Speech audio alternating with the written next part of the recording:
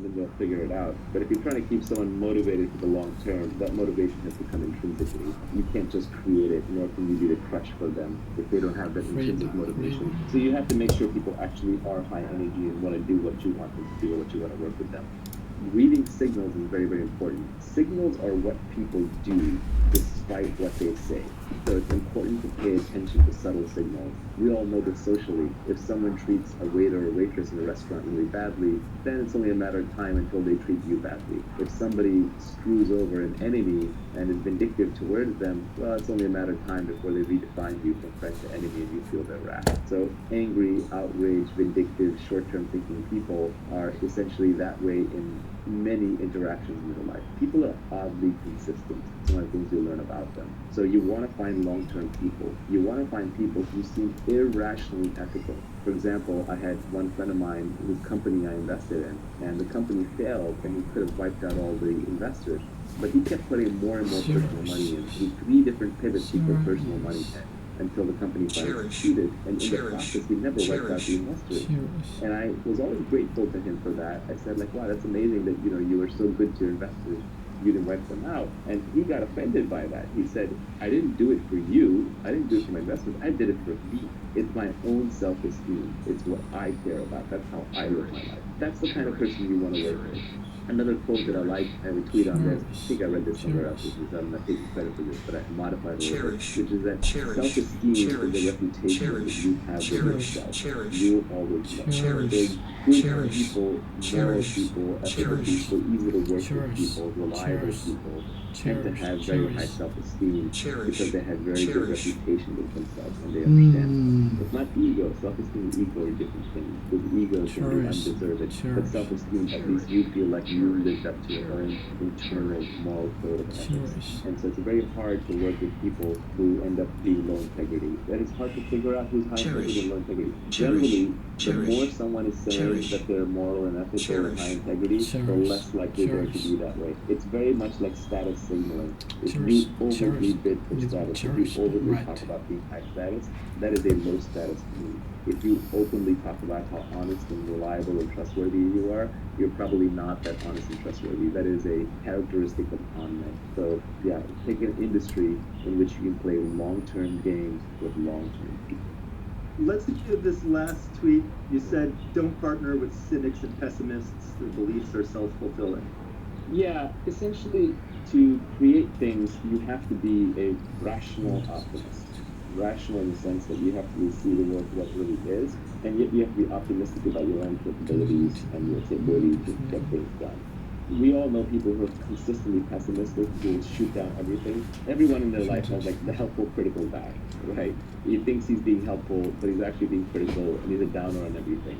That person will not only never do anything great in their lives, they'll prevent other people around them from doing something great. They think their job is to shoot holes in things. And it's okay to shoot holes in things as long as you come with a solution. There's also the classic military line, either lead, follow, or get out of the way.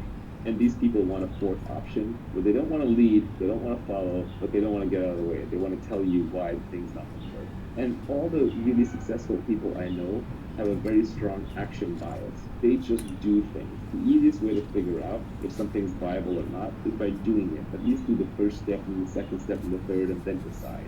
So if you want to be successful in life, creating wealth or having good relationships or being fit or even being happy, you need to have an action bias towards getting what you want. And you have to be optimistic about it. Not irrationally. There's nothing worse than someone who's just like foolhardy and chasing what's not work. That's why I say rational optimist. But you have to be rational, know all the pitfalls, know the downsides, but still keep your chin up. I mean, you've got one life on this planet. Why not try to build something big? This is the beauty of Elon Musk and why I think he inspires so many people. It's just that he takes on really, really big, audacious tasks, and he provides an example for people to think big. And it takes a lot of work to build even small things. I don't think the corner grocery store owner is working any less hard than Elon Musk or pouring any less sweat and toil into it. Maybe even more. But for whatever reason, education, circumstance, they didn't get the chance to think as big, so the outcome's not as big. Sure, so to love, protect, and care for someone or something that is important. It's important.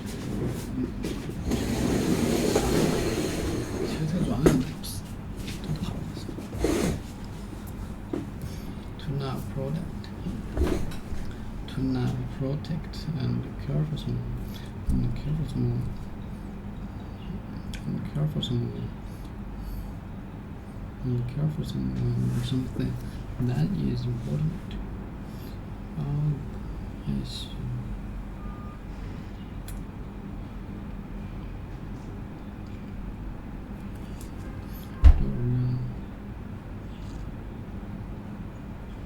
I do love them too.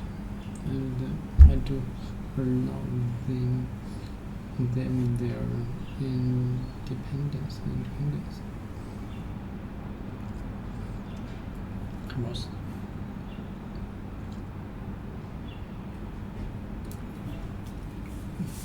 okay. Listen.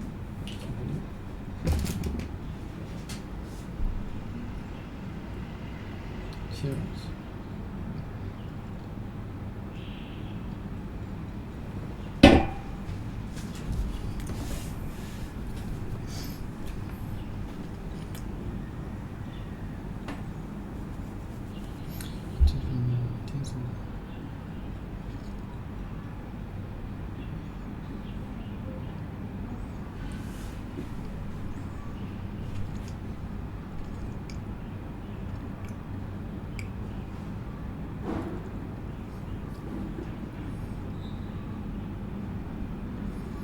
To not protect and care for someone or something that is important.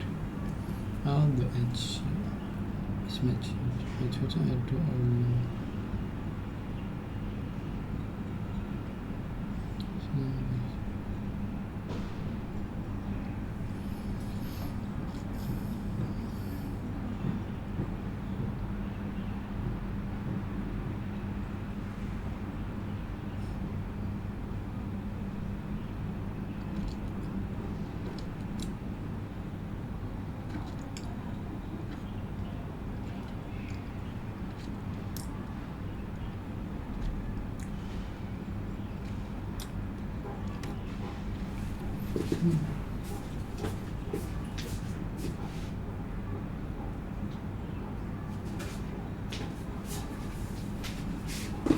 I do cheer to love, protect, and care for someone and something that is important. Very important.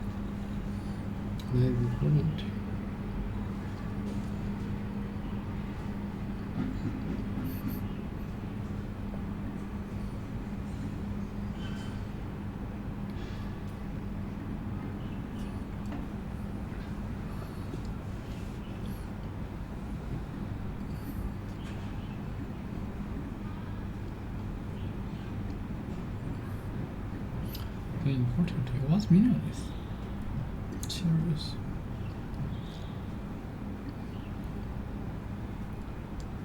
To keep hope, memories, or elderly your mind, because they are important to and bring you peace.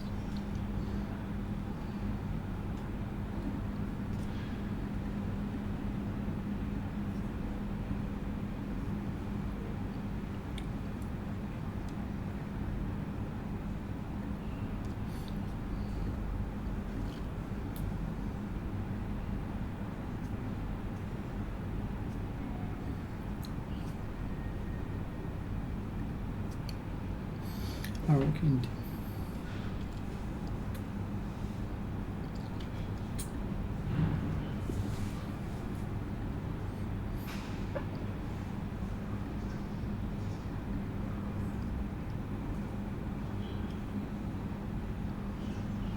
To make a decision, take a decision. 我们针对人类地球全部的某些代币族群。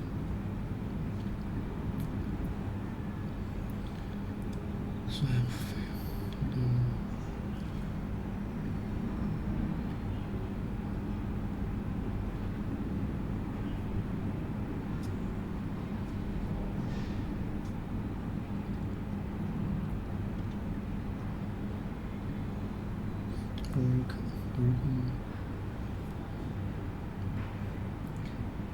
You can go on the road.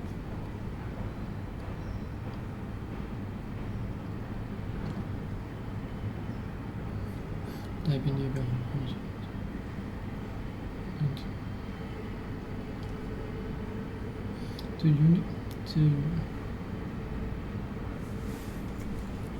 The unit swap是非用的后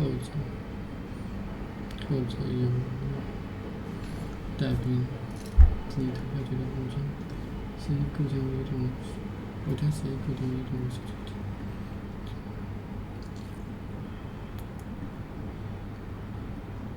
我可以通过句号求其他用户界面。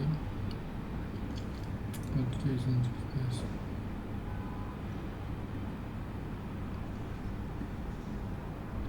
该接口主要是用来做代替。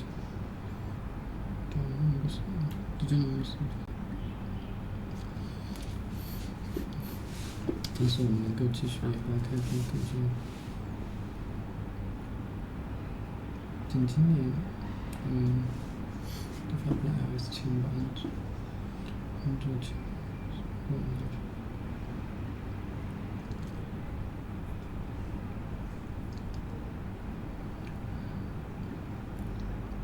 这变成一个长期的持续的。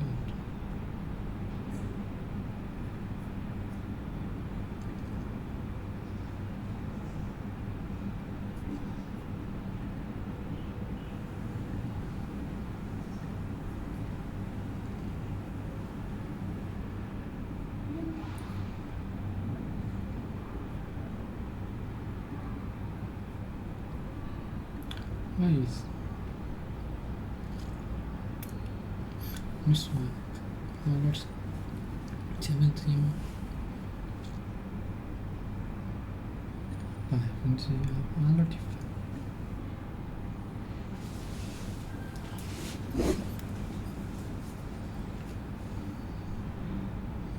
Flat file. Interface. Miswak. Wallet.这个是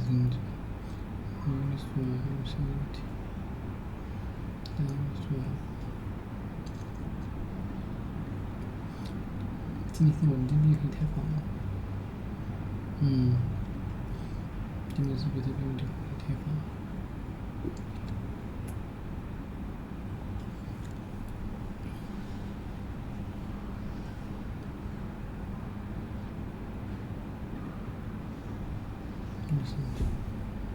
你说呀，不是的。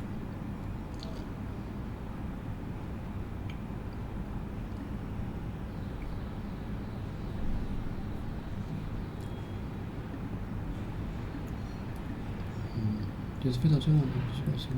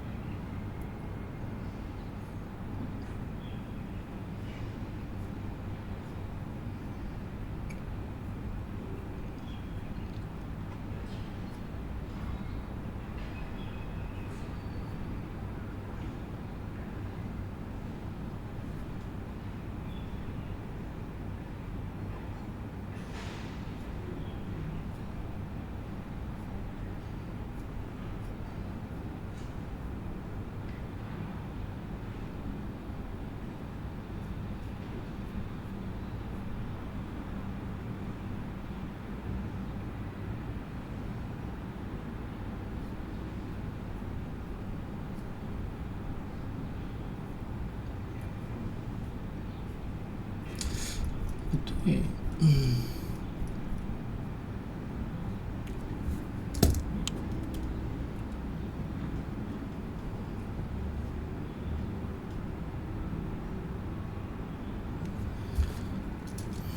可是对，附近都是什么？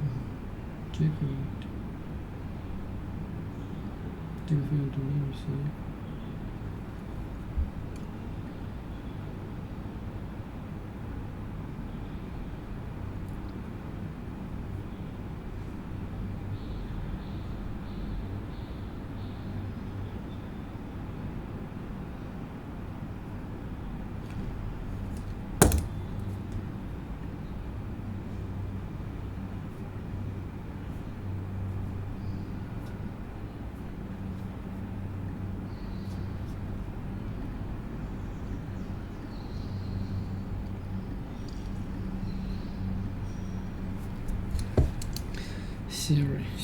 Serious, right.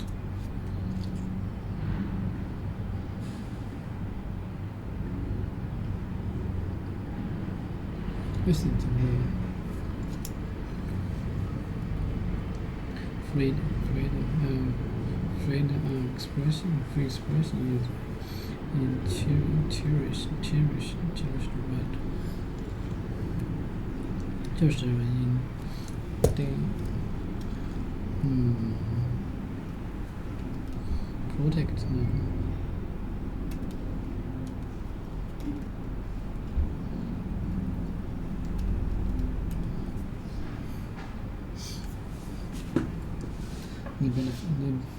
The benefit is freedom and equality between people, or a system government based on this benefit in which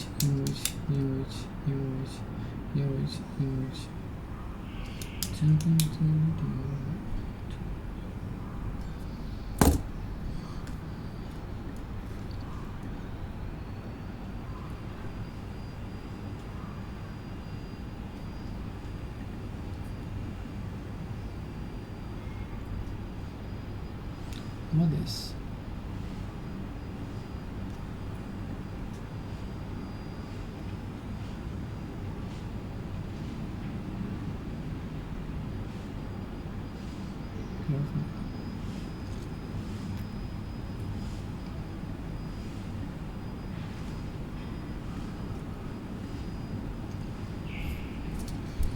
She had such a sad expression, cherishing right here.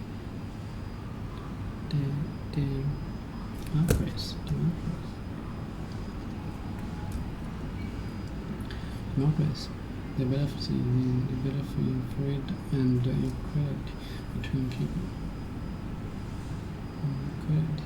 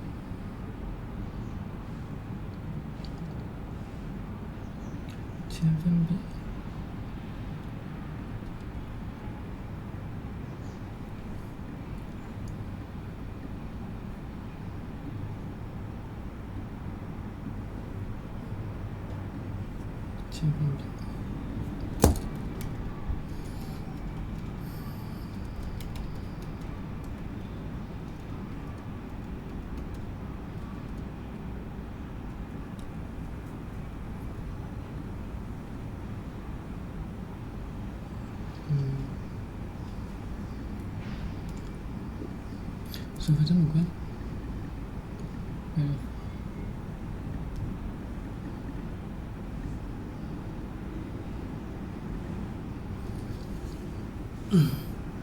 ？Notify.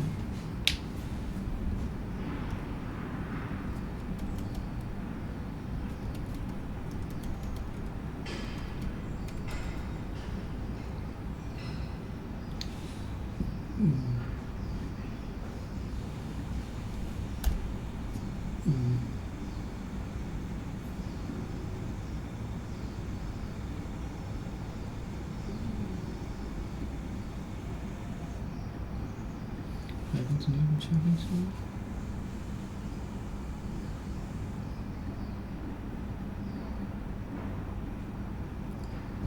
千分之，还有可能要做50%。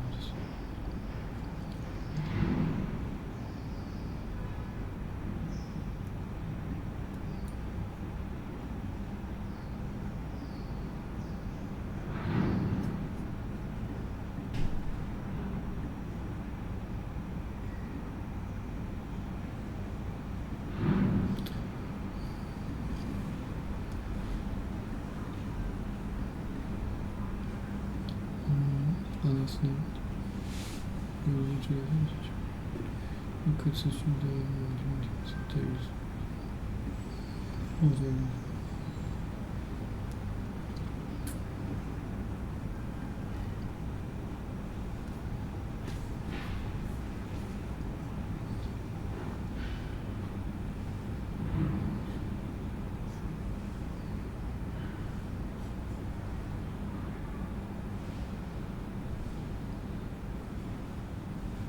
尽可能是知道一些 received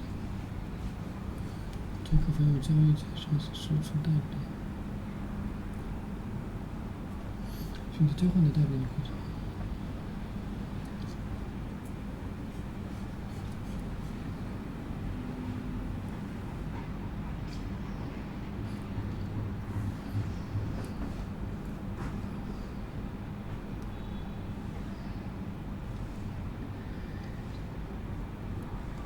Listen to me.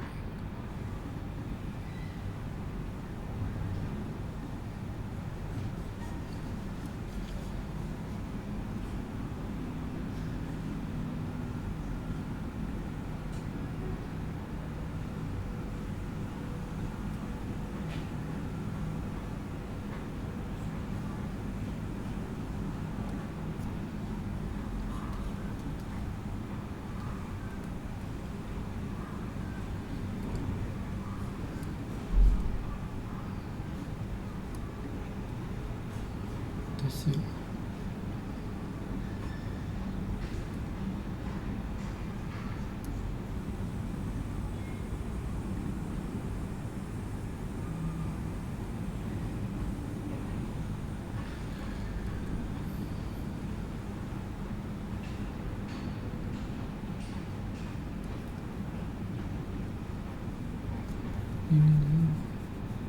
地方有影响，挺有影响。是因为，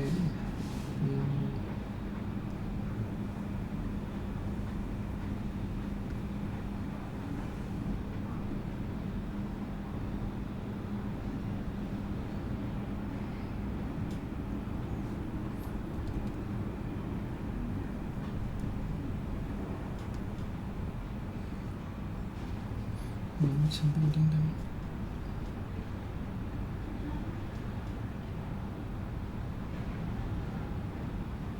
再阅读下去可能废了。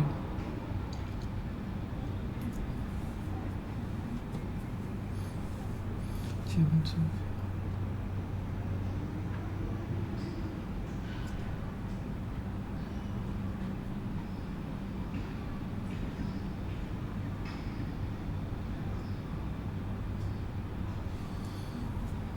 Inside.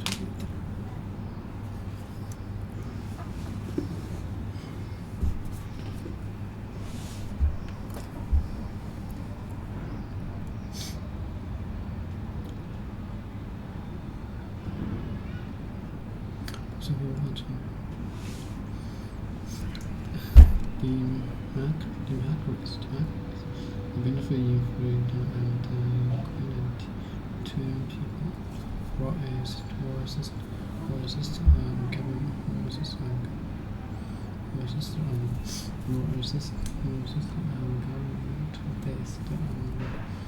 on this benefit English power is even held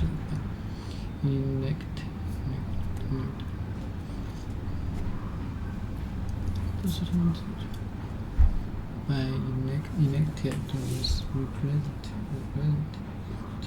or directed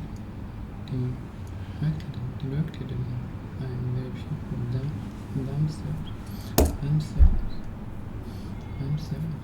themselves. Okay.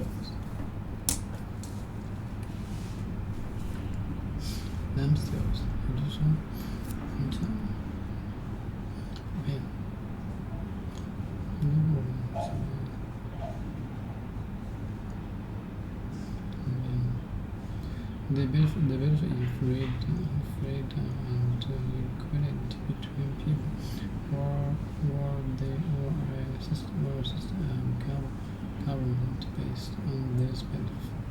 In which power is either held by elect representative or direct by the people themselves. The government has promised to uphold the principles of democracy.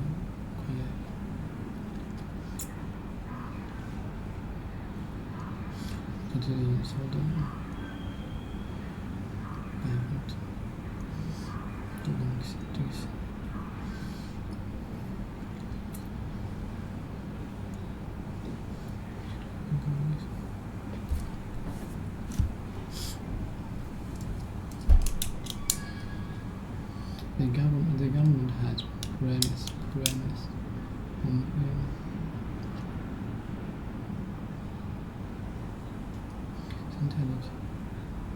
the government has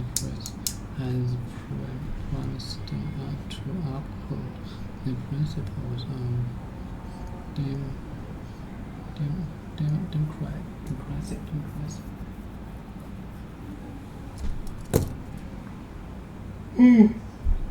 Oh, what's meaning of democracy? In democracy, freedom is a cherish. To keep hopes, memories, or ideas in your mind because they are important. They're important to and brave.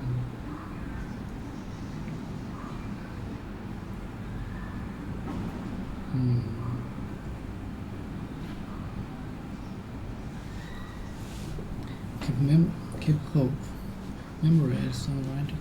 Okay, freedom is right in them.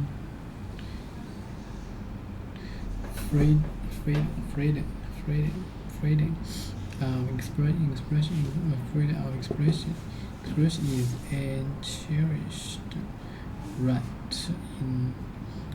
in democracy.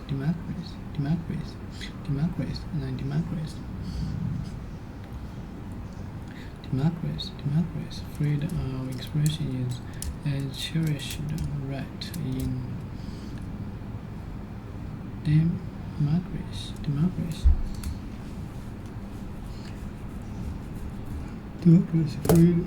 of expression.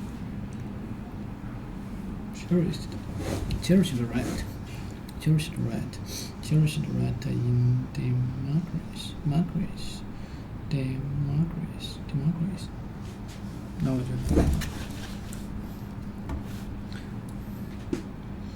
freedom of expression is a cherished right in democracy.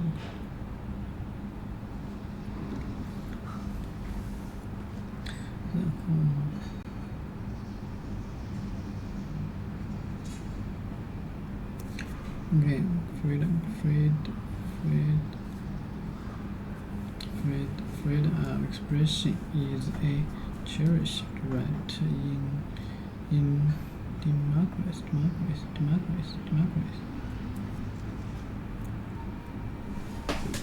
democracy. Freedom is cherished to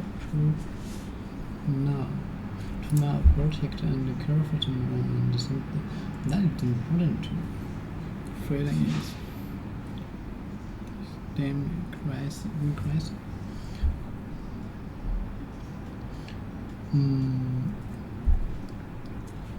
The benefit of freedom and equality between people. Freedom and equality. Freeze for someone and something to. True, they right of different. The right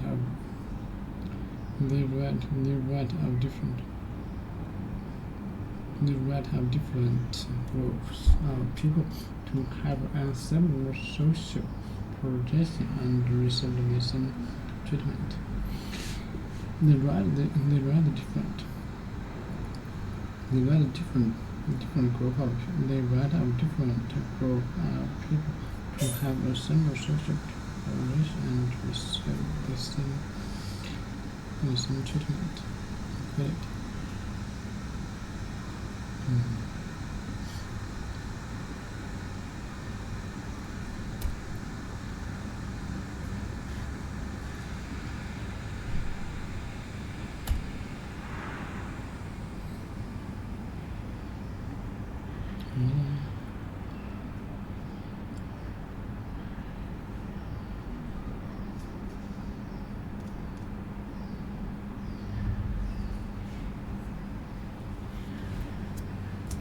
Freedom is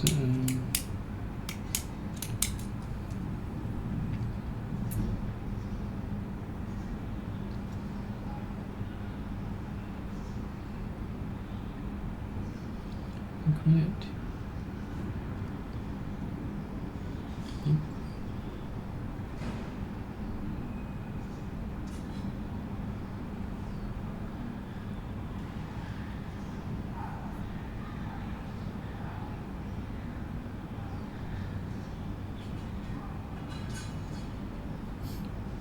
Yes, equality.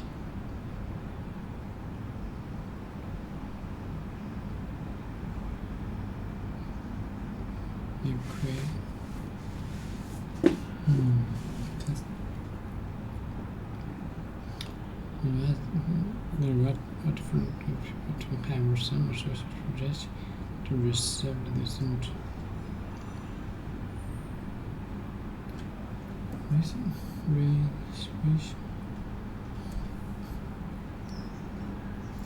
The right of different people to receive the same treatment. A situation in which men and women, people of different races, are all treated fairly and have the same opportunity.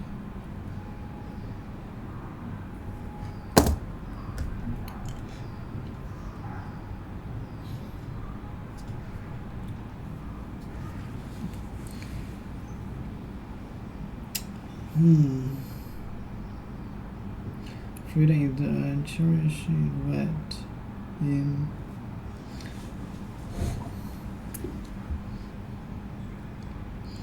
democracy.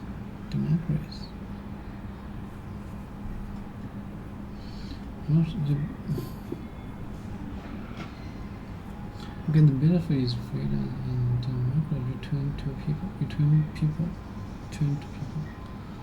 Or system of government based on this belief in which power is in either actors representatives or direct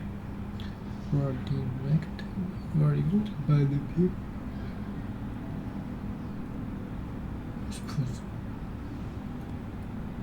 Spirit of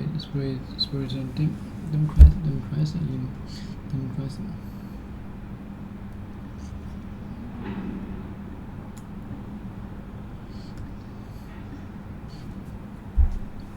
In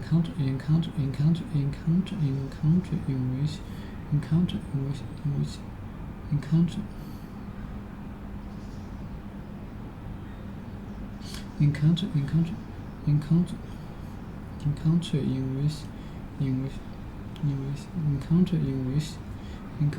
which power is held by elect representative.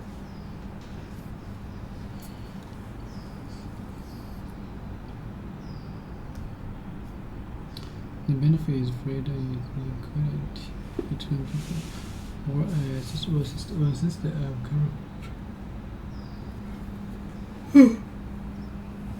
what freedom and expression freedom and expression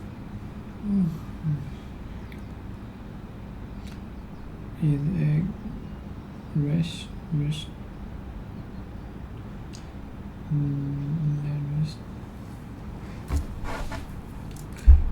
Freedom is right in democracy.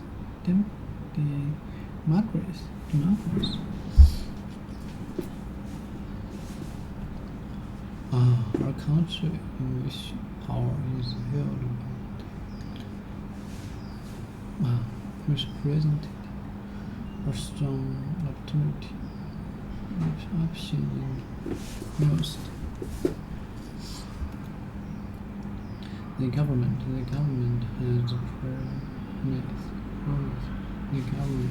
promised to uphold the principles of democracy.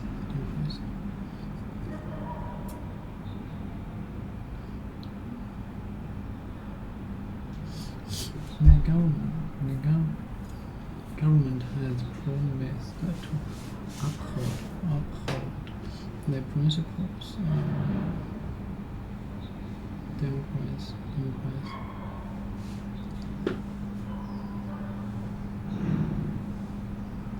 The government has promised to uphold the principles of democracy. The argument so this the benefits of freedom, the equality between people, or just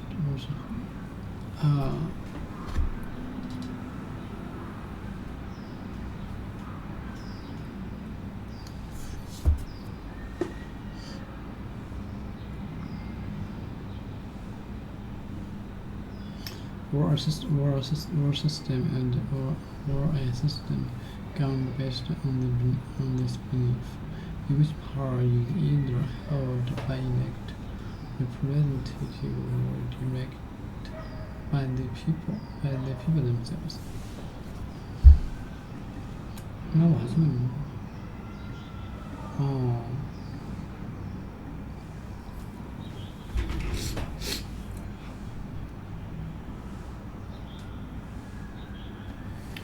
Freedom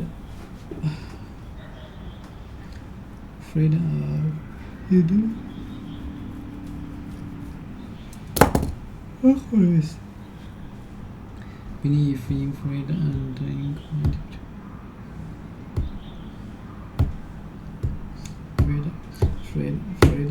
Freedom of expression. Freedom of expression. Freedom of expression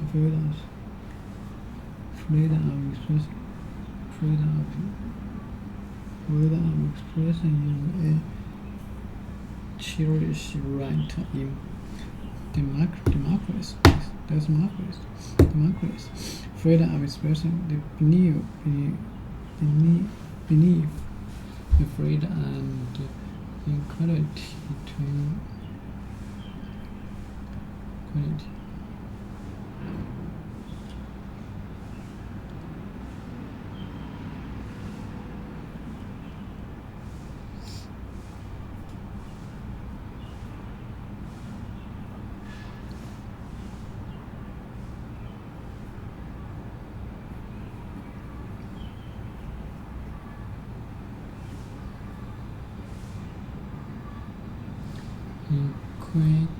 Equate.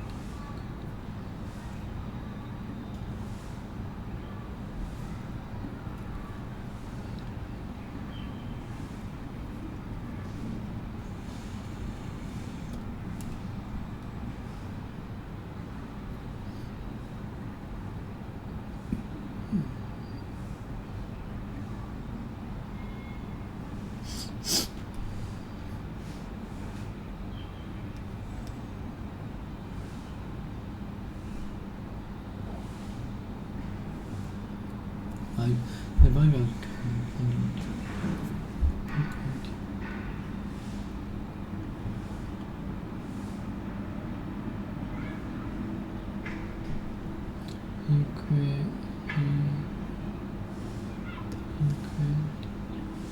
equating the value of a company divided into many equal parts were owned by the shareholders. Which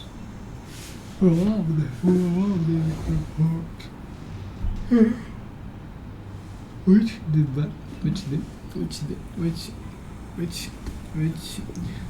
value of a company is divided.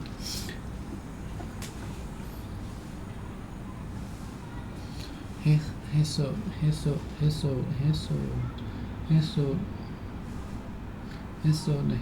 equity in the company last year. His value is sold in companies. Not give holder the opportunities they purchase additional equivalent interest in the companies at a big discount.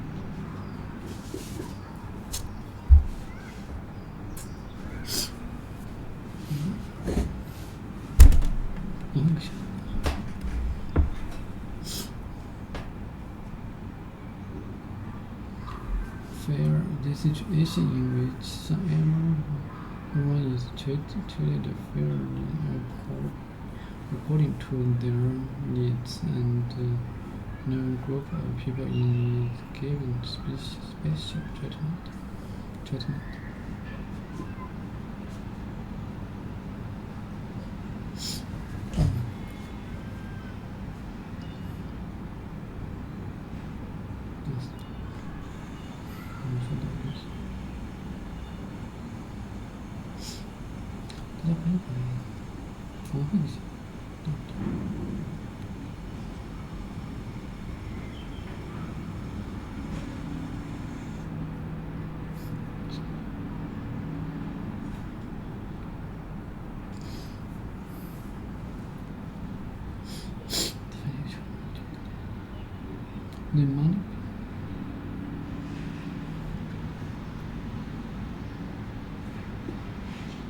The money value of a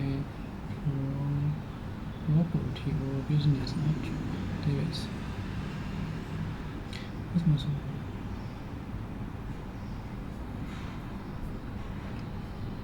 The capital that a company gets from selling its share, rather than borrow money.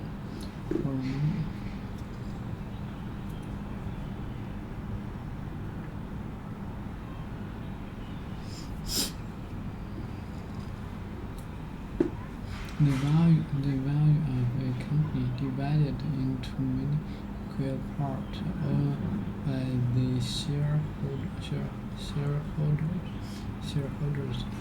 were one of the equal parts. Value of a company is divided.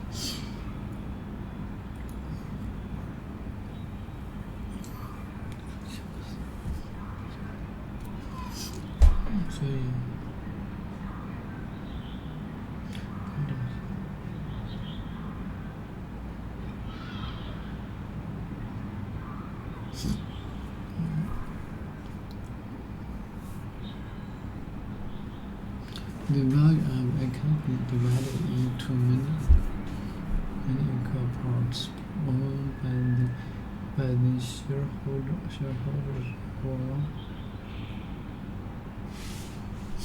one of the equal parts into which the value of a company is.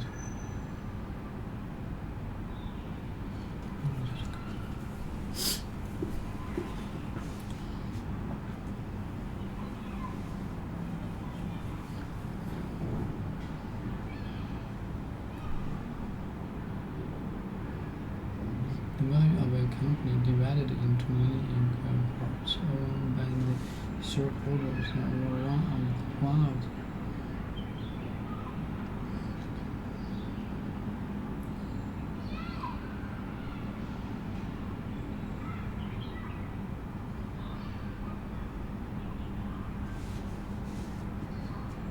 the value of a company divided into many equal parts owned by the shareholders or one of the equal parts into which the value of a company is valued. The value of a company divided into many equal parts owned by the shareholders or one of the equal parts into which the value of a company is divided.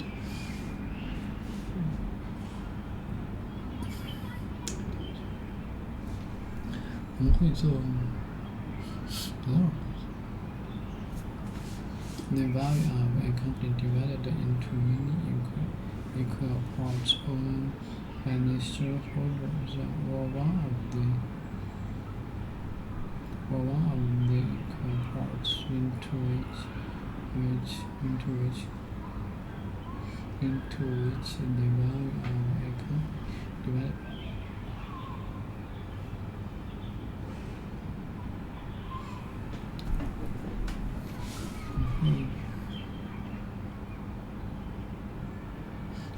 William, only this way of looks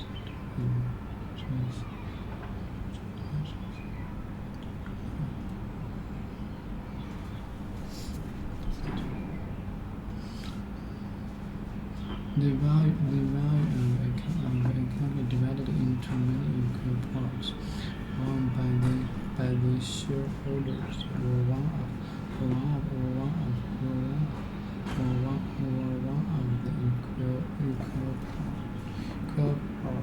equal parts into which the value of a company is divided.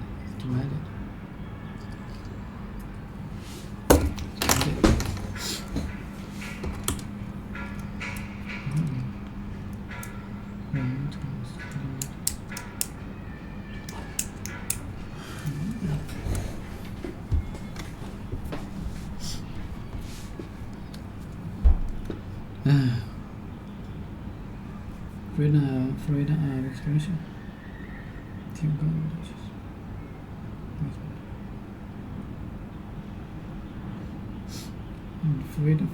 expression. Freedom of expression is a cherished right in democracy. Not freedom of expression. Freedom of expression is a cherished.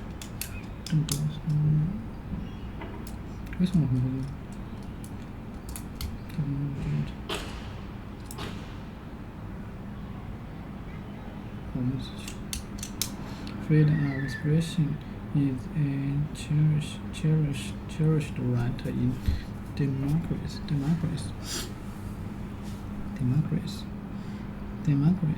Freedom of expression is a cherished right in democracy.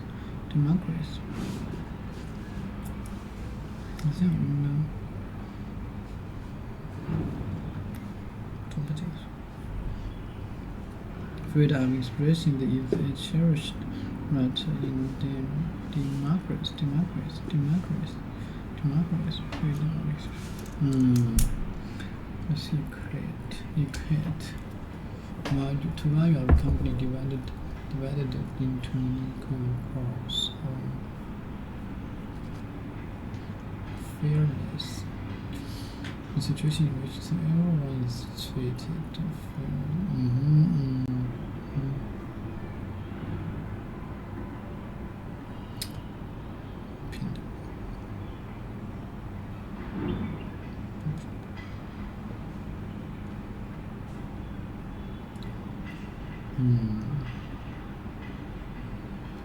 The situation in which everyone is treated fairly according to their needs and no group of people is given special treatment.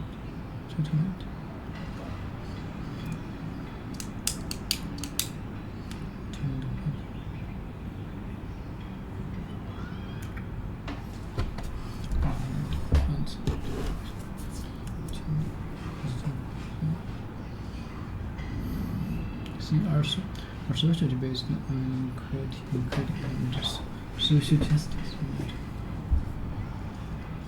The value of a company is divided into many equal parts owned by the shareholders.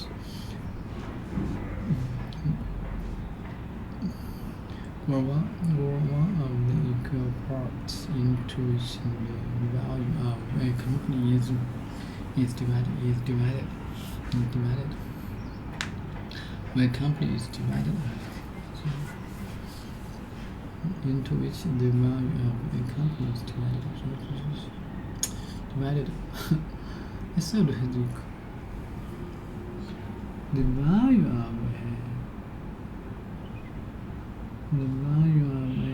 company divided into many equal parts owned by the shareholders, or one of the equal parts into which the value of a company is divided. I said the value of a company. I don't know this. First, the situation in which everyone is treated fairly according to their needs. And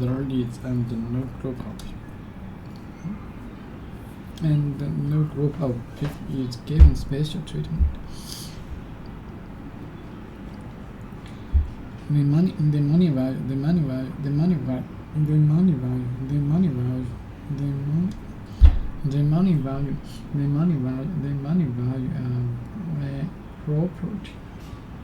property or business after debits have been substituted.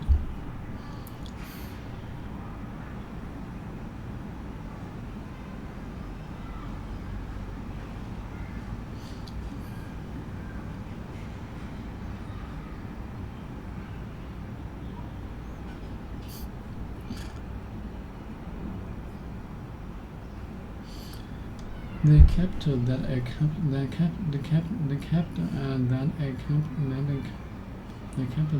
company gets from selling its shares rather than borrowing money. Many internet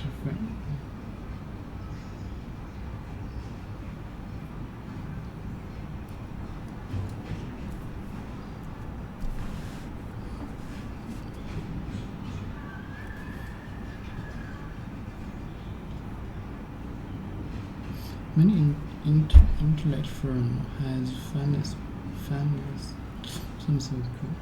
Okay, the capital that a company gets from selling the capital that a company gets from selling its share rather than borrow money. What is this? Many internet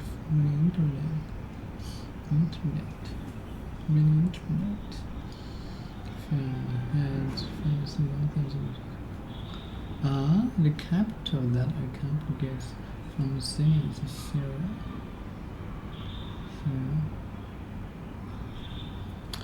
borrow money from selling its shares rather than borrow money.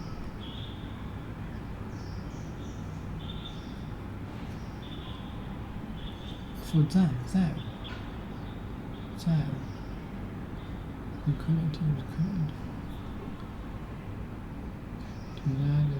资产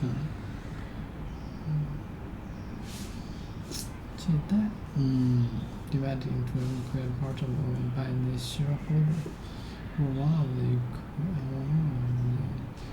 parts into which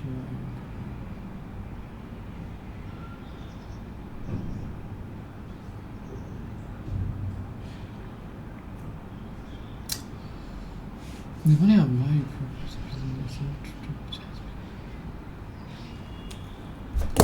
gets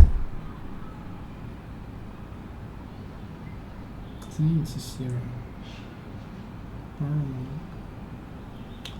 资产吧，这是。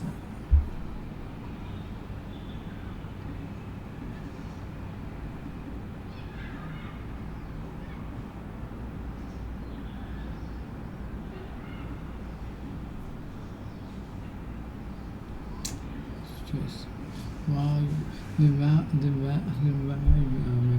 divided into many equal. 这是资产。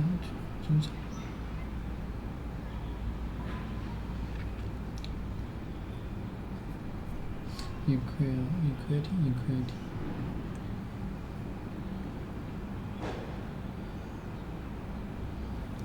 Equity, fair. Equality.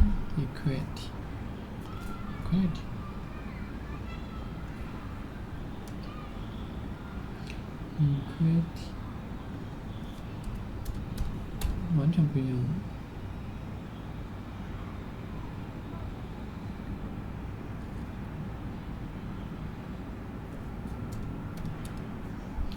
Equity.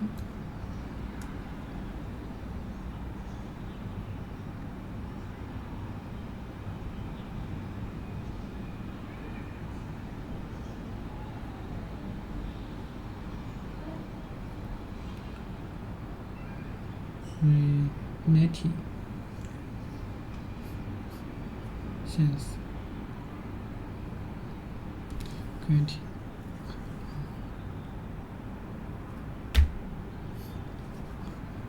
Libraries. Creative is creative.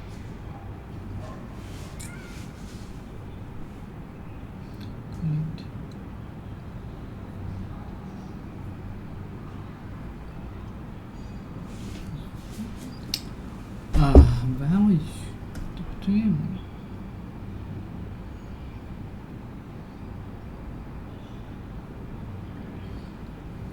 The value of a company divided into many parts. Parts owned by the shareholders, or one of the equal parts into which the value of a company is divided.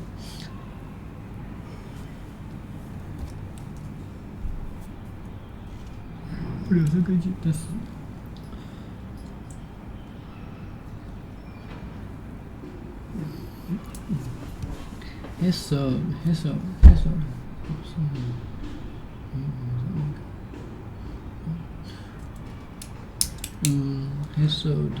equity in the company last year. The rights gave holder the opportunity to purchase additional cost. Value of the product offer you have paid and fairness. The situation in which everyone is treated fairly according to their needs and no group with special treatment. Fairness. 公平。The money the capital that a company gets from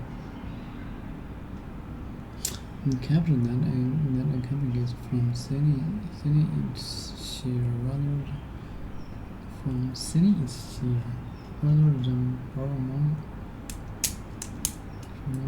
An interest has influenced themselves nearly 90 shares or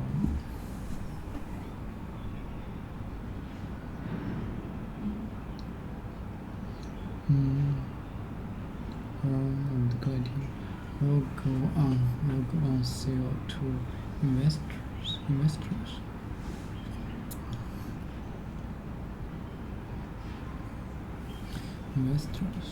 Good.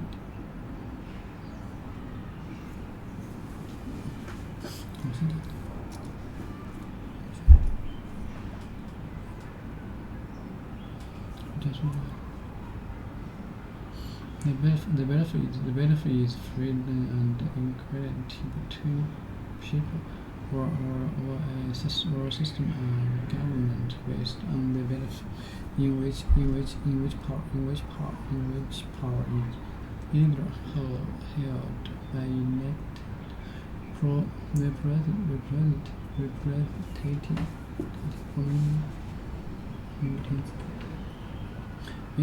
or directly by the people themselves.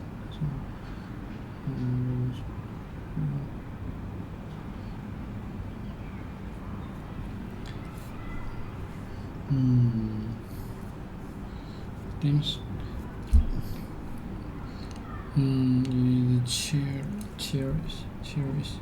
Cherish to now.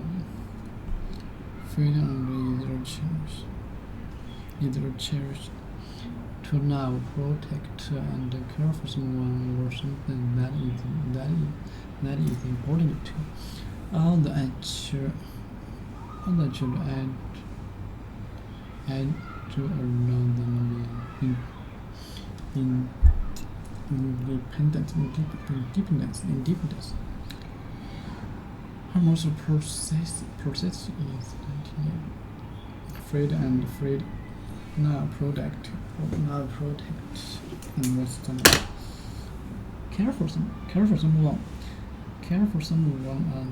or something that is important to care for someone or something that is important to who does.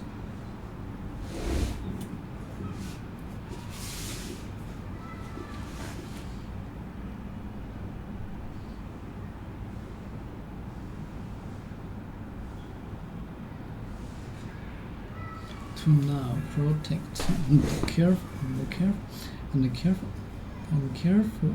for someone or something that is important to although I cherish although them are independence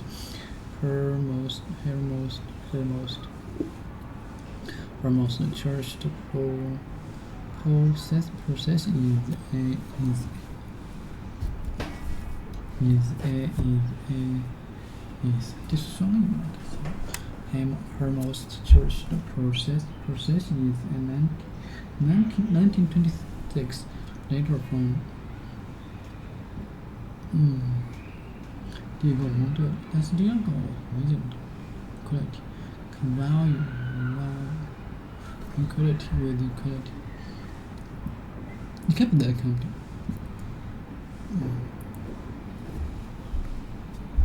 Freedom. Okay.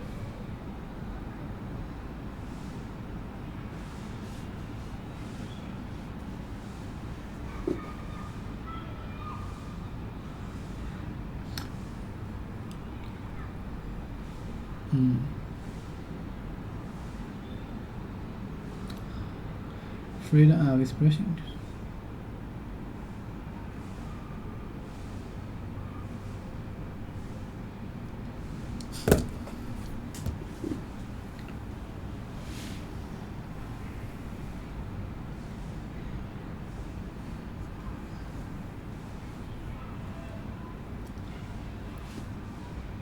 Freedom of expression. Freedom of expression. Okay. Freedom of expression is a cherished.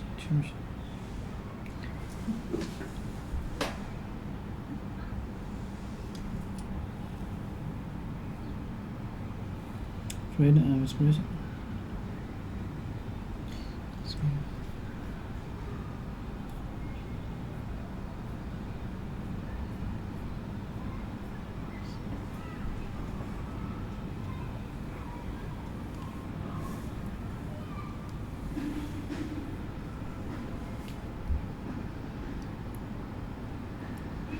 The government has promised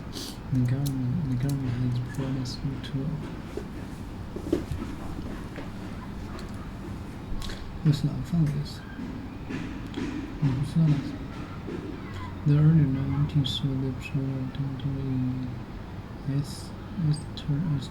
Estonia, freed and equality between people. Today, equality people.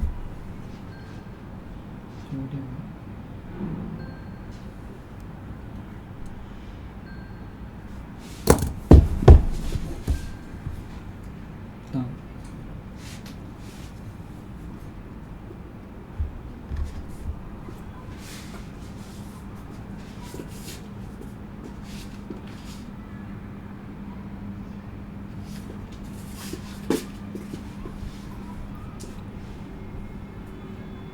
It's better to think big, obviously rationally within your means to stay optimistic. The cynics and the pessimists, what they're really saying, and fortunate, but they're saying, I've given up. I don't think I can do anything. And so the world to me just looks like a world where nobody can do anything. And so why should you go do something? Because if you fail, then I'm right, which is great. But if you succeed, then you just make me look bad. Yeah, it's probably better to be an irrational optimist than it is to be a rational cynic. Yeah, there's a completely rational frame on why you should be an optimist. Historically, if you go back 2,000 years, 5,000 years, 10,000 years, two people are wandering through a jungle, they hear a tiger, one's an optimist and says, oh, it's not headed our way. The other one says, I'm a pessimist, I'm out of here. And the pessimist runs and survives, and the optimist gets eaten. So we're descended from pessimists. We're genetically hardwired to be pessimists. But modern society is far, far safer. There are no tigers wandering down the street. It's very unlikely that you will end up in total ruin, although you should avoid total ruin. Much more likely that the upside is unlimited and the downside is limited. So adapting for modern society means overriding your pessimism and taking slightly irrationally optimistic bets, because the upside is unlimited. If you start the next SpaceX or Tesla or Uber, you can make billions of dollars of value for society and for yourself and change the world. And if you fail, what's the big deal? You lost a few $1 million of investor money and they've got plenty more, and that's the bet they take, the chances of you to succeed. It makes sense to be pessimistic in the past. It makes sense to be optimistic today, especially if you're educated and living in a first world country. Even a third world country. I actually think the economic opportunity in third world countries are much larger. The one thing you have to avoid is the risk of ruin. Ruin means stay out of jail. So don't do anything that's illegal. It's never worth it to wear an orange jumpsuit. And stay out of total catastrophic loss. That could mean that you stay out of things that could be physically dangerous, hurt your body. You have to watch your health. And stay out of things that can cause you to lose all of your capital, all of your savings. So don't gamble everything at one day. But you take rationally optimistic bets with big upside. I think there's people that will try and build up your ideas and build on your ideas, no matter how far-fetched they might seem. And then there are people who will list out all the obvious exceptions, no matter how obvious they are. And fortunately, in the startup world, I don't even really get exposed to the people that are giving you the obvious exceptions and all the reasons it's not going to work. I barely get exposed to that anymore. That's what Twitter is for. Scott Adams got so annoyed by this that he came with a phrase, an acronym, which is, but of course there are obvious exceptions, BOCTAOE. And he used to pin that acronym at the end of his articles for a while. But Twitter is just overrun with nitpickers. And exactly as you're pointing out, Silicon Valley has learned that the upside is so great that you never look down on the slobby kid who's wearing a hoodie and has coffee off his shoes and just look like a slob, because you don't know if he's going to be the next Mark Zuckerberg or the next Lee Hoffman. So you got to treat everybody with respect. You got to look up to every possibility and opportunity, because the upside is so unlimited, the downside is so limited in the modern world, especially with financial assets in industry.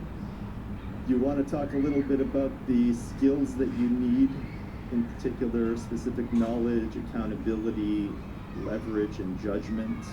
So the first tweet in this area is arm yourself with specific knowledge, accountability, and leverage. And I'll throw in judgment as well. I don't think you covered that in that particular tweet. If you want to make money, you have to get paid at scale. And why you, that's accountability. At scale, that's leverage. And just you getting paid as opposed to somebody else getting paid, that's specific knowledge. So specific knowledge is probably the hardest thing to get across in this whole tweet storm, and it's probably the thing that people get the most confused about. The thing is that we have this idea that everything can be taught. everything can be taught in school. And it's not true that everything can be taught. In fact, the most interesting things cannot be taught. But everything can be learned. And very often that learning either comes from some innate characteristics in your DNA, or it could be through your childhood where you learn soft skills, which are very, very hard to teach later on in life, or it's something that is brand new, so nobody else knows how to do it either, or it's true on-the-job training because you're pattern matching into highly complex environments, building judgment in a specific domain. Classic example is investing, but it could be in anything. It could be in judgment in running a fleet of trucks. It could be judgment in weather forecasting. So specific knowledge is the knowledge that you care about, especially if you're later in life. Let's say you're post 20, 21, 22. You almost don't get to choose which specific knowledge you have. Rather, you get to look at what you have already built by that point in time, and then you can build up. The first thing to know about specific knowledge is that you can't be trained for it.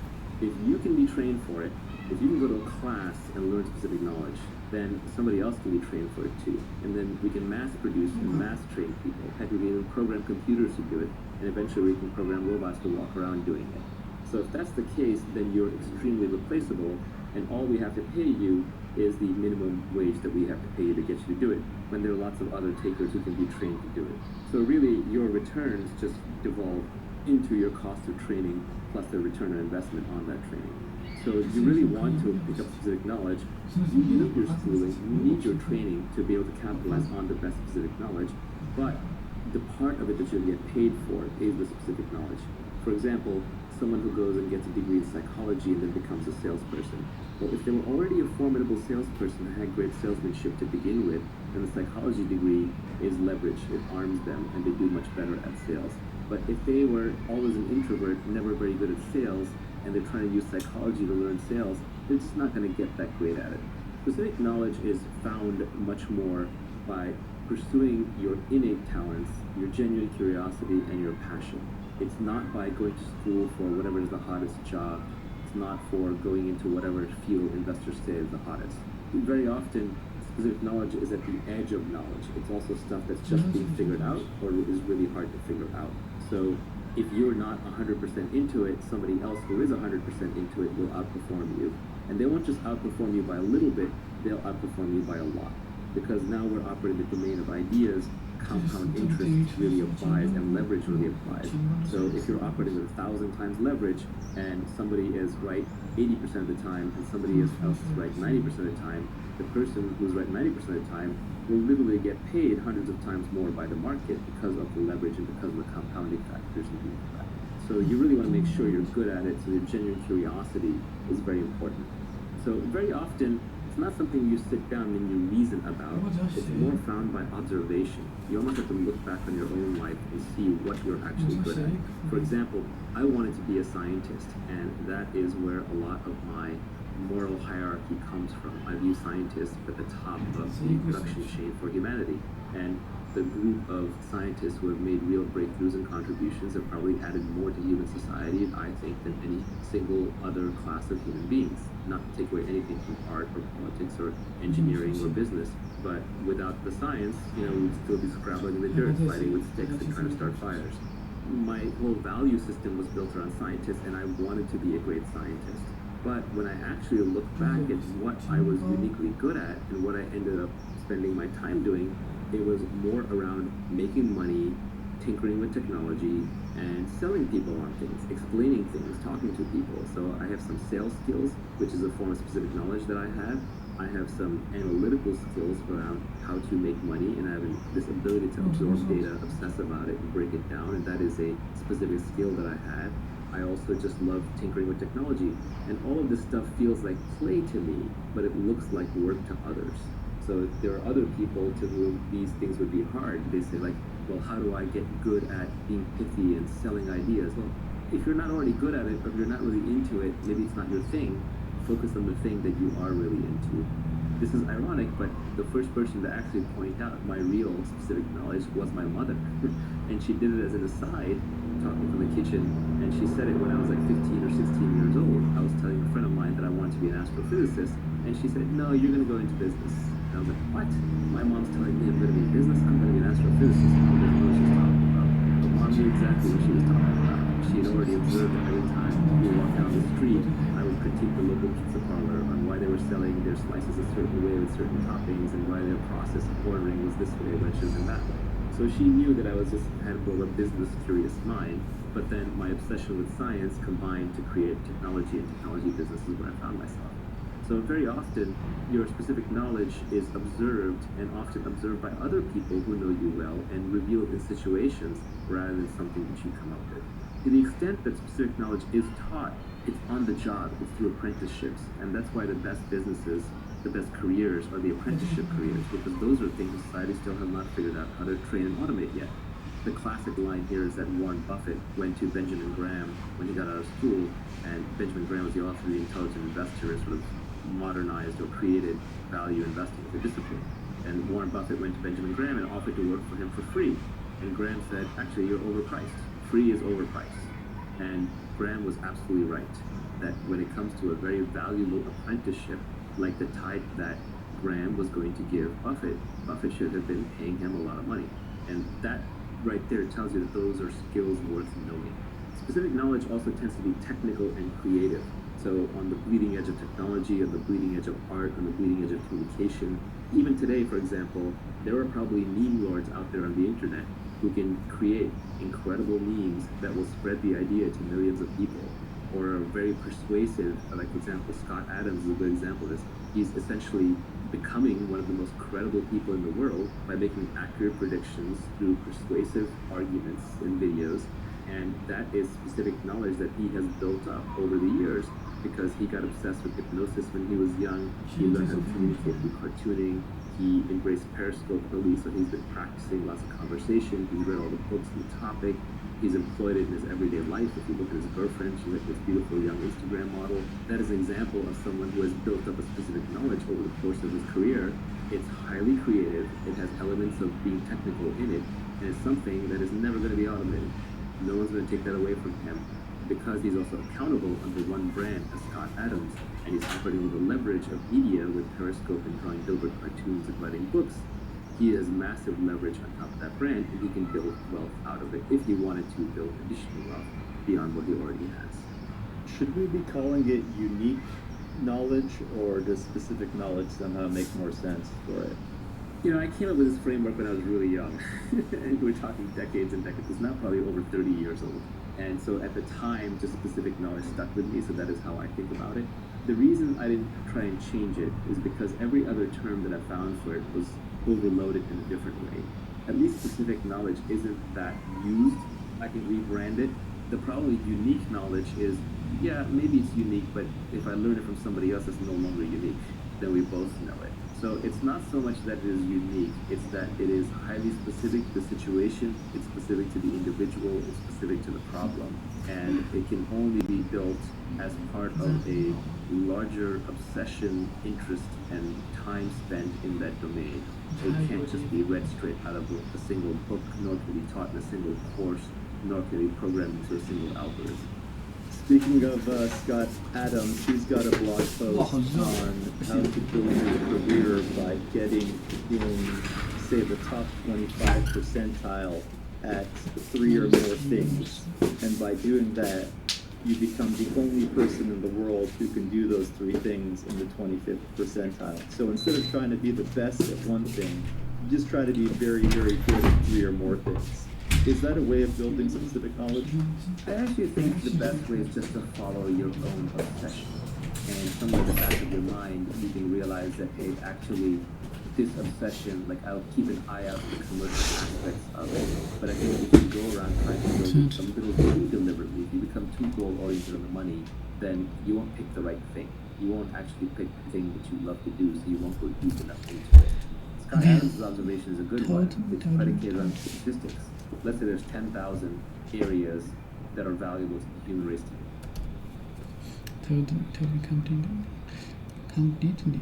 Her second husband is totally different.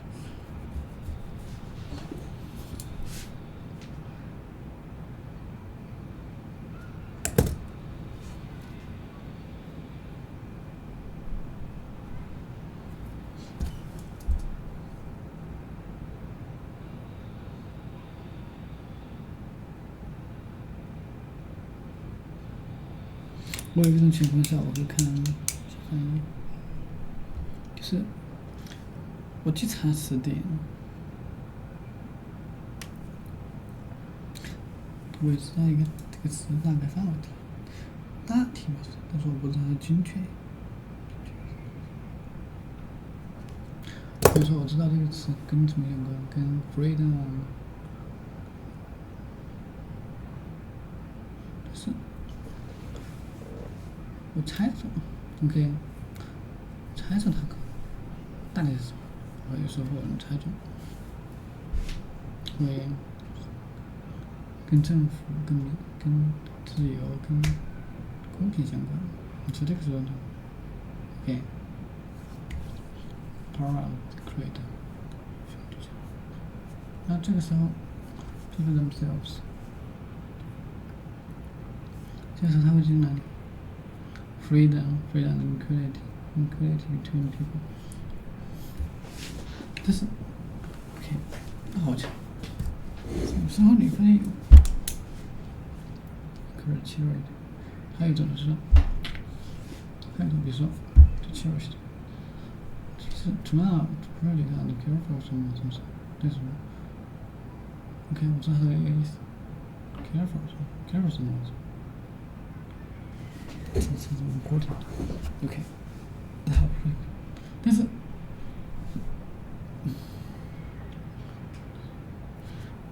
，careful and careful，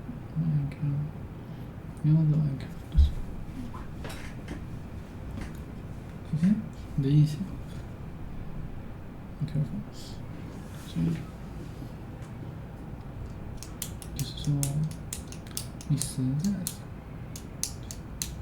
，OK， 在查词开始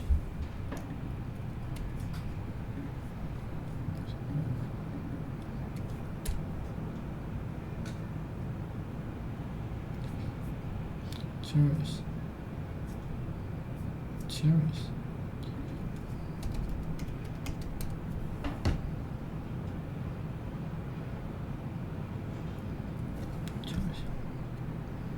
Cherish means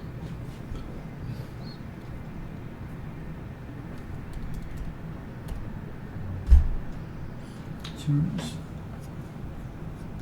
Now, project.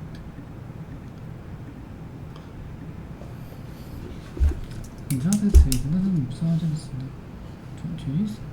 OK， cherish， 这个合理意思 protect， careful 什么？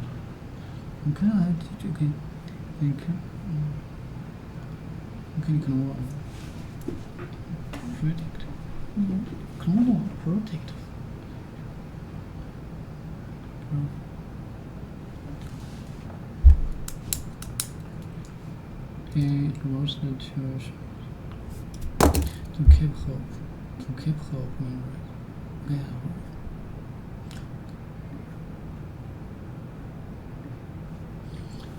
To keep hope memories, and I just okay.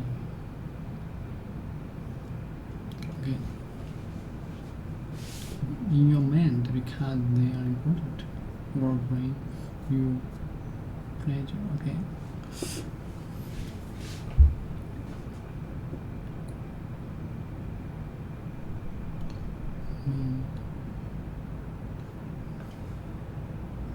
Keep hope. Cherishing to keep hope memories or ideas in your mind because they are important to the brain and bring you pleasure and bring 我们会先做这个东西，是不是更多？很有兴趣。我们以后会再说。为什么不是更多？为什么不是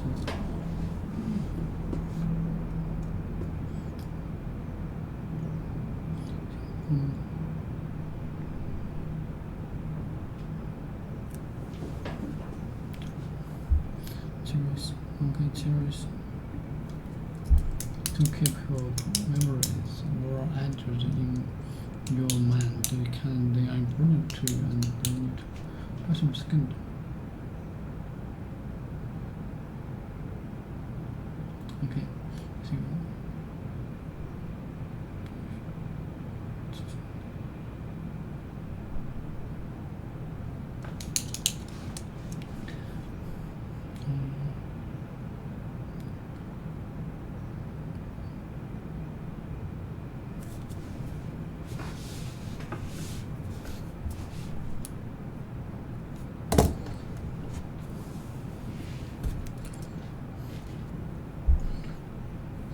her second husband, her second husband, her second husband. Her second husband.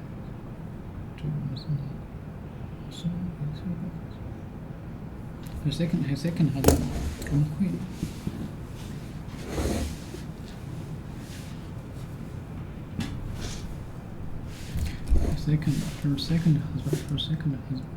Her second husband is totally different from work. I totally agree with you. She was depressed,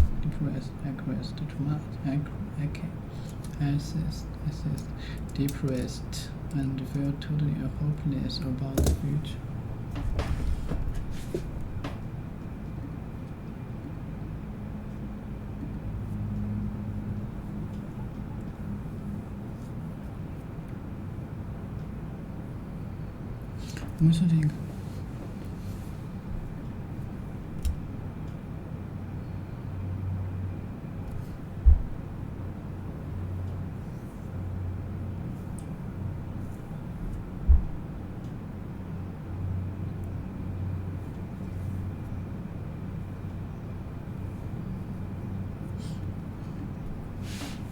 He was depressed and felt totally hopeless about the future. I totally agree with you.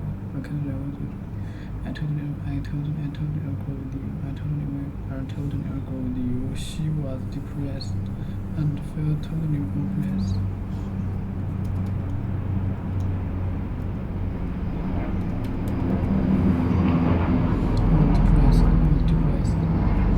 Depressed, sad, unhappy, and without hope. Depressed.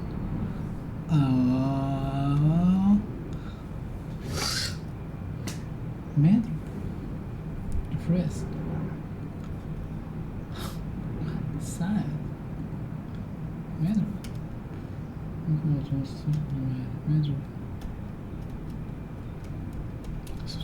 Unhappy. Very unhappy, depressed, sad, unhappy, and without hope. He seemed a little depressed about his work situation. He became deeply depressed when her husband died.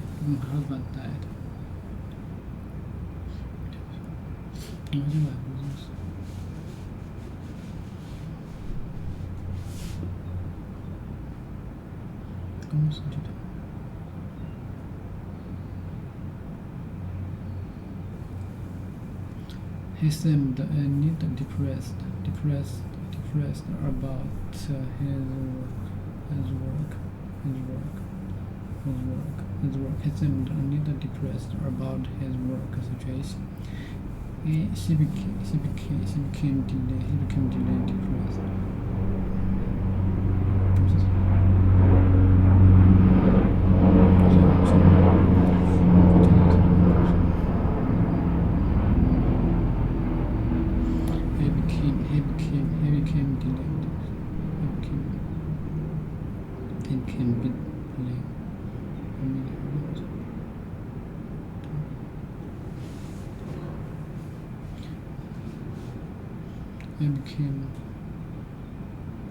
He became deeply depressed when he became depressed. He became depressed when her husband died. She became deeply depressed when her husband died. Unhappy and without.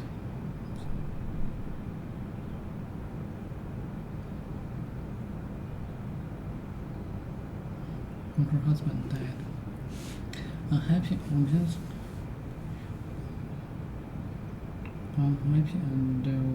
hope. He seemed to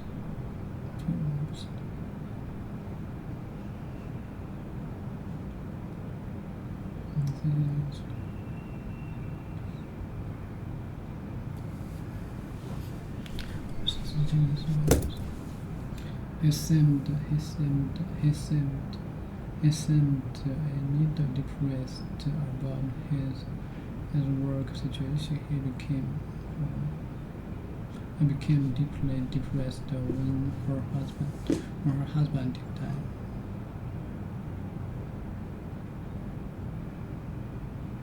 He became deeply depressed when her husband died.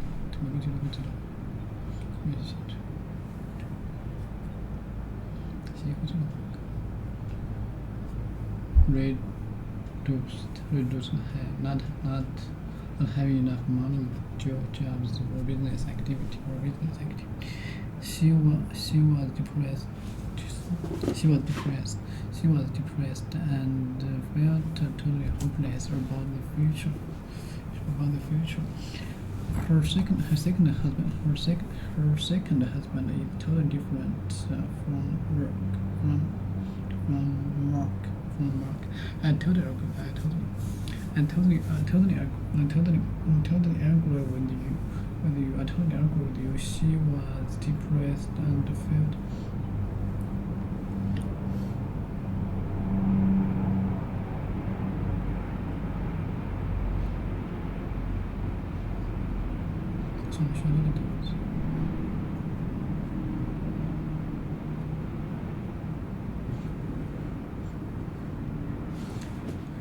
She was depressed and felt totally hopeless about the future. Told the company that her second husband is totally different from work.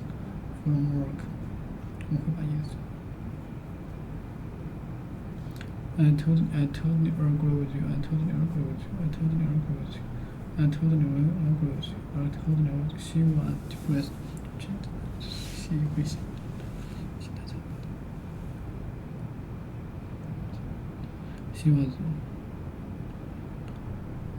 She was depressed and felt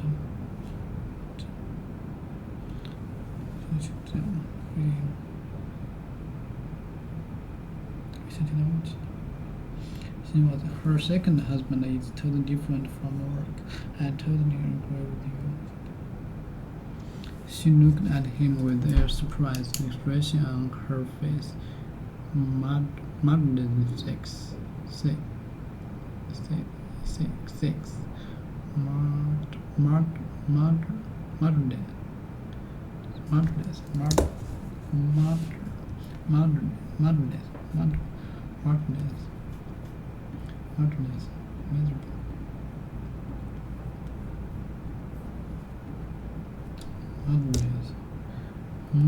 seeks to find new forms of expression.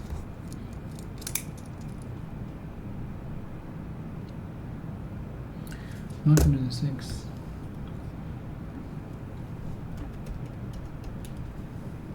to find new forms of expression and reject traditional or accepted.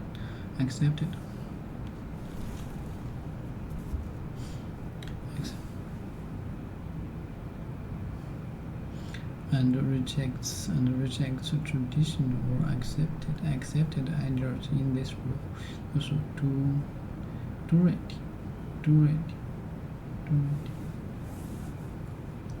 in this role, is able to give full expression. Okay. Search. To try to find or get something. To try to find.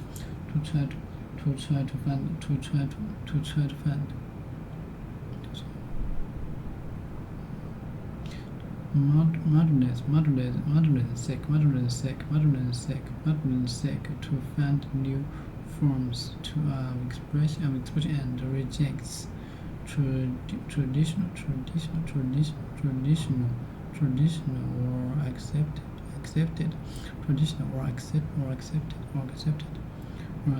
ideas in this role.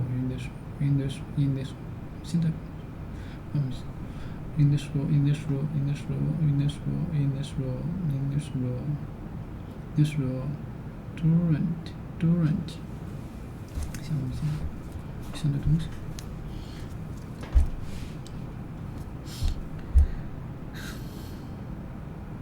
In this role, Durant is able to give full expression to that wonderfully varying voice. In this role, Durant is able to give full expression to that wonderfully varying voice. Okay. 6.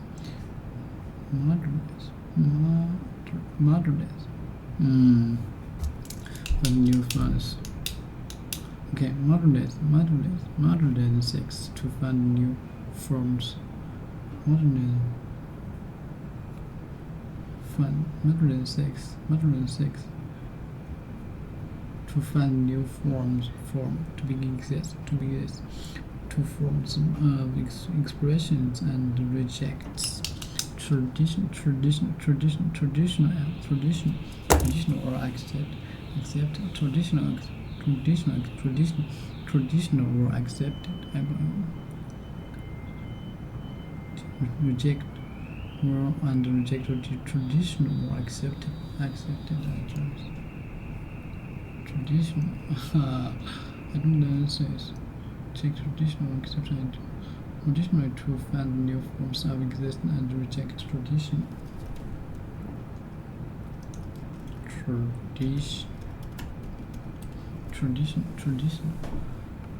Following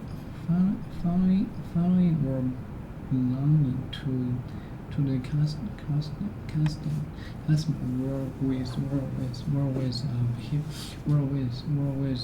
behave that have continued in a group of people or society for a long time without changing. For a long time without changing. For a long time without changing. For a long time without changing. For a long time without changing. For a long time.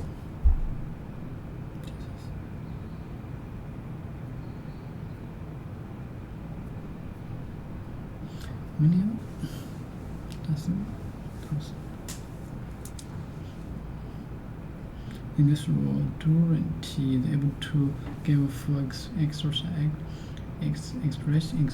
to that wonderful, very traditional, following or belonging to the casting always to behaving that they continue in a group of society for a long time without changing. Okay. Following or belonging to the casting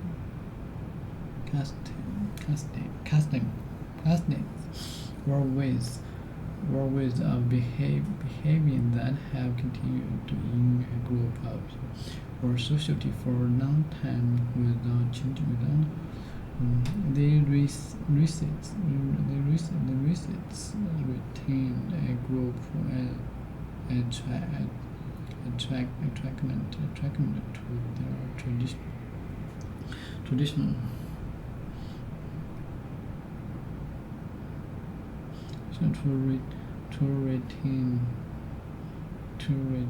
receipts retain a strong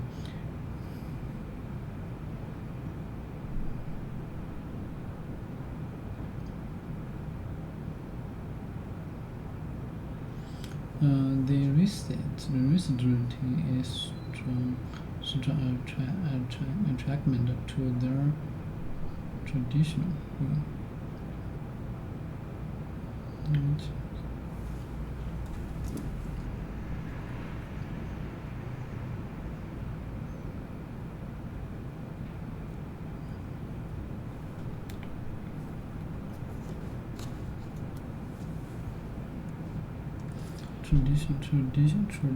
traditional or accepted.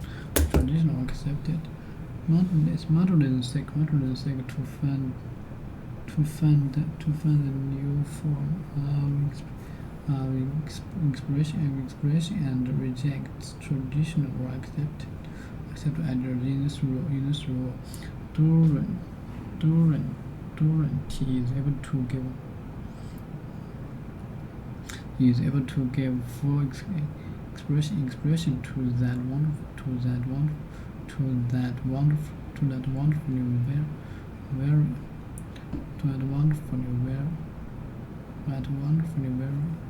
In this rule, Durant is able to give full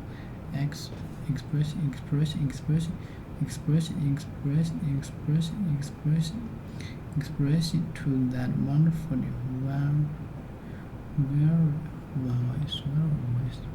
very voice.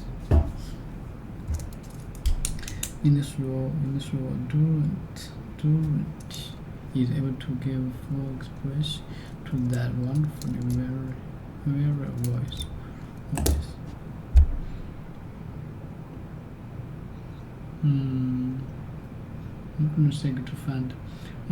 To find the new forms of expression and rejects traditional or accepted traditional or accepted. She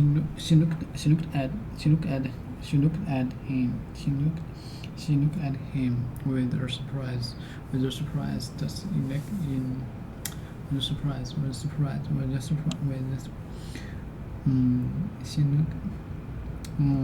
She looked at him with a surprised expression on her face. She looked at him with a surprised expression on her face. She looked at him with a surprised expression on her face. They look on someone's face, seeing what they feel or think.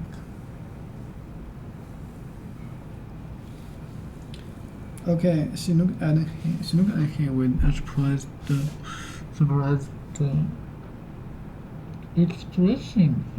expression on her face.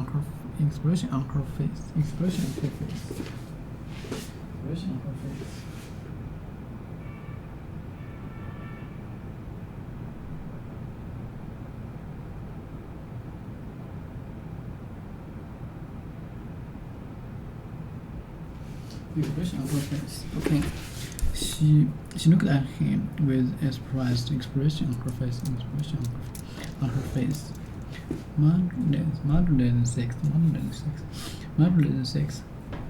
Modern sex to find new forms of expression and reject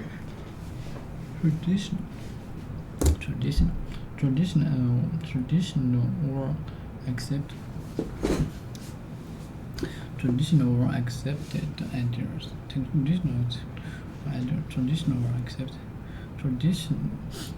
accepted ideas.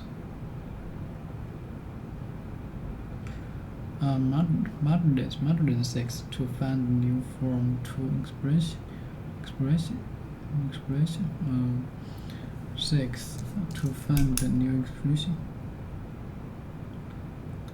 Modern sex to find the new forms of expression and rejects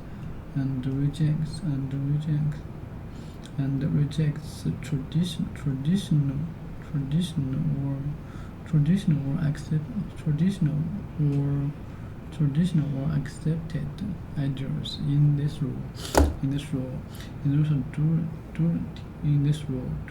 okay. She looked at him with surprise.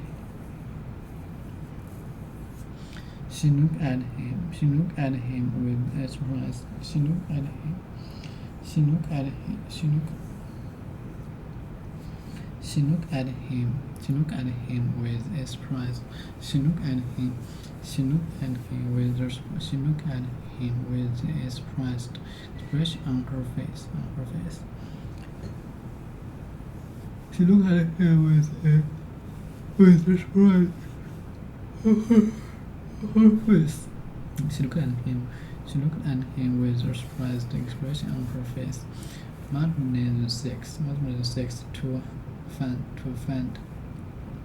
Modern sex to find new forms forms of expression and rejects traditional or accepted ideas. In this rule,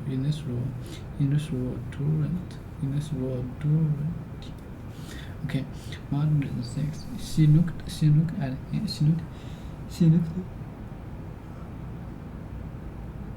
at him with a surprise.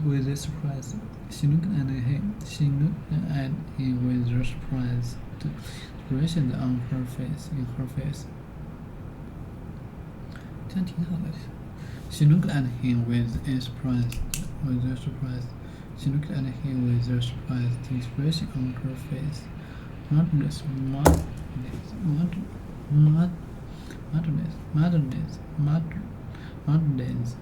seeks to find new forms of expression and rejects traditional or accepted ideas. He looked at him with a surprise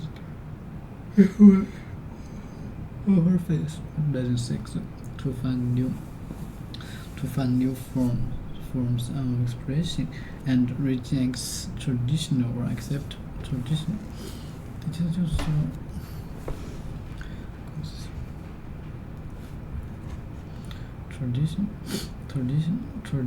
traditional. Modern seeks to find new forms of expression and rejects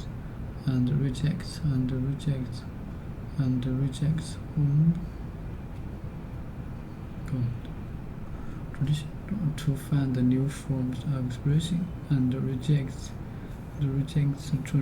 traditional or accepted ideas. In this rule, okay, modern say, okay, she looked at he looked at him with a surprised. She looked at him with a surprised expression on her face. She looked at him with a surprised. She looked at him with a surprised expression on her face. She looked at him with a surprised expression on her face.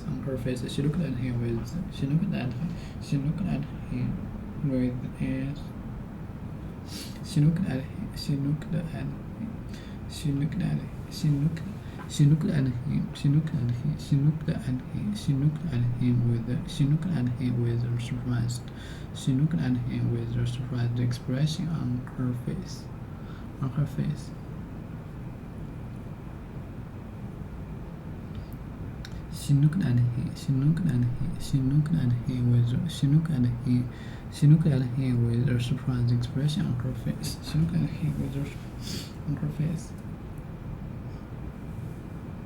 On her face.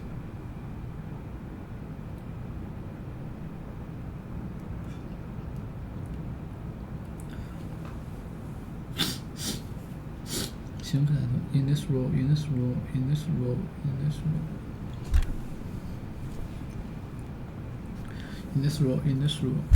Okay, modernist.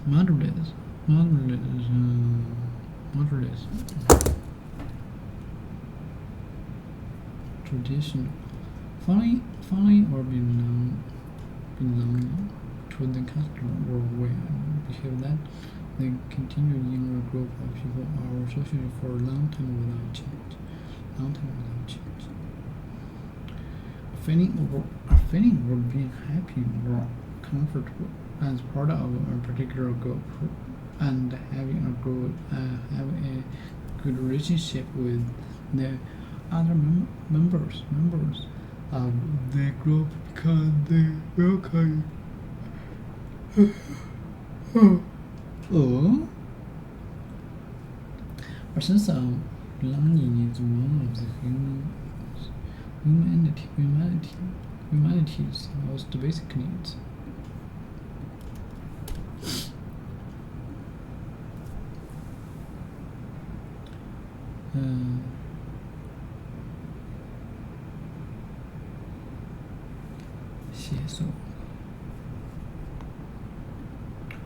The feeling of being happy or comfortable as part of a particular group having a good relationship. The other with of the group because they welcome you and accept you. Or sense of belonging.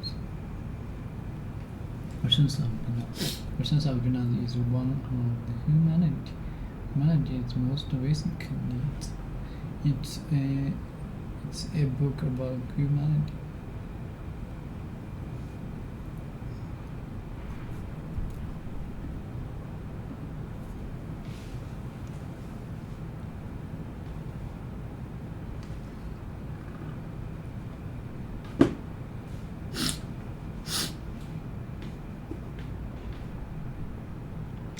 Our word of a group,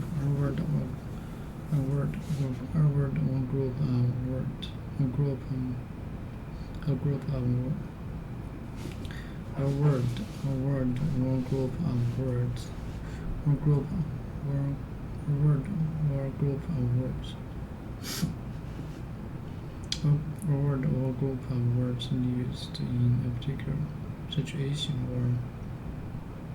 or by particular people.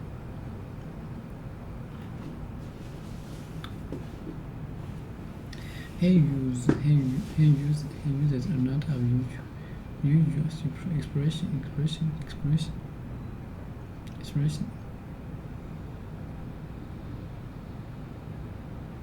He uses a lot of unusual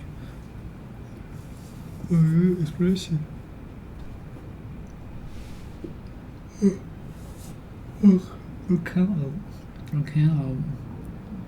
A kind of word is an expression that means a difficult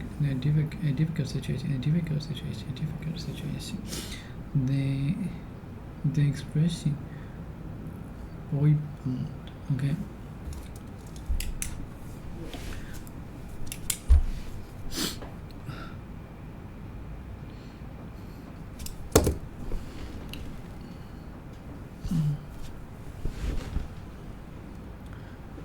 Martin is sick to find that.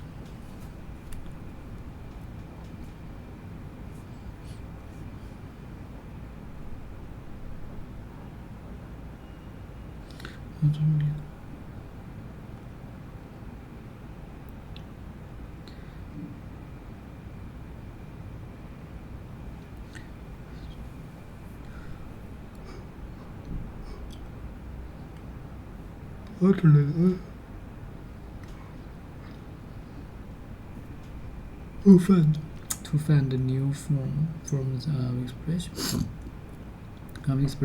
and rejects tradition or accepted ideas.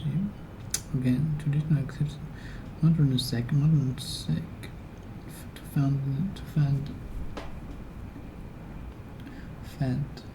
Search. To try to find or get especially something that is not a physical object.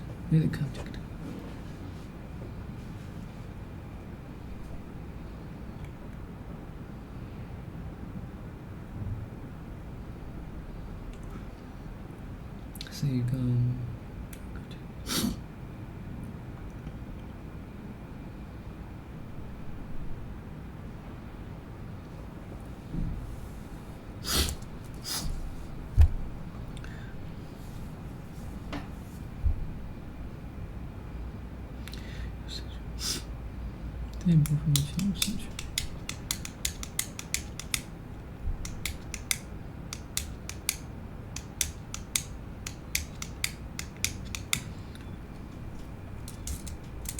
C 流通量的百分之。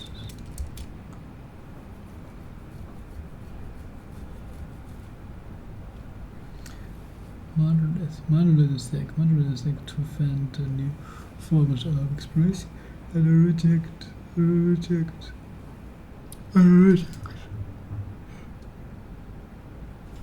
additional or accepted ideas in this rule. Modern sec to find new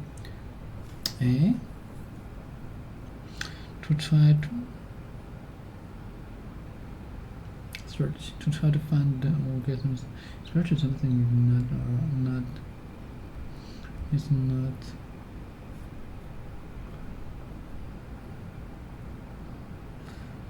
modern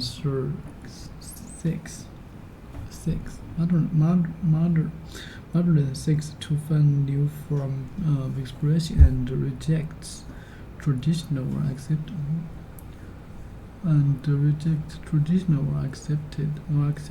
ideas. In this role, Durant is able to give full expression to that one various voice.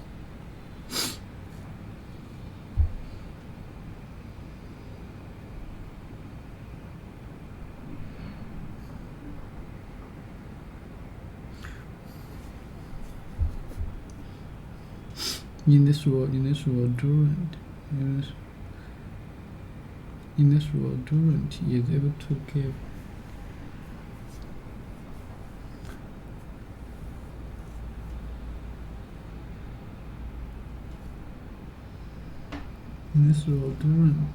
Durant is able to give full expression.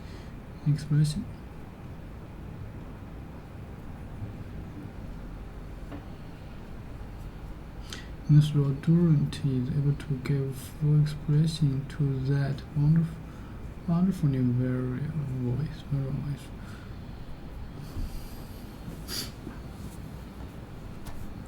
Modern seeks to find new forms of expression and rejects traditional or accepted. Modern seeks to find new forms of expression and rejects traditional or accepted ideas.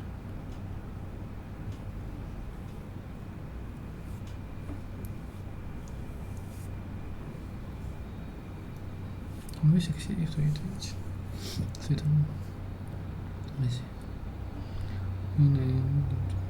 Modern seeks to find new forms. Modern seeks to find new forms. Modern seeks to find new forms.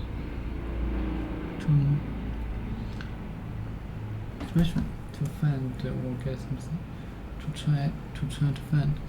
Modern seeks to find new forms of expressions and rejects traditional or accepted ideas.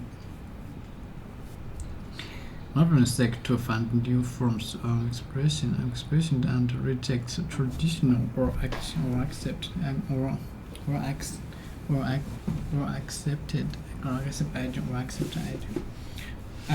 seeks to find new forms of expression and rejects traditional following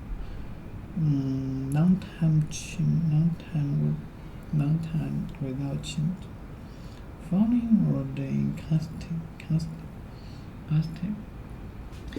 Modern seeks to find new forms of expression. Modern seeks to find new forms. Modern seeks to find new forms. Modern seeks to find new forms of expression and rejects.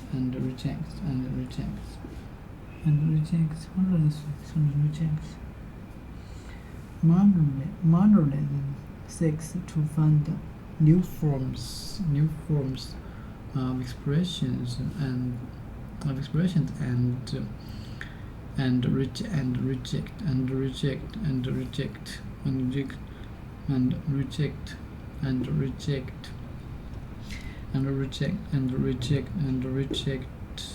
reject accept and reject traditional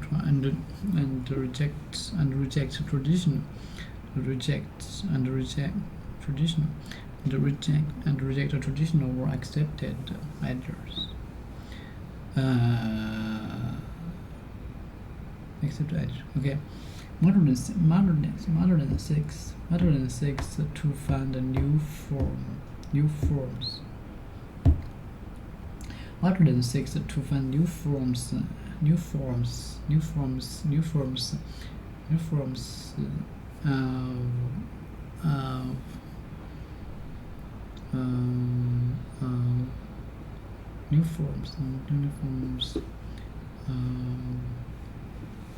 Expression. Accepted others. Okay, modern six. Modern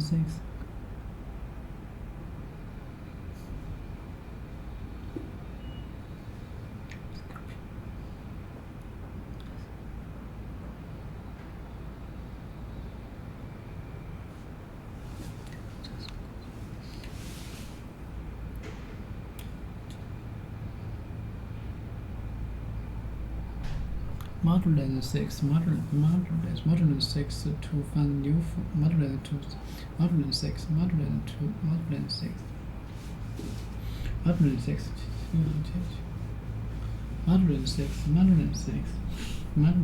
to find modern six.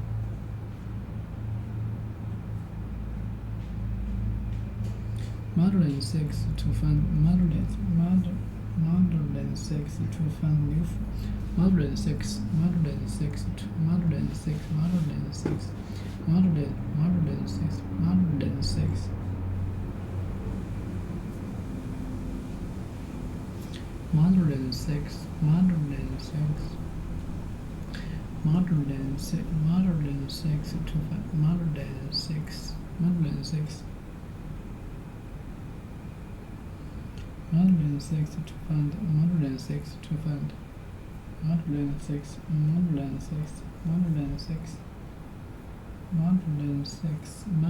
to find new forms, expression and reject tradition and reject traditional and society or time without change. Okay, and reject the traditional or accepted ideas. Okay, modern six search. Modern six to find new forms expression.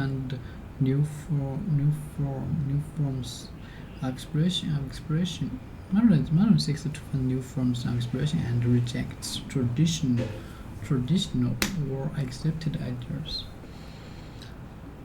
Let me see.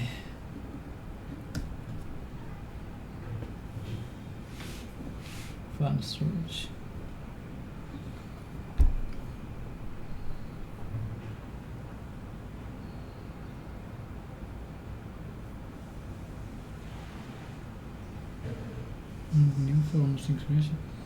New forms expression.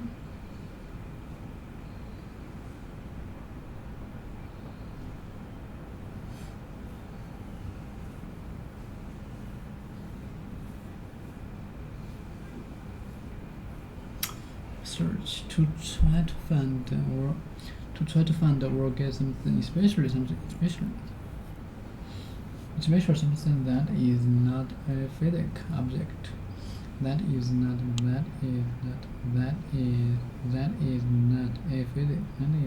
physical object.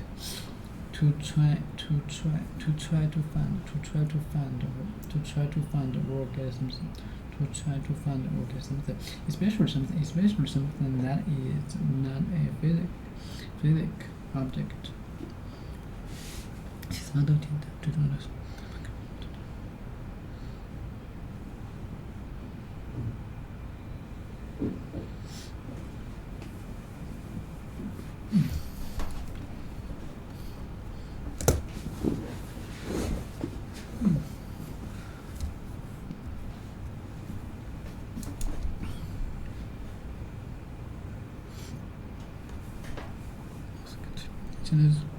Una cosa continuación.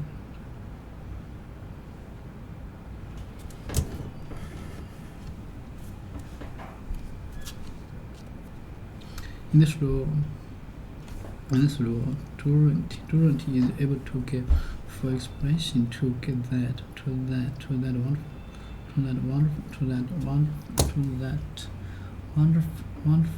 very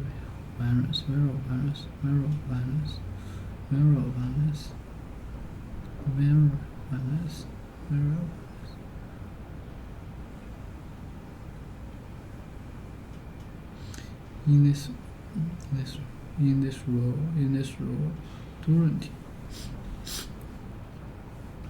In this role, Durant is able to give full.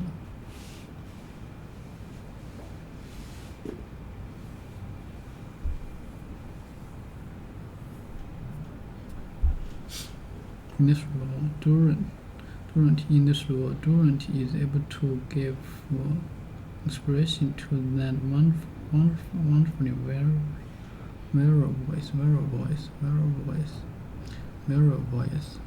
voice. In this role, Durant is able to give full expression to that wonderful very voice.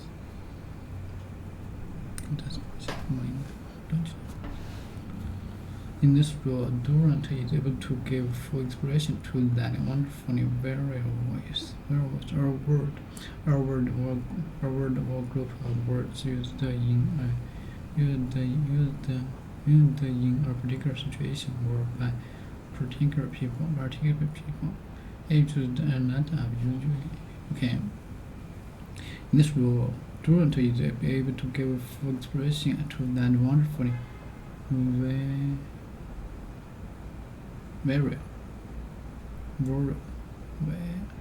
very competing, wonderfully competing. Or feeling of happy or comfortable as part of a particular group, and having a good relationship with the other members of the group because they welcome you, accept.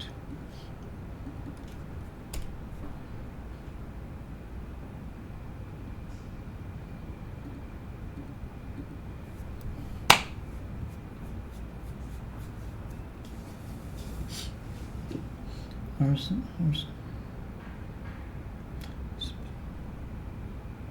有没有这些词性？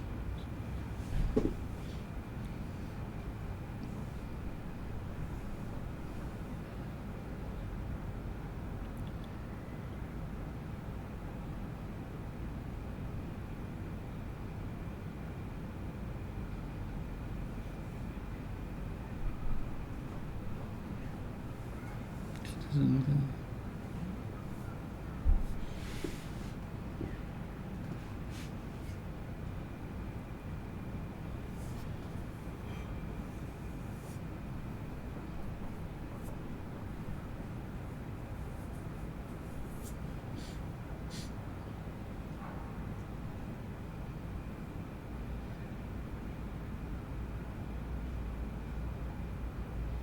Hey, what? Okay, in this role, Durant is able to roll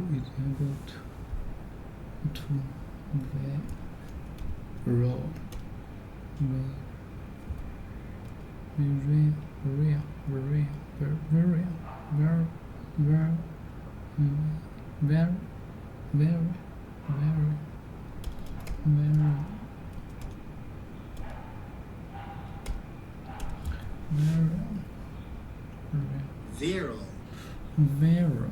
Okay. Wonderful. Vero voice. Vero voice.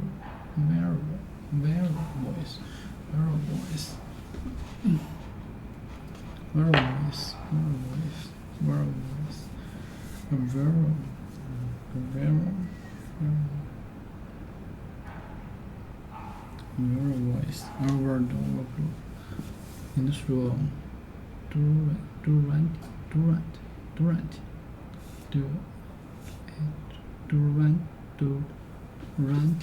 In this role, Durant is able to give full expression to that wonderful very voice. In this role, Durant is able to give full expression to that wonderful variable voice. In this role, Durant is able to give full expression to get to that wonderful variable voice. Our word or group of words used in a particular situation or by a particular people. In this role,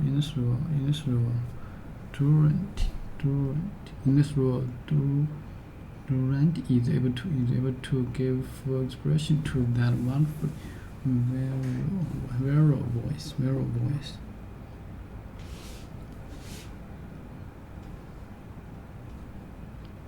In this role, Durant is able to give full expression to that wonderful.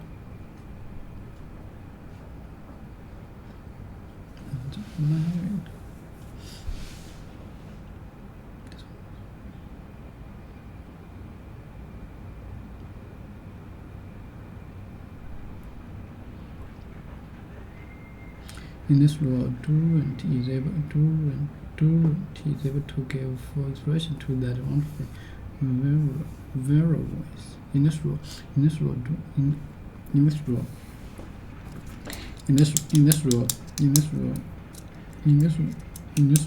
is able to give full expression. In this role, Durant is able to give. In this role, Durant is able to give full expression to that wonderful variable voice. In this role, Durant is able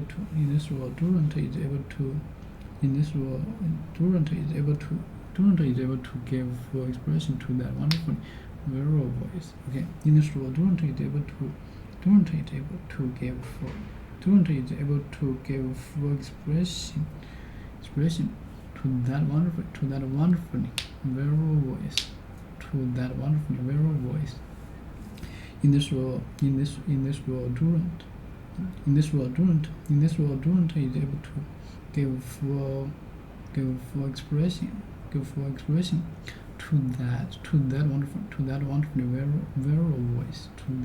variable voice. In this role, Durant is able to give full expression to that wonderful variable voice. In this role, Durant is able to. Okay. In this role, Durant is able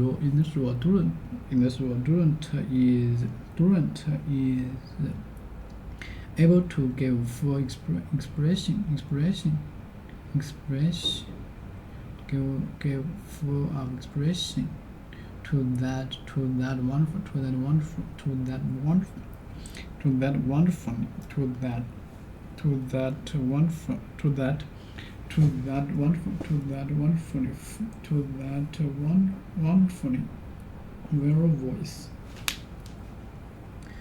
Okay, in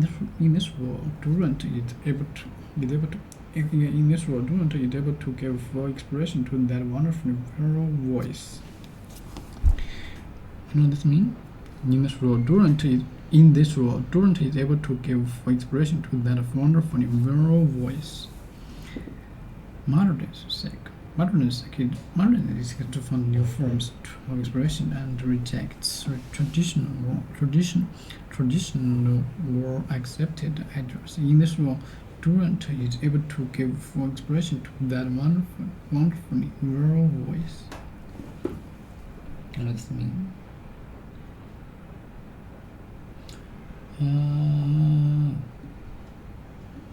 The knowledge to have. And the number one in those 10,000 slots is taken, right? Someone else is likely to be the number one in each of those 10,000 unless you happen to be one of the 10,000 most successful people in the world at a given thing. But when you start going the combinatorics of combining, number 3,728 with top-notch sales skills and really good writing skills and someone who understands accounting and finance really well, when the need for that intersection arrives, you've expanded now from 10,000 through combinatorics to millions or tens of millions. So it just becomes much less competitive. Also, there's diminishing returns, so it's much easier to be top 75 percentile at 3 or 4 things than it is to be literally the number one at something. I think it's a very pragmatic approach, but I think it's important that one not start assembling things too deliberately, because you do want to pick things where you are a natural. Everyone is a natural at something. We're all familiar with that phrase, a natural. Oh, this person's a natural at meeting men or women. This person's a natural socialite. This person's a natural programmer. This person's a natural reader. So whatever you are a natural at, you want to double down on that. And then there are probably multiple things you're natural at, because personalities and humans are very complex. So we want to be able to take the things that you are natural at and combine them so that you automatically, just through sheer interest and enjoyment, end up top 25 or top 10 or top 5% at a number of things. Talking about combining skills, you said that you should learn to sell, learn to build. If you can do both, you will be unstoppable. This is a very broad category. It's two broad categories. One is building the product, which is hard, and it's multivariate. That can include design, that can include development, that can include manufacturing, logistics, procurement. It could even be designing and operating a service. It has many, many definitions, but in every industry, there is a definition of the builder. In our tech industry, that's the CTO, it's the programmer, it's the software engineer, hardware engineer. But, even in like a laundry business, it could be the person who's building the laundry service, who is making the trains run on time, who's making sure all the clothes end up in the right place at the right time, and so on. Then the other side of it is the sales side. Again, selling has a very broad definition. Selling doesn't necessarily just mean selling individual customers, but it could mean marketing, it could mean communicating, it could mean recruiting, it could mean raising money, it could mean inspiring people, it could mean doing PR. So it's a broad umbrella category. So generally, the Silicon Valley startup model tends to work best. It's not the only way, but it is probably the most common way. When you have two founders, one of whom is world-class at sales and one of whom is world-class at building. An example is for Steve Jobs and Steve Wozniak with Apple. Gates and Allen probably had similar responsibility early on with Microsoft. Larry and Sergey, probably broke down along those lines, although it's a little different there because that was a very technical product delivered to end users through a simple interface. But generally, you will see this pattern repeated over and over. There's a builder and there's a seller. There's a CEO and CTO combo. And the venture and technology investors are almost trained to look for this combo whenever possible. It's the magic combination. The ultimate is when one individual can do both. That's when you get true superpowers. That's when you get people who can create entire industries. The living example is Elon Musk. He may not necessarily be building the rockets himself, but he understands enough that he actually makes technical contributions. He understands the technology well enough that no one's gonna snow him on it, and he's not running around making claims that he doesn't think he can eventually deliver. He may be optimistic with the timelines, but he thinks it's within reasonableness of delivery. Even Steve Jobs developed enough product skills and was involved enough in the product that he also operated in both of these domains. Larry Ellison started as a programmer and I think wrote the first version of Oracle, or was actually heavily involved in it. Mark Andreessen was also in this domain. He may not have had enough confidence in his sales skills, but he was the programmer who wrote Netscape Navigator, a big chunk of it. So I think the real giants in any field are the people who can both build and sell. And usually the building is the thing that, like, a salesperson can't pick up building later in life. It requires too much focused time. But a builder can pick up selling a little bit later, especially if they were already innately wired to be a good communicator. Bill Gates famously paraphrased this as, I would rather teach an engineer marketing than a marketer engineering. I think if you start out with a building mentality and you have building skills and it's still early enough in your life, or you have enough focused time that you think you can learn selling, and you have some natural characteristics where you're a good salesperson, then you can double down on those. Now, your sales skills could be in a different than traditional domain. So for example, let's say you're a really good engineer, and then people are saying, well, now you need to be good at sales. Well, you may not be good at hand-to-hand sales, but you may be a really good writer. And writing is a skill that can be learned much more easily than, say, in-person selling. And so you may just cultivate writing skills until you become a good online communicator and then use that for your sales. On the other hand, it could just be that you're a good builder and you're bad at writing and you don't like communicate to mass audiences, but you're good one-on-one. So then you might use your sales skills for recruiting or for fundraising, which are more one-on-one kinds of endeavors. This is pointing out that if you're at the intersection of these two, don't despair, because you're not going to be the best technologist and you're not going to be the best salesperson, but in a weird way, that combination, back to the Scott Adams skill stack, that combination of two is unstoppable. Long term, people who understand the underlying product and how to build it and can sell it, these are catnip to investors. These people can break down walls if they have enough energy, and they can get almost anything done. If you could only pick one to be good at, which one would you pick? When you're trying to stand out from the noise, building is actually better because there's so many hustlers and salespeople who have nothing to back them up. When you're starting out, when you're trying to be recognized, building is better. But much later down the line, building gets exhausting because it is a focused job, and it's hard to stay current because there's always new people, new products coming up who have newer tools and frankly more time because it's very intense, it's a very focused task. So sales skills actually scale better over time. Like for example, if you have a reputation for building a great product, that's good, but when you ship your new product, I'm going to evaluate it based on the product. But if you have a reputation for being a good person to do business with, and you're persuasive and communicative, then that reputation almost becomes self-fulfilling. So I think if you only had to pick one, you can start with building and then transition to selling. This is a cop-out answer, but I think that is actually the right answer. Before we go and talk about accountability and leverage and judgment, you've got a few tweets further down the line that I would put in the category of continuous learning. There is no skill called business. Avoid business magazines and business class. Study microeconomics, game theory, psychology, persuasion, ethics, mathematics, and computers. There's one other comment that you made in the Periscope that was you should be able to pick up any book in the library and read it. And the last tweet in this category was reading is faster than listening, doing is faster than watching. Yeah, the most important tweet on this I don't even have in here, unfortunately, which is the foundation of learning is reading.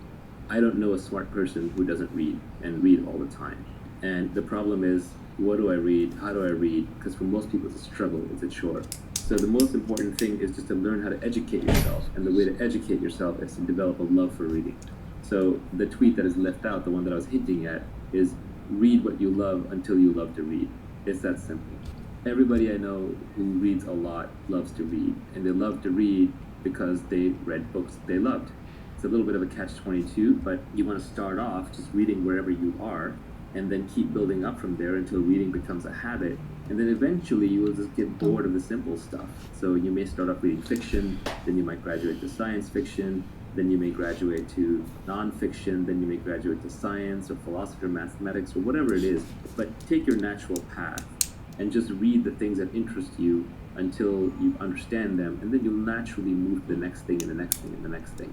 Now, there is an exception to this, which is where I was hinting with what things you actually do want to learn, which is at some point there's too much out there to read. And even reading is full of junk. There are actually things you can read, especially early on, that will program your brain a certain way. And then later things that you read, you will decide whether those things are true or false based on the earlier things. So it is important that you read foundational things. And foundational things, I would say, are the original books in a given field that are very scientific in their nature. So for example, instead of reading a business book, pick up Adam Smith's The Wealth of Nations. Instead of reading a book on biology or evolution that's written today, I would pick up Darwin's Origin of the Species. Instead of reading a book on biotech right now that may be very advanced, I would just pick up The Eighth Day of Creation by Watson and Crick. Instead of reading advanced books on what cosmology and what Neil deGrasse Tyson and Stephen Hawking have been saying, you can pick up Richard Feynman's 6 Easy Pieces that start with basic physics. If you understand the basics, especially in mathematics and physics and sciences, then you will not be afraid of any book. All of us have that memory of when we're sitting in class and we're learning mathematics, and it was all logical and all made sense until at one point the class moved too fast and we fell behind. And then after that, we were left memorizing equations, memorizing concepts without being able to derive them from first principles. And at that moment, we were lost. Because unless you're a professional mathematician, you're not going to remember those things. All you're going to remember are the techniques, the foundations. So you have to make sure that you're building on a steel frame of understanding, because you're putting together a foundation for a skyscraper. And you're not just memorizing things, because if you're just memorizing things, you're lost. So the foundations are ultra important. And the ultimate is when you walk into a library and you look at it up and down, and you don't fear any book. You know that you can take any book off the shelf, you can read it, you can understand it, you can absorb what is true, you can reject what is false, and you have a basis for even working that out that is logical and scientific and not purely just based on opinions. The beauty of the internet is the entire Library of Alexandria times 10 is at your fingertips at all times. It's not the means of education or the means of learning are scarce. The means of learning are abundant. It's the desire to learn that's scarce. So you really have to cultivate that desire. And it's not even cultivated, you have to not lose it. Children have a natural curiosity. If you go to a young child who's first learning language, they're pretty much always asking, what's this? What's that? Why is this? Who's that? They're always asking questions. But one of the problems is that schools and our educational system and even our way of raising children replaces curiosity with compliance. And once you replace the curiosity with the compliance, you get an obedient factory worker, but you no longer get a creative thinker. And you need creativity, you need that ability to feed your own brain to learn whatever you want. And to me, foundational things are principles, they're algorithms, they're deep-seated logical understanding where you can defend it or attack it from any angle. And that's why microeconomics is important. Because macroeconomics, a lot of memorization, a lot of macro bullshit, as Nassim Taleb says, it is easier to macro bullshit than it is to micro bullshit. Because macroeconomics is voodoo complex science meets politics. You can't find two macroeconomists to agree on anything these days, and different macroeconomists get used by different politicians to peddle their different pet theories. There are even macroeconomists out there now peddling something called modern monetary theory, which says, hey, except for this pesky thing called inflation, we can just print all the money that we want. Yes, except for this pesky thing called inflation. That's like saying, instead of limited energy, we can fire rockets off into space all day long. It's just nonsense, but the fact that there are people who have macroeconomists in their title and are peddling modern monetary theory just tells you that macroeconomics as a so-called science has been corrupted. It's a branch of politics. So you really want to focus on the foundations. The ultimate foundation are mathematics and logic.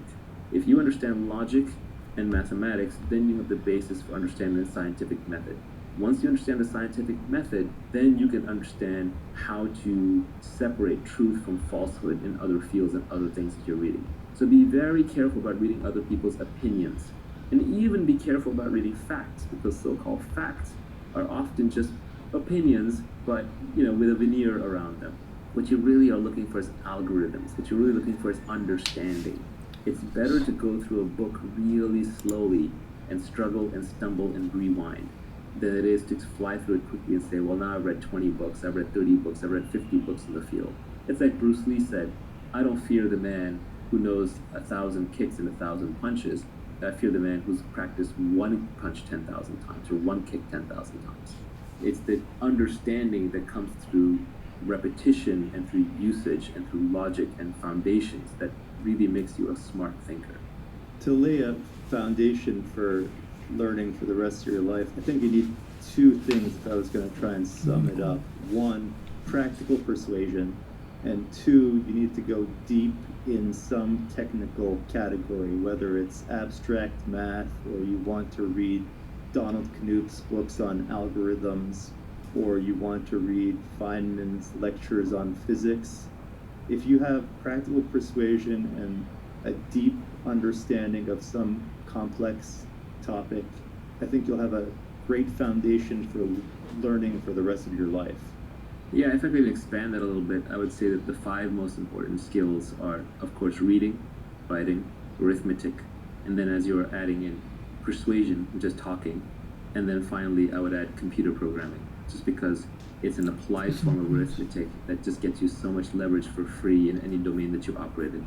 If you're good with computers, if you're good at basic mathematics, if you're good at writing, if you're good at speaking, and if you like reading, you're set for life.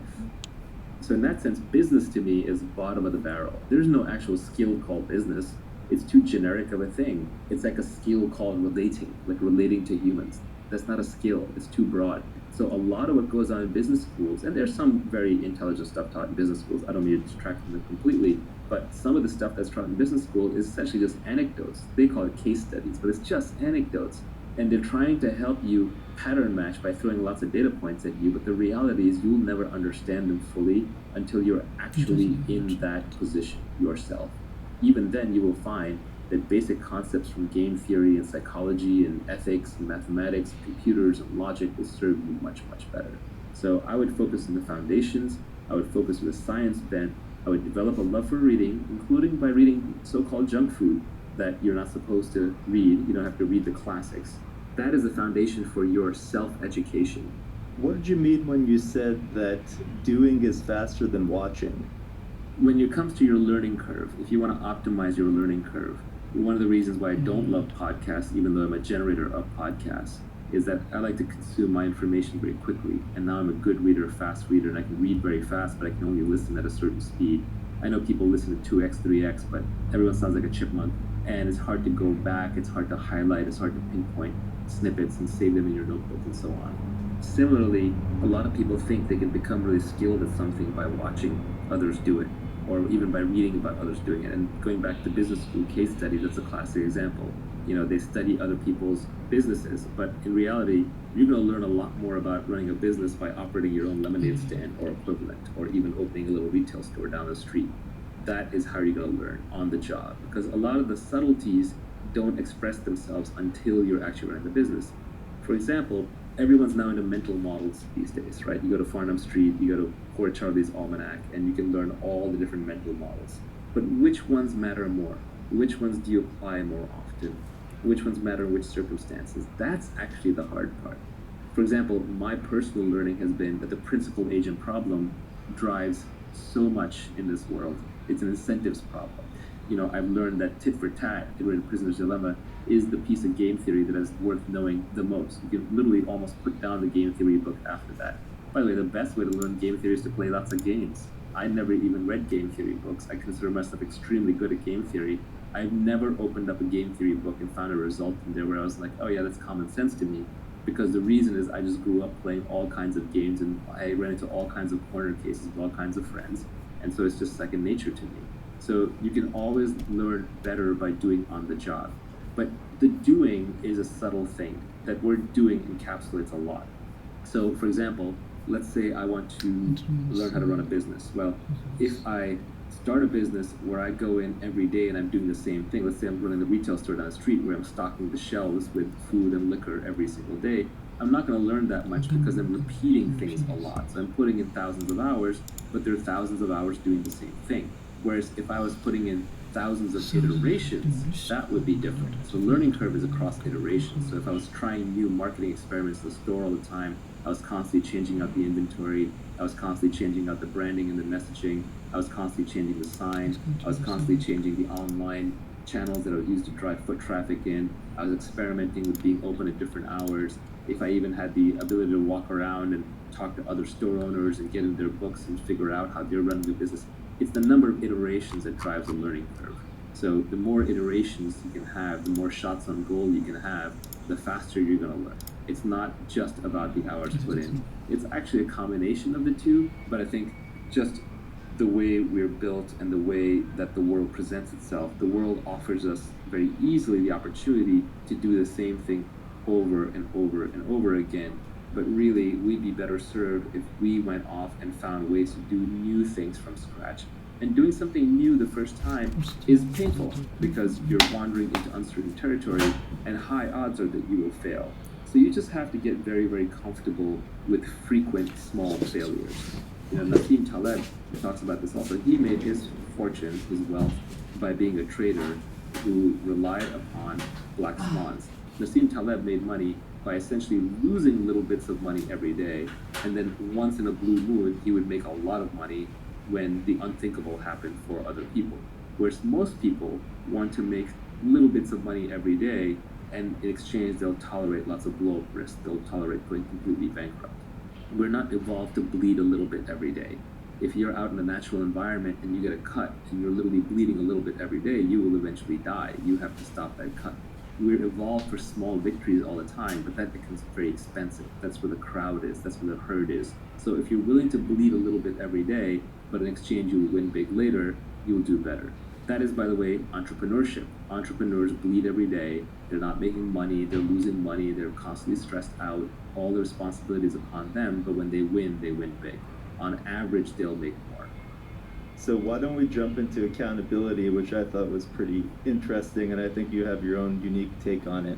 So the first tweet on accountability was embrace accountability and take business risks under your own name. Society will reward you with responsibility, equity, and leverage. Yeah, so to get rich, you're going to need leverage, and leverage comes in labor, it comes in capital, or it can come through code or media. But most of these, like labor and capital, people have to give to you. For labor, somebody has to follow you. For capital, somebody has to give you money or assets to manage or machines. So to get these things, you have to build up credibility, and you have to do those under your own name as much as possible, which is risky. So accountability is a double-edged thing. It allows you to take credit when things go well and to bear the brunt of the failure when things go badly. So in that sense, people who are stamping their names on things aren't foolish, they're just confident. Maybe it turns out to be foolish in the end, but if you look at a Kanye or an Oprah or a Trump or an Elon or anyone like that, these people can get rich just off their name because their name is such powerful branding. Regardless of what you think of Trump, you have to realize that the guy was among the best in the world at just branding his name. Why would you go to Trump Casino? It used to be because of Trump. Why would you go to Trump Tower? Because of Trump. When it came time to vote, I think there were a lot of voters who just went in and said Trump. They recognized the name. So the name recognition paid off. Same thing with Oprah. She puts her brand on something, her name on something, and it flies off the shelves, and it's like instant validator. But these people also take risks for putting their name out there. Obviously, Trump is now probably hated by half or more than half of the country and by a big chunk of the world because he sticks his name out there. By putting your name out there, you become a celebrity, and fame has many, many downsides. It's better to be anonymous and rich than to be poor and famous, but even famous and rich has a lot of downsides associated with it. You're always in the public eye. So accountability is quite important. When you're working to build a product, or you're working in a team, or you're working in a business, we are constantly drummed into our heads how important it is to be part of a team, and absolutely agree with that. A lot of our training socially is telling us to not stick our necks out of the crowd. There's a saying that I hear from my Australian friends that the tall poppy gets cut, right? Don't stick your neck out. But I would say that actually a really, really well-functioning team is small and has clear accountability for each of the different portions. Like, so you can say, okay, this person is responsible for building the product. This person is responsible for the messaging. This person is responsible for raising money. This person is responsible for the pricing strategy and maybe the online advertising. So if somebody screws up, you know exactly who's responsible, while at the same time something goes really well, you also know exactly who's responsible. So if you have a small team and you have clearly delineated responsibilities, then you can still keep a very high level of accountability. And accountability is really important because when something succeeds or fails, if it fails, everybody points fingers at each other, and if it succeeds, everybody steps forward to take credit. And we've all had that experience when we were in school and we got like a group assignment to do, and there were people in there were probably a few people in there who did a lot of the work, and then there were a few people who just did a lot of grandstanding or positioning to do the work. So we're all familiar with this from a childhood sense, but it is uncomfortable to talk about. But clear accountability is important. Without accountability, you don't have incentives. Without accountability, you can't build credibility. But you take risk. So you take risk of failure, you take risk of humiliation, you take risk of failure under your own name, which, luckily in modern society, there's no more debtor's prison and people don't go to jail or get executed for losing other people's money. But we're still socially hardwired to not fail in public under our own names. And the people who have the ability to fail in public under their own names actually gain a lot of power. For example, I'll give a personal anecdote. Up until about 2013, 2014, my public persona was entirely around startups and investing. And only around 2014, 2015 did I start talking about philosophy and psychological things and broader things. And it made me a little nervous because I was doing it under my own name. And there were definitely people in the industry who sent me messages to the back channel like, what are you doing? You're ending your career. This is stupid. And I just went with it. I took a risk. Same with crypto early on. I took a risk. But when you put your name out there, you take a risk with certain things, you also get to reap the rewards, you get the benefits. Accountability is important because that's how you're going to get leverage. That's how you're going to get credibility. It's also how you're going to get equity. You're going to get a piece of the business. When you're negotiating with other people, ultimately, if someone else is making a decision about how to compensate you, that decision will be based on how replaceable you are. And if you have high accountability, that makes you less replaceable, and then they have to give you equity, which is a piece of the upside. But equity itself is a good example because equity is also a risk-based instrument. Equity means you get paid everything after all the people who need guaranteed money are paid back. So if you look at the hierarchy of capital in a company, the employees get paid first. They get to pay the salary first. Like in the legal proceedings, the salaries are sacrosanct.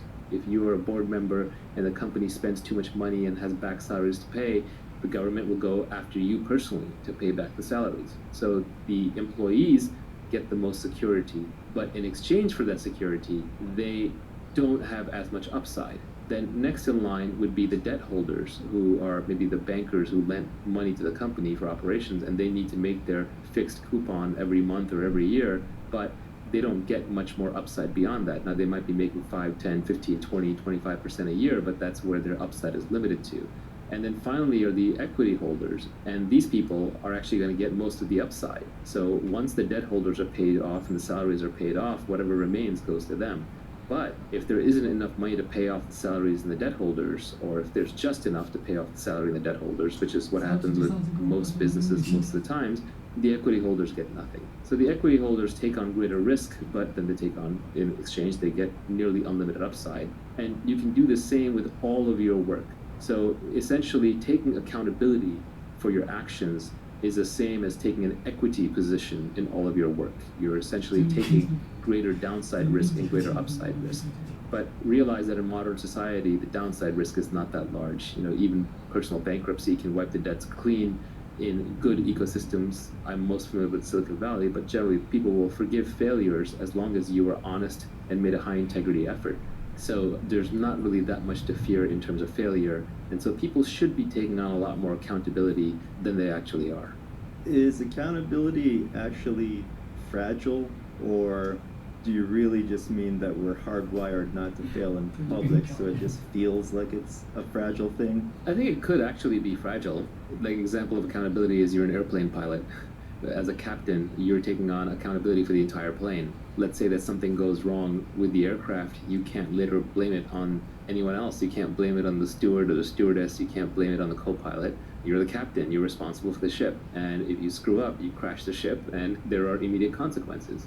In the old days, the captain was expected to go down with the ship. If the ship was sinking, literally the last person who got to get off was the captain. So yeah, I think accountability does come with real risks, but we're talking about in a business context. So the risk here would be that you would probably be the last one to get your capital back out. You'd be the last one to get paid for your time. So, the time that you put in, the capital that you put in into the company, these are what are at risk.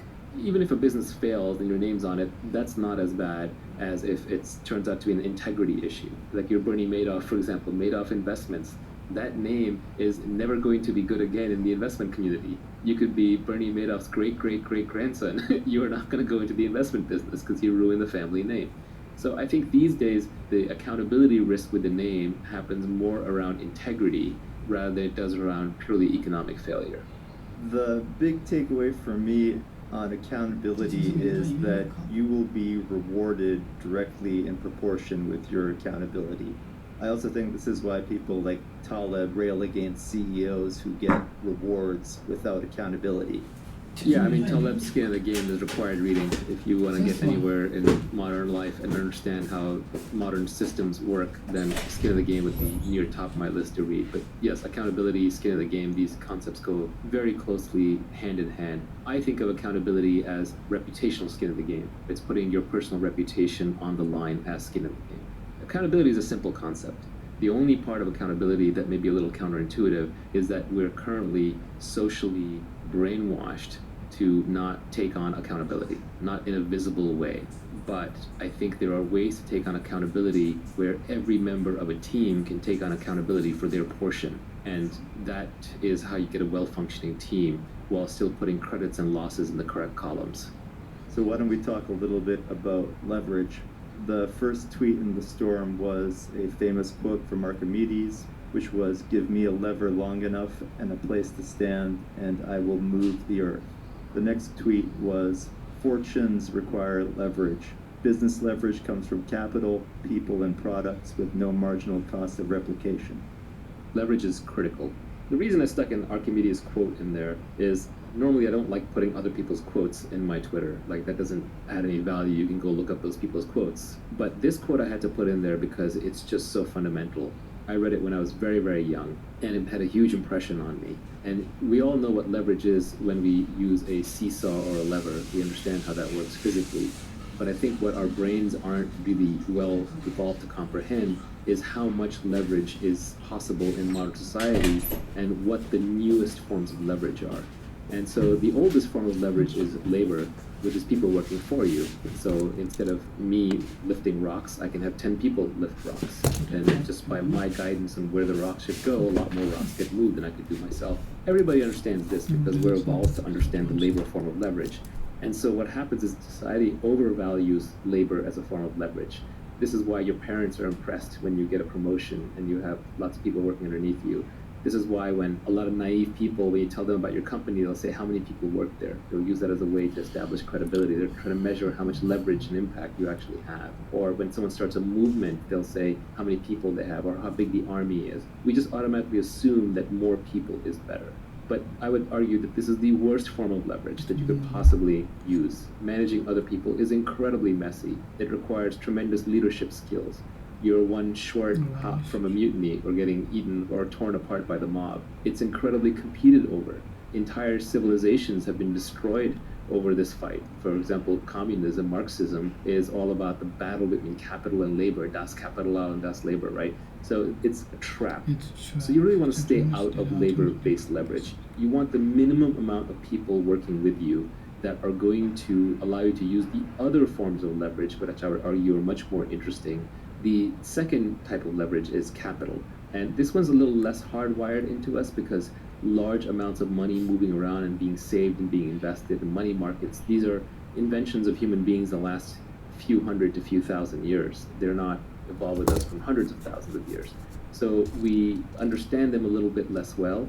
They probably require more intelligence to use correctly, and the ways in which we use them keep changing. Management skills from 100 years ago might still apply today, but investing in the stock market skills from 100 years ago probably don't apply to the same level today. So capital is a trickier form of leverage to use. It's more modern. It's one that people have used to get fabulously wealthy in the last century. It's probably been the dominant form of leverage in the last century. And you can see this by who are the richest people. It's bankers, politicians in corrupt countries who print money, essentially people who move large amounts of money around. And if you look at the top of very large companies, outside of technology companies, in many, many large old companies, the CEO job is really a financial job. They're really financial asset managers.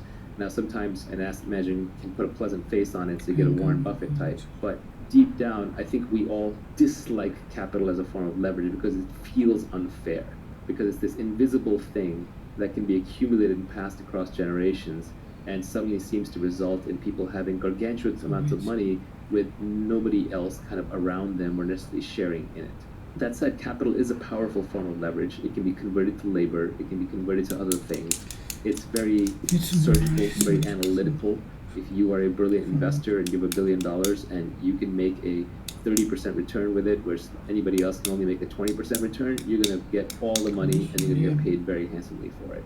It scales very, very well. If you get good at managing capital, you can manage more and more capital much more easily. You can manage more and more people. So it is a good form of leverage, but the hard part with capital is how do you obtain it? And that's why I talk about specific knowledge and accountability first. If you have specific knowledge in a domain, and if you're accountable and you have a good name in that domain, then people are going to give you capital as a form of leverage that you can use to then go get more capital. So, but capital also is fairly well understood, and I think a lot of the knocks against capitalism come because of the accumulation of capital. The most interesting and the most important form of leverage is this idea of products that have no marginal cost of replication. This is the new form of leverage. This is only invented in the last few hundred years. It got started with the printing press. It accelerated broadcast media, and now it's really blown up with the internet and with code. So now you can multiply your efforts without having to involve other humans and without needing money from other humans. This podcast is a form of leverage. Long ago, I would have had to sit in a lecture hall and lecture each of you personally, and I would have maybe reached a few hundred people, and that would have been that. 30 years ago, I would have to be lucky to get on TV, which is somebody else's leverage. They would have distorted the message, they would have taken the economics out of it or charged me for it. They would have muddled the message, and I would have been lucky to get that form of leverage. But today, thanks to the internet, I can buy a cheap microphone, hook it up to a laptop or an iPad, and there you are, all listening.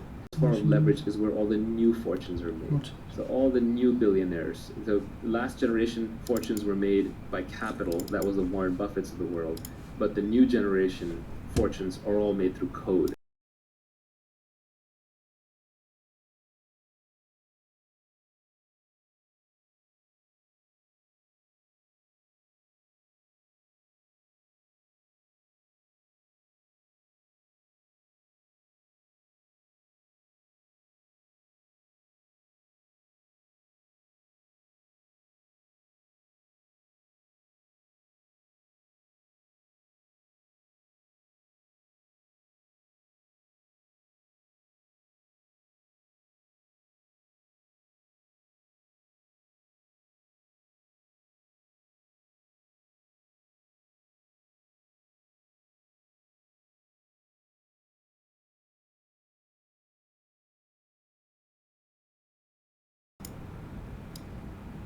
What's the meaning?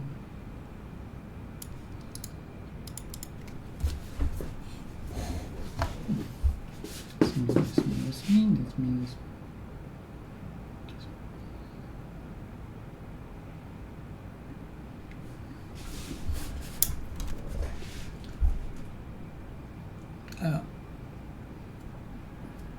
it's right.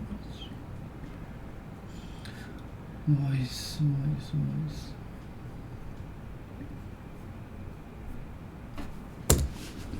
Words, tools, okay. Okay, we want new words. This is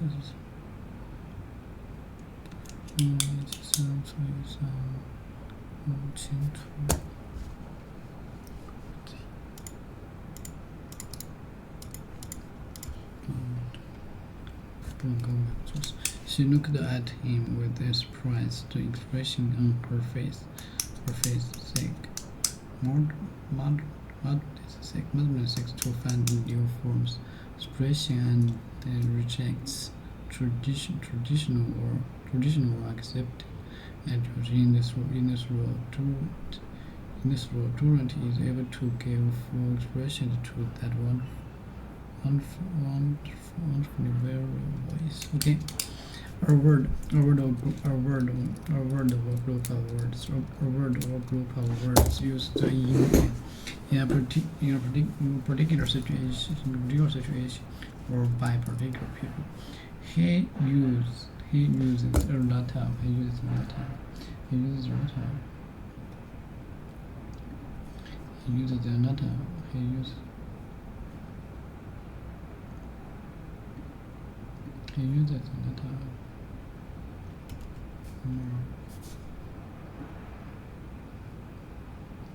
Let me see.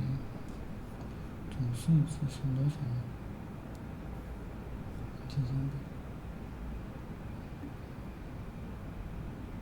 中数字是3亿 No really.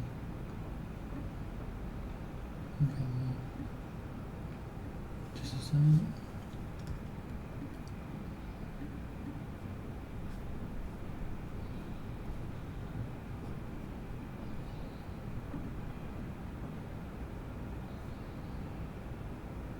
600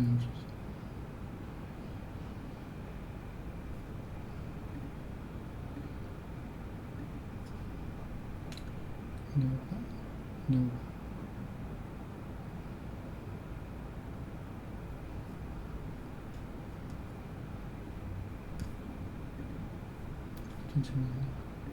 听不怎么有吧？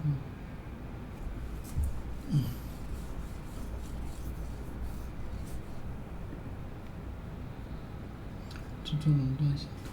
Okay, or word or group or word or group of words.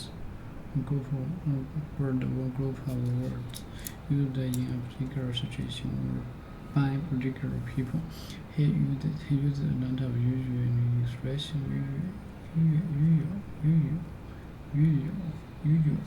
expressions. Our word for the word or group of words used in a particular situation or by particular people. Okay, a word or group of words used in a particular situation or by particular people. A word or group of words. A word or group of words used in a particular situation or by particular people. A word or group of people. A word, group of, a word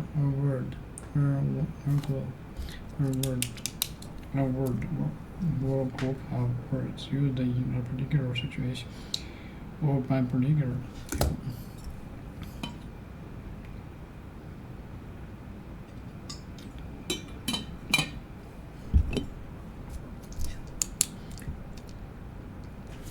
A word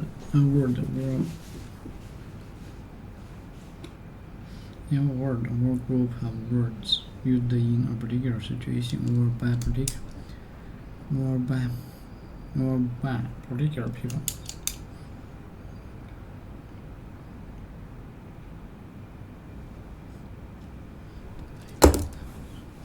A word or group of words used in a particular situation or by particular people. Okay.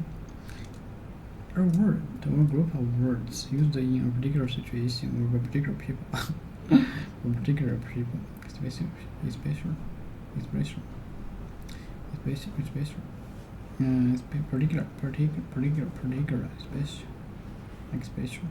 situation. Okay. A word or group of people. A word or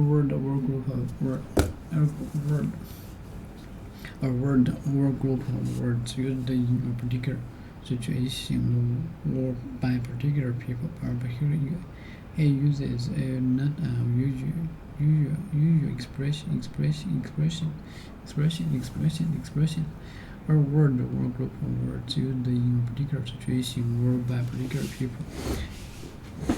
He uses a not have. He uses not have usual expressions.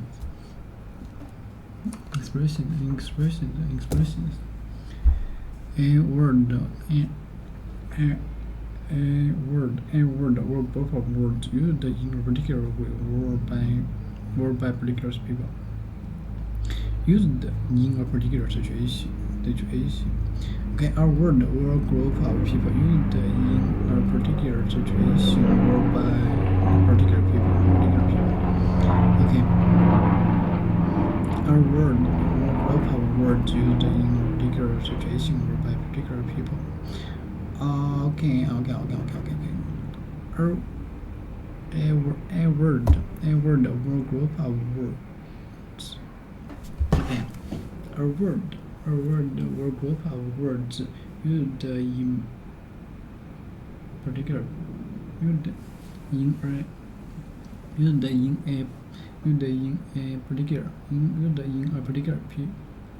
situation. Okay. A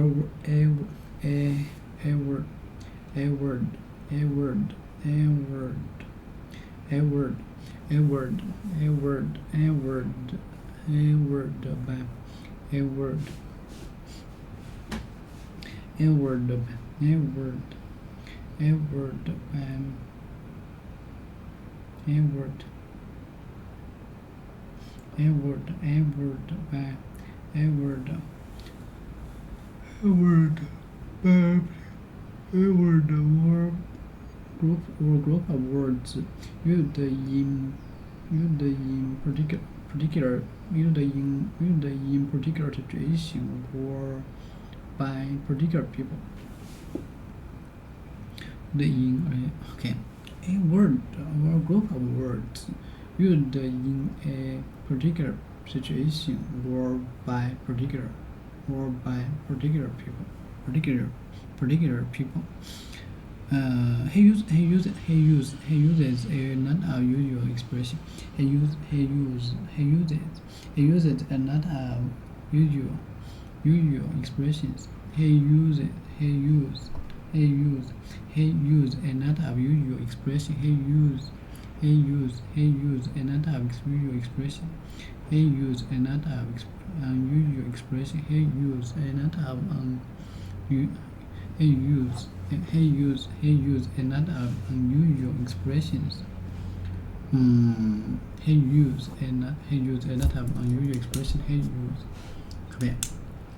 He use a not unusual expression. He use a not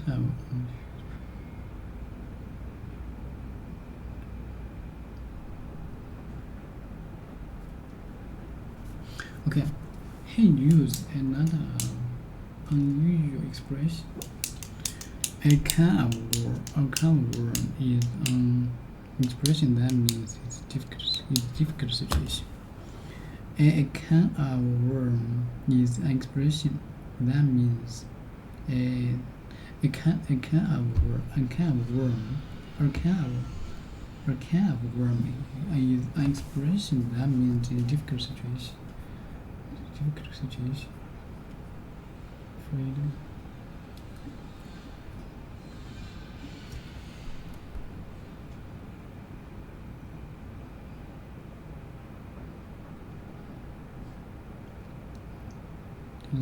我觉得是从那个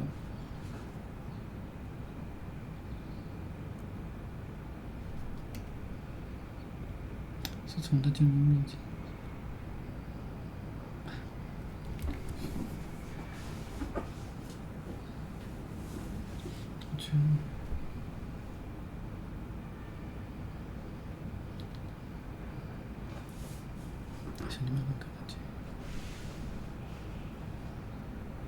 He uses another unusual expression.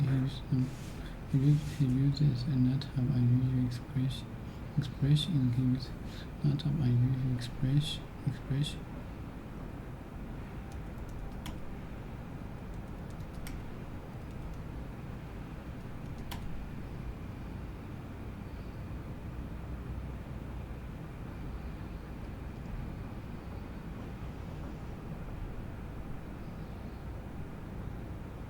A word or group of words expression.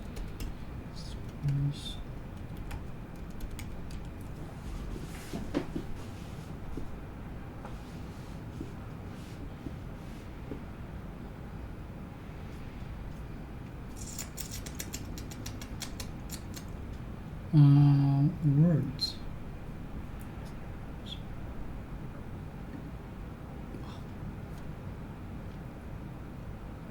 Examine the difficult situation.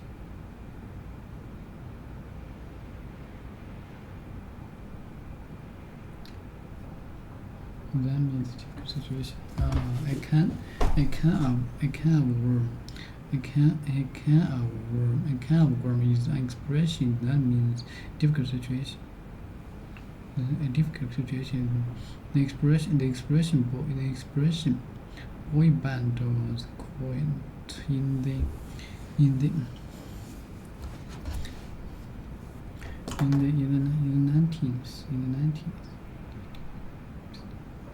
The expression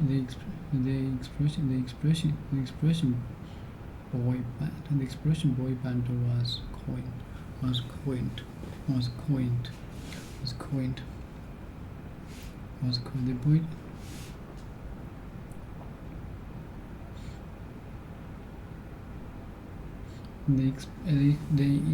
The boy.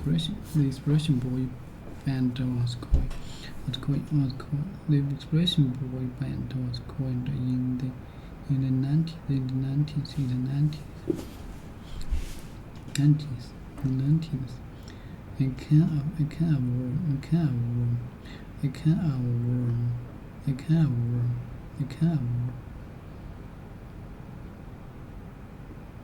A can of worm.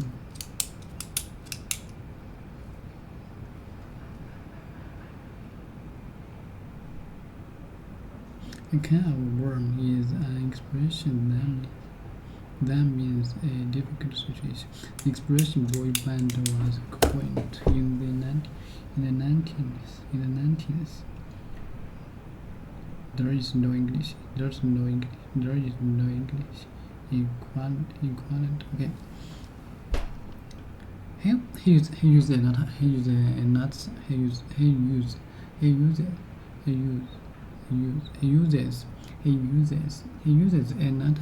unusual situation. Okay. He uses another unusual. He uses another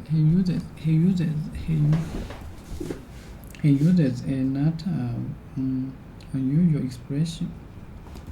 That is an expression that means a difficult situation.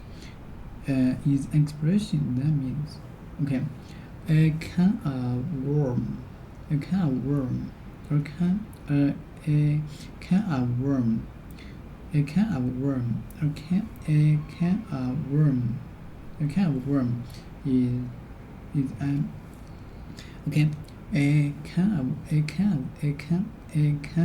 worm is an expression that means a difficult situation, a difficult situation.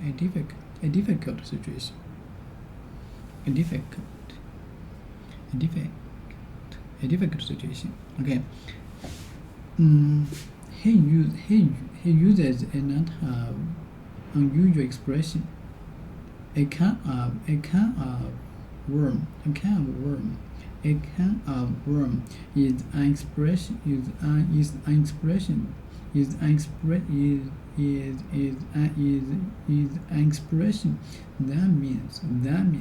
means a difficult situation. That means a difficult situation. The expression boy band was coined in the 19th. The expression boy band was coined in the 19th. Okay. The expression boy band was coined. 行动 boy band the expression. OK， 应该是说乐队男孩在90年代简直就是行走的惊奇，简直就是惊奇的代名词。The expression boy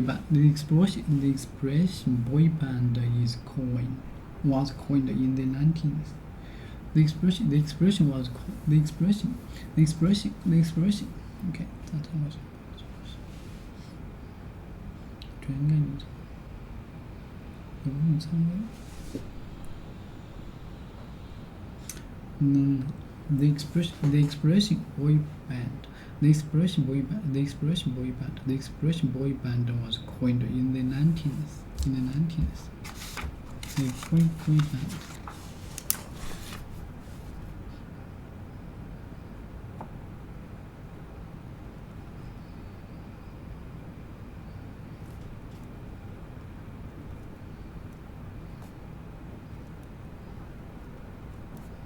Going into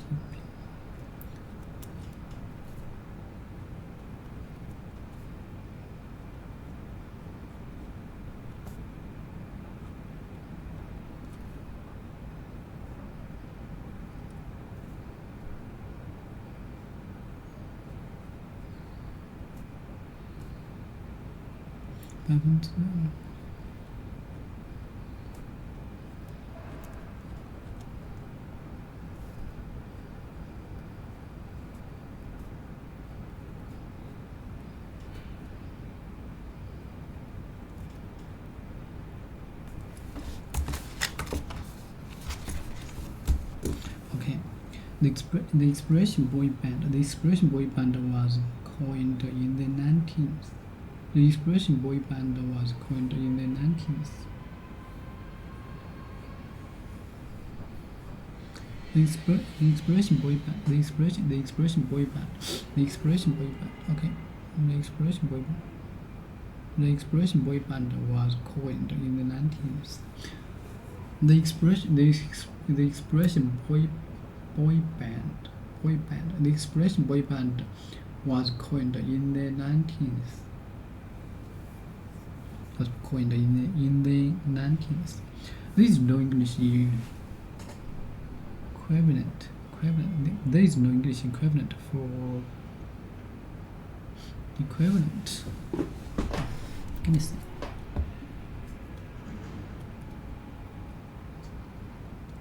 Equivalent. Let me see.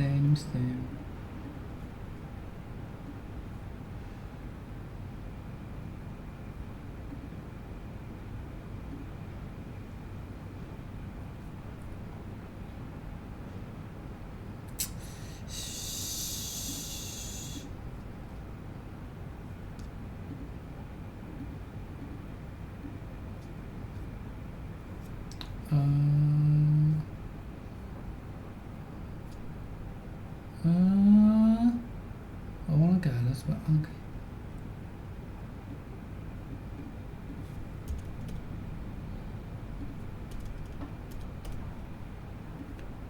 Whoa.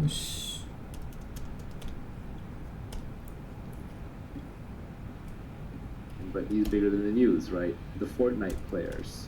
Of course, Jeff Bezos and Mark Zuckerberg and Larry Page and Sergey Brin and Bill Gates and Steve Jobs, that is all code-based leverage.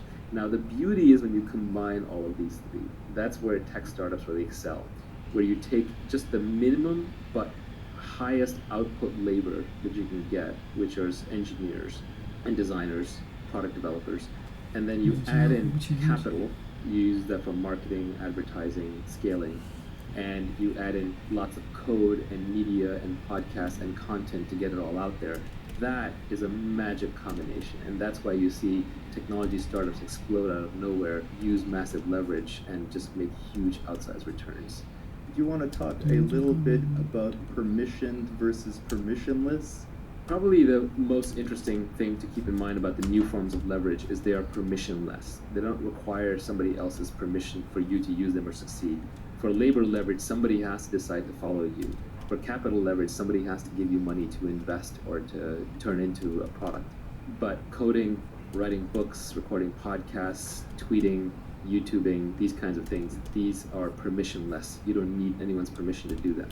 And that's why they're very egalitarian. They're great equalizers of leverage. And as much as people may rail on Facebook and YouTube, they're not going to stop using it because this permissionless leverage where everyone can be a broadcaster is just too good. The same way, you can rail upon Apple for having a slightly closed ecosystem in the iPhone, but everyone's writing apps for it. So as long as you can write apps for it, you can get rich or reach users doing that, why not? I think of all the forms of leverage, the best one in modern society, and people this is glib, this is a little overused, and this is why I tell people learn to code, right? It's that we have this idea that in the future, there's going to be these robots, and they're going to be doing everything. And that may be true, but I would say the majority of the robot revolution has already happened. The robots are already here, and there are way more robots than there are humans. It's just that we pack them in data centers for heat efficiency reasons. We put them in servers. They're inside the computers.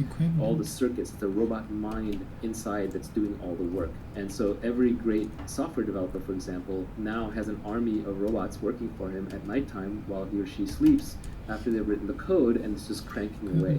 So the robots army is already here. The robot revolution has already happened. We're about halfway through it. We're just adding in much more of the hardware components these days. As we get more familiar, we get more comfortable with the idea of autonomous vehicles and autonomous airplanes and autonomous ships and maybe autonomous trucks and their delivery bots and Boston Dynamics robots and all that. But robots who are doing web searching for you, for example, are already here. The ones who are like cleaning up your video and audio and transmitting it around the world are already here. The ones who are answering many customer service queries, things that you would have had to call a human for, are already here. So an army of robots is already here. It's very cheaply available, and the bottleneck is just figuring out intelligent and interesting things to do to them. And essentially, you can order this army of robots around.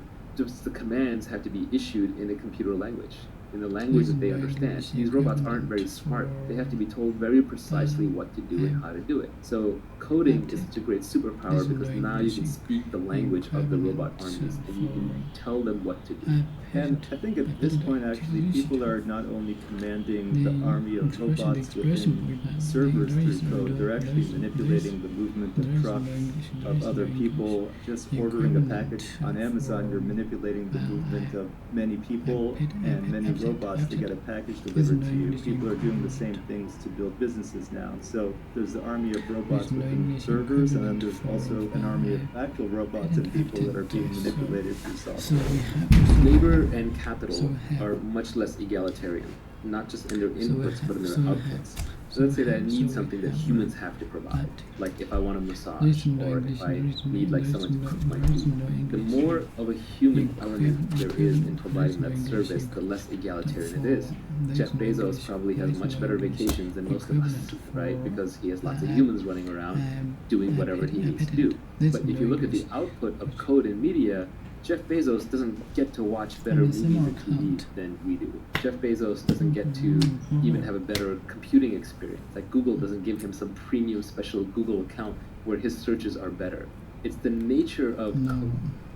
There is no English equivalent. There is no English equivalent. Having the same amount, value, purpose, and qualities. There is no English equivalent.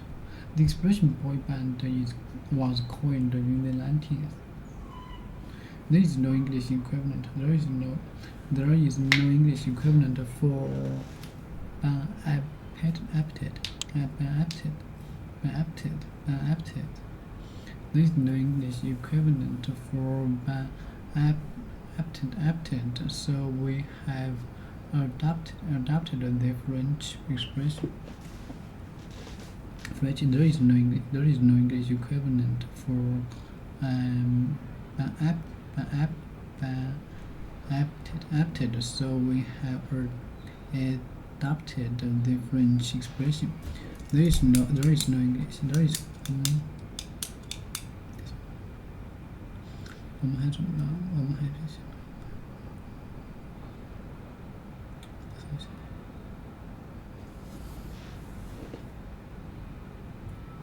There is no English. There is no English.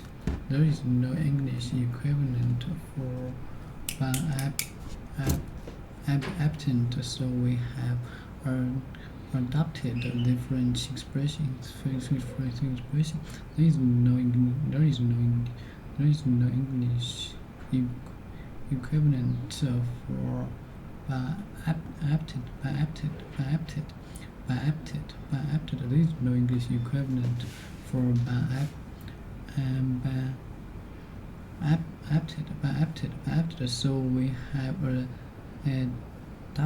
we have adapted. The French expression. There is no English equivalent for adapted. So we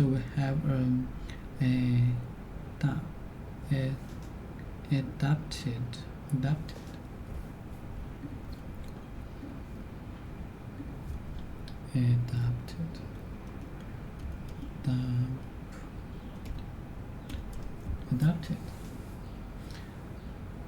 adapted. An adopted child has been taken by another family to be taken care of as their own child. Adopt.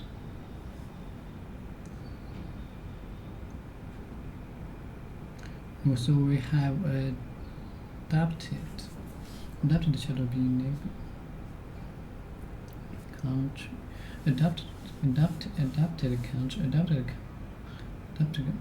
color is one word when choosing leaves.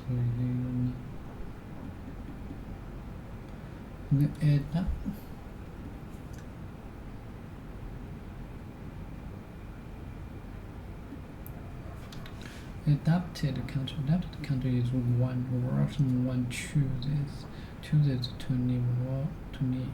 Although they were not born there. Spain is my adopted country.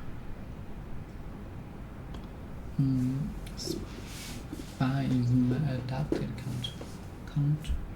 country, road,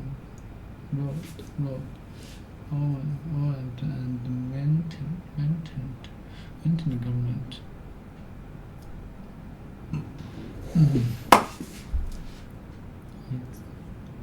French expression.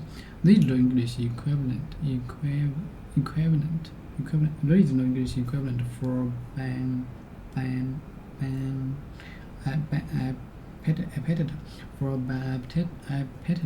so we have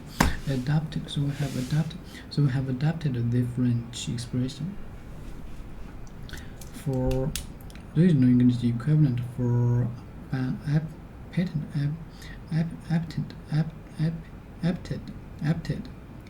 So we have adapted the French expression. There is no English equivalent. There is no English equivalent for there is no English. There is no English. There is no English. There is no English. There is no English. There is no English.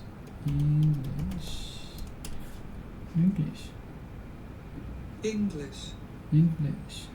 So no English. There is no English. There is no English equivalent for I petted. There is no English equivalent for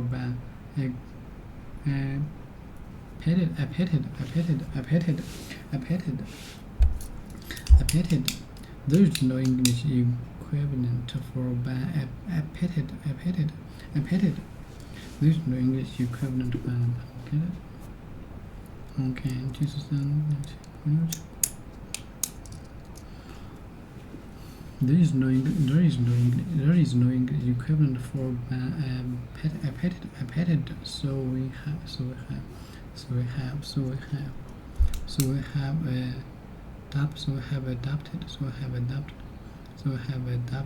So we have adapted the French expression.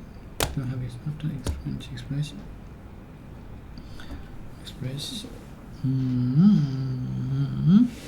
There is no English equivalent for petted, so we have adapted the French expression. So we have adapted the French. There is no English equivalent for apted, so we have adapted the French expression. There is no English equivalent for adapted. So we have adapted.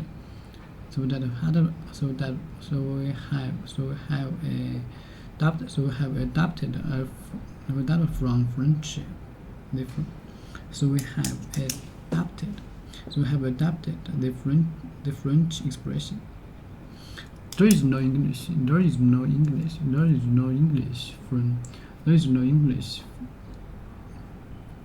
Okay. There is no English equivalent for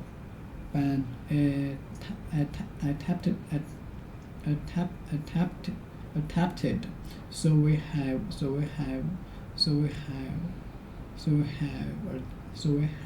adapted. So we have adapted the French expression. The French. So we have adapted the French. So we have adapted the French. The French expression. The French expression. Okay. There is no English. There is no English adapted. There is no English. There is no English. And there is no English. There is no English. There is no English equivalent. There is no English equivalent. There is no English. There is no English equivalent. There is no English equivalent. There is no English equivalent. There is no English equivalent. There is no English equivalent. There is no English equivalent for adapted. So we have we have adopted the French or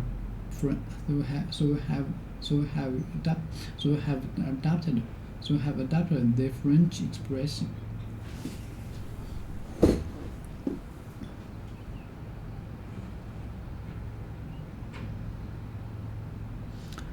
可能说衍生吧，所以我们因此我们从 French 法国表顺名一直过迁移过来，之后 Original English frequent.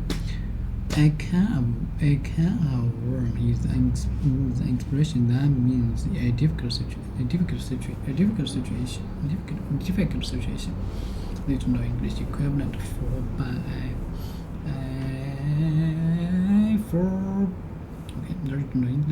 original English equivalent for I petted. Okay, there is no English equivalent for I petted. So we have adopted the French expression. So we have adopted the French expression. Okay, there is no English equivalent for I petted. So we have adopted the French expression. There is no English equivalent for I petted. So we have adopted the French expression. There is no English. 如果是非要的，there is no English equivalent for adopted. So we have adopted the French expression. There is no English equivalent for adopted.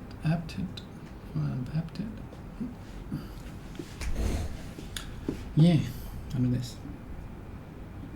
And media output that the same product is accessible to everybody, and it turns into a positive sum game where if Jeff Bezos is consuming the same product as 1,000 other people, that product's to be better than the version that Jeff would consume on his own. Whereas with other products, that's not true. If you look at something like buying a Rolex, which is no longer about telling time, it's a signaling good. It's all about showing off. I have a Rolex. That's a zero-sum game. If everybody in the world's wearing a Rolex, then people don't want to wear Rolexes anymore because they no longer signal. It's canceled out the effect. And so rich people do have an advantage in consuming that product. They'll just price it up till only they can have Rolexes, and then poor people can't have Rolexes, and Rolexes resume their signaling value. But something like watching Netflix or using Google or using Facebook or YouTube, or even, frankly, modern day cars. Like, rich people don't have better cars, they just have weirder cars. You can't drive a Lamborghini on the street at any speed that makes sense for a Lamborghini, so it's actually a worse car on the street. It just turned into a signaling good at that point. Your sweet spot where you want to be is somewhere like a Tesla Model 3 or like a Toyota Corolla. It's an amazing car. A new Toyota Corolla is a really nice car, but because it's mainstream, the technology has amortized the cost of production over the largest number of consumers possible, and the best products tend to be at the center, at the sweet spot, the middle class, rather than being targeted at the upper class.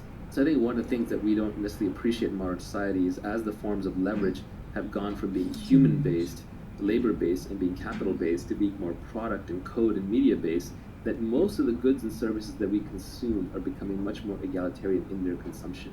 Even food is becoming that way. Like, food is becoming cheap and abundant, at least in the first world, too much so to our detriment.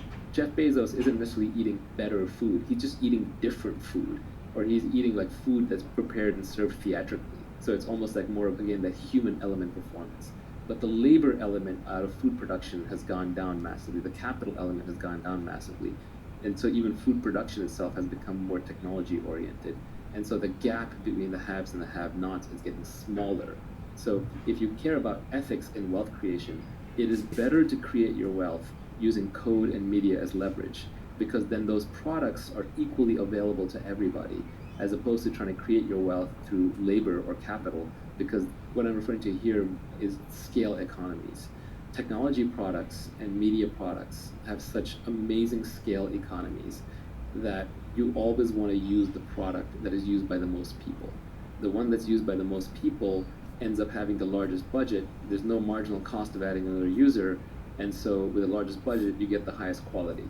So the best TV shows are actually not going to be some obscure ones just made for a few rich people. They're going to be the big budget ones like Game of Thrones with Breaking Bad or Bird Box, where they have massive budgets. They can just use those budgets to get to a certain quality level. And then the rich people, to be different, they have to fly to Sundance and watch a documentary, because you and I aren't going to fly to Sundance because that's something that bored rich people do to show off, and we're not going to watch a documentary because most of them just aren't actually even that good, right? Again, if you're wealthy today, for large classes of things, you spend your money on signaling goods to show other people that you're wealthy, and you try and convert them to status, as opposed to actually consuming the goods for their own sake. People and capital as a form of leverage have a negative externality, and code and product have a positive externality attached to them, if I was going to sum up your point. I think that capital and labor are also starting to become a little more permissionless, or at least the permissioning is diffuse because of the internet. So instead of labor, we have community now, which is a diffused form of labor. For example, Mark Zuckerberg has 1 billion people doing work for him by using Facebook. And instead of going to raise capital from someone who's rich, now we have crowdfunding. So you can raise millions and millions of dollars for a charity, for a health problem, or for a business. You can do it all online. So capital and labor are also becoming permissionless, and you don't need to necessarily do it the old-fashioned way, where you have to go around and ask people for permission to use their money or their time. One more question about leverage. Do you think a choice of business model or a choice of product can also bring a kind of leverage to it? For example, pursuing a business that has network effects, pursuing a business that has brand effects, or other choices of business model that people could manipulate that just give you free leverage? Yeah, there's some really good microeconomic concepts that are important to understand. One of those is scale economies, which is the more you produce of something, the cheaper it gets to make it.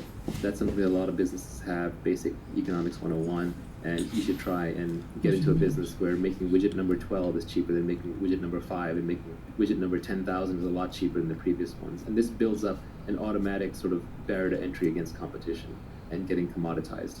So that's an important one. Another one, this is along the same lines, but technology products especially and media products have this great quality where they have zero marginal cost of reproduction. So creating another copy of what you just created is free. So when somebody listens to this podcast or watches a YouTube video about this, it doesn't cost me anything for the next person who shows up. Those zero marginal cost things, they take a while to get going because you make very little money per user, but over time they can really, really add up. So Joe Rogan is working no harder on his current podcast than he was on podcast number 1. But on podcast number 1100, he's making $1 million for the podcast, whereas for the previous one, he probably lost for the first one. That's an example of zero marginal cost. And then the most subtle but the most important is this idea of network effects. And it comes from computer networking. Bob Metcalfe, who created Ethernet, famously coined Metcalfe's law, which is the value of a network is proportional to the square of the number of nodes in the network. So if a network of size 10 would have a value of 100, a network of a size 100 would have a value of 10,000. It's not just 10x more, it's 100x more because it's a square, so the difference is in the square. So you want to be in a network effects business, assuming you're not number 2. If you're number 1 in a network effect business, you win everything. So example, if you look at Facebook, right, your friends and family social networking protocol, who's their competitor? Nobody, because they won everything through network effects. Which is why when people say, well, I can just switch away from Facebook, they don't realize that network effects create natural monopolies. They're very, very powerful things. And one of the dirty secrets of Silicon Valley is that a lot of the winning businesses are natural monopolies. Even ride sharing tends towards one winner-take-all system. Like Uber will always have better economics than Lyft, as long as it's moving more drivers and more riders around. Something like Google, there's only one viable search engine. I do like DuckDuckGo, privacy reasons, but they're just always going to be behind because of network effects. Twitter, right? Where else would you go for microblocking? Even YouTube has weak network effects, but they're still powerful enough. There's really no number 2 site that you go to consume your video on a regular basis. It even turns out in e-tail, Amazon, Prime, and convenience, stored credit cards and information creates a powerful network effect. So what is a network effect? Let's just define it precisely. A network effect is when each additional user adds value to the existing user base. So your users themselves are creating some value for the existing users. The classic example that I think everybody can understand is language. Let's say that there's 100 people who live in the community and speak 10 different languages, and each person just speaks one of those 10. Well, you're having to translate all the time. It's incredibly painful. But if all 100 of you spoke the same language, it would add tremendous value. And so the way that community will play out is 10 people start out speaking 10 languages. So let's say that one extra person learns English. Well, now all of a sudden, 11 people know English. So the next person comes in to learn a new language, probably going to choose English. At some point, let's say English gets to 20 or 25 people, it's done. It's just going to own the entire language marketplace, and the rest of the languages will get competed out. Which is why long term, the entire world is probably going to end up speaking English and Chinese. China is closed off on the internet, but the internet itself is a great leveler, and people who want to communicate on the internet are forced to speak English, so the largest community of people on the internet speaks English. I always feel bad for my colleagues who grew up speaking foreign languages in foreign countries, because you don't have access to so many books. So many books just haven't been translated into other languages, so if you only spoke French or you only spoke German, or you only spoke Hindi, for example, you would be at a severe disadvantage in a technical education. Invariably, if you go and get a technical education, you have to learn English, just because you have to read these books that have this data that has not been translated. So languages are probably the oldest example of network effect. Money is another example. We should all probably be using the same money, except for the fact that geographic and regulatory boundaries have created these artificial islands of money. But even then, the world tends to use a single currency as the reserve currency at most times, currently the US dollar. So network effects are a very powerful concept. When you're picking a business model, it's really good idea to pick a model where you can benefit from network effects, low marginal costs, and scale economies. And these tend to go together. Like anything that has zero marginal cost of production obviously has scale economies, and things that have zero marginal cost of reproduction very often tend to have network effects, because it doesn't cost you anything more to stamp out the thing, so then you can just create little hooks for users to add value to each other.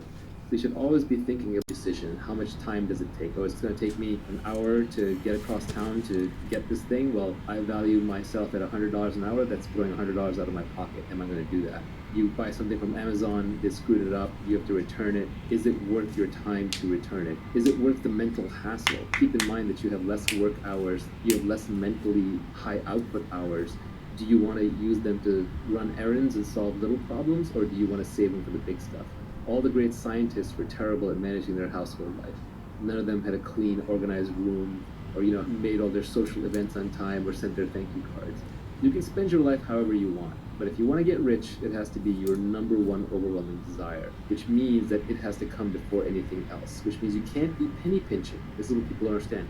You can penny pinch your way to a basic sustenance. You can keep your expenses low, maybe retire early, and not spend too much, and that's perfectly valid. But we're here to talk about wealth creation, and if you're going to do that, then that has to be your number one overwhelming priority. So fast forward to your wealthy self and pick some intermediate hourly rate.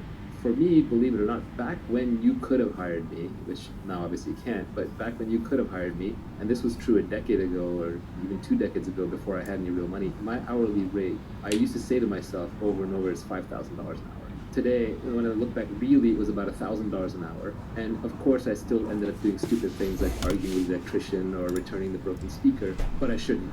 And I did it a lot less than any of my friends would. And I would make a theatrical show out of throwing something in the trash pile, or giving it to Salvation Army rather than trying to return it, or handing something to people rather than trying to fix it. I would argue with my girlfriends, and even today to my wife, like, I don't do that. That's not a problem that I solve. I still argue that with my mother when she hands me like little to-dos. I just don't do that. I would rather hire you an assistant. And this was true even when I didn't have money. Another way of thinking about something is that if you can outsource something, or not do something for less than your hourly rate, outsource it or don't do it. So if you can hire someone to do it for less than your hourly rate, hire them. That even includes things like cooking. Now, you may want to eat your healthy home-cooked meals, but if you can outsource it, do that instead. And I know some people will say, well, what about the joy of life, and what about getting it right just your way? Sure, you can do that, but you're not going to be wealthy, because now you've made something else a priority. Paul Graham said it pretty well for Y Combinator startups. He said you should be working on your product and getting product market fit, and you should be exercising and eating healthy. Like, that's about it. That's kind of all you have time for while you're on this mission. So set a very high hourly aspirational rate for yourself and stick to it. And it should seem and feel absurdly high. If it doesn't, it's not high enough. And whatever you picked, my advice to you would be raise it. Like I said, for myself, even before I had money, for the longest time I used $5,000 an hour. And if you extrapolate that out into what it looks like as an annual salary, it's multiple millions of dollars per year. Ironically, I actually think I've beaten it. When I look back, because I'm not the hardest working person, I'm actually kind of a lazy person. So I work through bursts of energy where I'm really motivated with something. So if I actually look at how much I've earned per actual hour that I've put in, it's probably quite a bit higher than that. Let's talk about hard work. There's this battle that happens on Twitter a lot between should you work harder and should you not. Like David Hauser's on there saying, it's like you're slave driving people, and Keith Rabois is always on there saying, like, no, all the great founders work their fingers to the bone. And they're talking past each other. First of all, they're talking about two different things. David is talking about employees in a lifestyle business, which is fine. Your number one thing in life, if you're doing that, is not getting wealthy. You have a job, you also have your family, you also have your life. But Keith is talking about the Olympics of startups. He's talking about the person going for the gold medal and trying to build a multi-billion-dollar public company. That person has to get everything right. They have to have great judgment, they have to pick the right thing to work on, they have to recruit the right team, and they have to work crazy hard because they're basically engaged in a competitive sprint. So if getting wealthy is your goal, you are going to have to work as hard as you can. But hard work is absolutely no substitute for who you work with and what you work on. What you work on is probably the most important thing. Finding product market founder fit, to expand on Mark Andreessen's definition, he came with product market fit, but I would add product market founder fit, which is how well you are personally suited to that business. The combination of that three, that should be your overwhelming goal. And you can save yourself a lot of time if you pick the right area to work in. Picking the right people to work with is the next most important piece. And then third comes how hard you work. But they're like three legs of a stool. If you shortchange in any one of them, the whole stool is going to fall down. So it's not like you can pick one over the other that easily. So the order of operations when you're building a business is, or even building your career, is first figure out what should I be doing? What is something where there is a market that is emerging, there's a product that I can build that I'm excited to work on, and something where I have specific knowledge and I'm really into it. And then second, surround yourself with the best people possible. And no matter how high your bar is, raise your bar. Because you can never be working with other people who are great enough. If there's someone greater out there to work with, you should go work with them. I advise a lot of people who are looking at which startup to join in Silicon Valley, I say basically pick the one that's going to have the best alumni network for you in the future. Look at the PayPal mafia. They work with a bunch of geniuses, so they all got rich. So just try and pick based on the highest intelligence, energy, and integrity people that you can find. And then finally, once you've picked the right thing to work on and the right people to work with, then you work as hard as you can. This is where the mythology gets a little crazy. People will work 80, 120-hour weeks. A lot of that's just status signaling. It's showing off. Nobody really works 80 to 120 hours a week sustained at high output with mental clarity. Your brain breaks down. You just won't have good ideas. So really the way people tend to work most effectively, especially in knowledge work, is they sprint as hard as they can while they're working on something and they're inspired and they're passionate, and then they rest to take long breaks. It's more like a lion hunting and much less like a marathon runner running. So you sprint, then you rest, you reassess, and then you try again. And what you end up doing is you end up building a marathon of sprints. Nivi just made the point to me on the side that inspiration is perishable, which is a very good point. When you have your inspiration, do it right then and there. This happens to me a lot with my tweet storms. I've actually come up with a whole bunch of additional tweet storms besides the ones that are already out there, but sometimes I just hesitate, or I just pause, and then it just dies. And what I've learned is if I'm inspired to write a blog post or to publish a tweet storm, I should probably do it right away. Otherwise, it's not going to get out there. I won't come back to it. So inspiration is a beautiful and powerful thing, and when you have it, just seize it. So people talk about impatience. When do you know to be impatient? When do you know to be patient? My glib tweet on this was impatience with actions and patience with results. And I think that's actually a good philosophy for life. Anything you have to do, just get it done.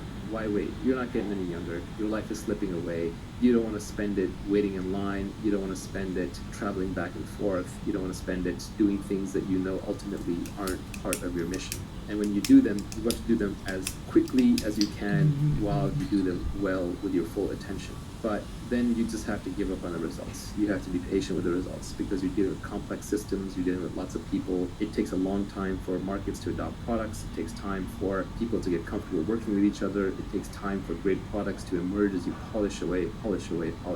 So impatience with actions, patience with results. And as Nidhi said, inspiration is perishable. So when you have inspiration, act on it right then and there.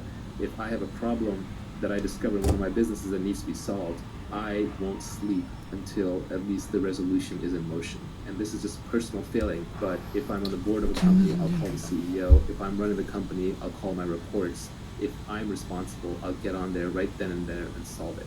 If I don't solve a problem the moment it happens, or I don't start moving towards solving it when it happens, I have no peace. I have no rest. I have no happiness until that problem is solved. So solve it as quickly as possible. I literally won't sleep until it's solved. Maybe that's a personal characteristic, but it's worked out well in business. We squander our time with the death of 1,000 cuts. So another tweet I had was, you should be too busy to do coffee while still keeping an uncluttered calendar. People who know me know that I'm famous for simultaneously doing two things. One is having a very clean calendar. I have almost no meetings on it, and there are people that I meet with when they see my calendar, they almost weep. While at the same time, I am busy all the time. I'm always doing something. And it's usually quote-unquote work-related, but it is whatever the highest impact thing is that needs to be done at that time and that I'm most interested and inspired about. But the only way to do that is to constantly, ruthlessly decline meetings. People want to do coffee and build relationships, and that's fine early in your career when you're still exploring, but later in your career when exploiting and there are more things coming at you than you have time for, you have to ruthlessly cut meetings out of your life. If someone wants to do a meeting, see if you can do it with a phone call instead. If they want to do a phone call, see if they can do it with an email instead. If they want to do an email, see if they can do it with a text message instead. If they're text messaging, you should probably be ignoring most text messages unless they're true emergencies. So one has to be utterly ruthless about dodging meetings. When you do meetings, do walking meetings, do standing meetings, keep them short, keep them actionable, keep them small. Any meeting with 8 people in it sitting around a conference table, nothing is getting done in that meeting. You're literally just dying 1 hour at a time. Doing coffee reminds me of an old quote, I think, from Steve Jobs when they asked him, hey, why doesn't Apple come to conventions? Or why don't you come to my convention? And his response was, well, then because we wouldn't be here working. Yeah, I used to have a tough time turning people down for meetings, but now I just tell them outright. I just say, look, I don't do non-transactional meetings. I don't do meetings without a strict agenda. I don't do meetings unless we absolutely have to. Nivy used to do this. He would email people when they would ask Nivy and I for a meeting, a coffee meeting, get to know you. He would say, we don't do meetings unless it's life and death urgent. And then that person has to respond, yeah, it's life and death urgent, or there's no meeting. When you have something important or something valuable, other busy, interesting people will meet with you. Your calling card has to be, hey, here's what I've done, here's what I can show you, let's meet and I'll be respectful of your time if this is useful to you. And I find that there are very busy, important people who will take your meeting, but you have to come with a proper calling card. All the people who tweet and who email famous or rich people saying, hey, if I could just get one meeting with you, and they're vague about it, they're not going to get anywhere in life. You have to build up the credibility. When, for example, an investor in the tech business, in the venture business, looks at a startup, the first thing they want to see is they want to see some evidence of product progress. They don't just want to even see a slide deck, they want to see product progress. Because the product progress is the resume for the entrepreneur. It is the unshakable, unfakeable resume. So you have to do the work. To use a crypto analogy, you have to have proof of work. If you have proof of work and you truly have something interesting, then you shouldn't hesitate to put it together in an email and send it to somebody. But even then, when you're asking for a meeting, you want to be super actionable about it. But I would say even the other side, even if you yourself haven't made it yet, if you think you're going to make it by going out and networking and doing a whole bunch of meetings, you're probably incorrect. Yes, networking can be important early in your career. And yes, you can get serendipitous with meetings, but the odds are pretty low. And as we spent time talking about earlier, when you are just meeting people and hoping to get that lucky break, you're relying on type 1 luck, which is blind luck, and type 2 luck, which is hustle luck. But what you're not getting is type 3 or type 4 luck, which are the better kinds, where you spend time developing a reputation, working on something, developing a unique point of view, and being able to spot opportunities that others can't. A busy calendar and a busy mind will destroy your ability to do great things in this world. If you want to be able to do great things, whether you're a musician or whether you are an entrepreneur or whether you're an investor, you need free time and you need a free mind. We just finished talking about the importance of working hard and valuing your time. Next, there's a few tweets on the topic of working for the long term. The first tweet is, become the best in the world at what you do. Keep redefining what you do until this is true. If you really want to get paid in this world, you want to be number one at whatever it is that you're doing. And it can be niche, that's the point. It can literally be you're getting paid for just being you. You know, at this point, some of the most successful people in the world are that way. Oprah gets paid for being Oprah. Joe Rogan gets paid for being Joe Rogan. And they're being authentic to themselves. So what this tweet is trying to say simultaneously is that you want to be number one, but you want to keep changing what you do until you're number one. You can't just pick something arbitrary. You can't say, I'm going to be the fastest runner in the world, and now you got to beat Usain Bolt. That's too hard of a problem. But what you can do is you can keep changing what your objective is until it arrives to your specific knowledge, your skill sets, your position, your capabilities, your location, your interests, and then converges to making you number one. So when you're searching for what to do, you actually have two different foci that you have to keep in mind at all points. And one of those is, I want to be the best at what I do. And the second is, what I do is flexible so that I am the best at it. Until you arrive at a comfortable place where you're like, yes, this is something I can be amazing at while still being authentic to who I am. And this is not going to be an overnight discovery. It's going to be a long journey, but at least you know how to think about it. The most important thing for companies to find product market fit, I would say the most important thing for an entrepreneur is to find founder product market fit, where you are naturally inclined to build the right product which has a market. And that's the three focus problem, which is you got to make all three of those work at once. If you want to be successful in life, you just have to get comfortable managing multivariate problems, multiple objective functions at once. And this is one of those cases where you have to map at least two or three at once. This reminds me of your tweet about escaping competition through authenticity. It sounds like part of this is a search for who you are. It's both a search and a recognition, because sometimes when we search our egos, we want to be something that we aren't, and our friends and family are better at telling us actually who we are, or looking back at what we've done is a better indicator of who we are.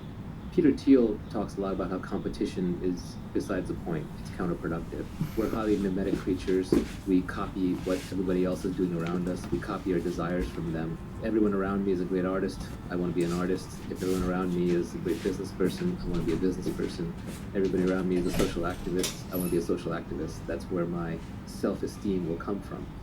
You have to be a little careful when you get caught up in these status games that you end up competing over things that aren't worth competing over. So Peter Thiel talks about how he was going to be a law clerk because he was in law school and everybody around him wanted to be a law clerk or a Supreme Court justice or some famous judge, and he got rejected, and that's what made him go into business. So it helped him break out of a lesser game into a greater game. So sometimes you just get trapped in the wrong game because you're competing.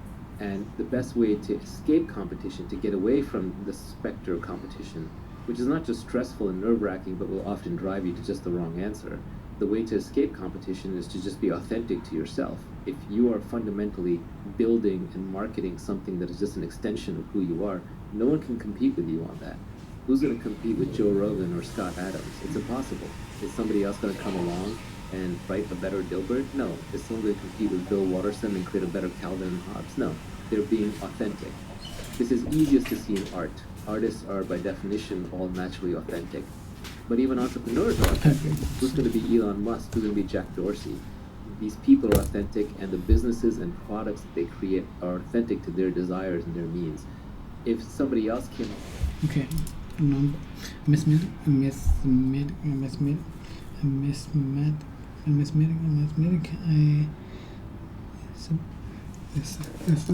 Super vocal.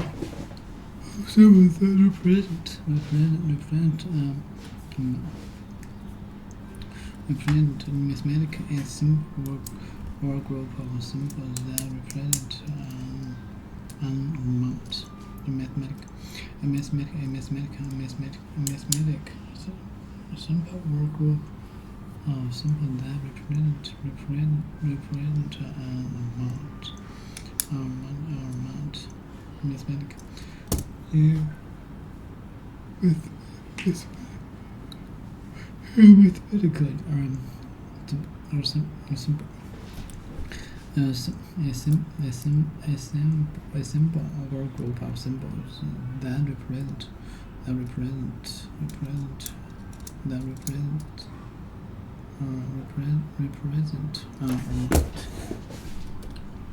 meaning represent equivalent having some adapt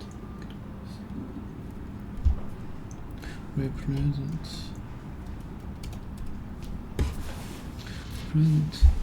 actful to speak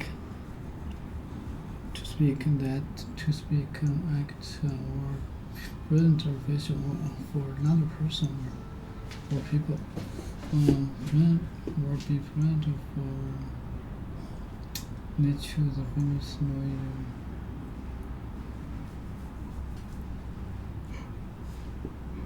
active represent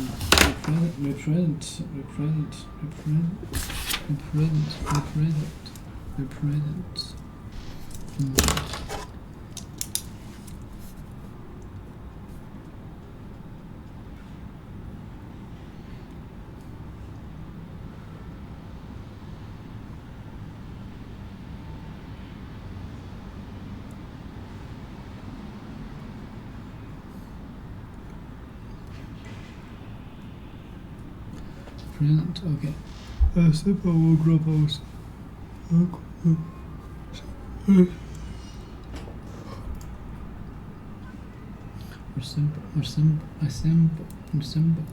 a symbol or group of symbols that represent an amount for x, y, 2. For x, y is an expression. Okay, mathematical a symbol or a group of symbols that represent an amount. Act for to speak, act or be present. For another person or people. Okay, mathematical.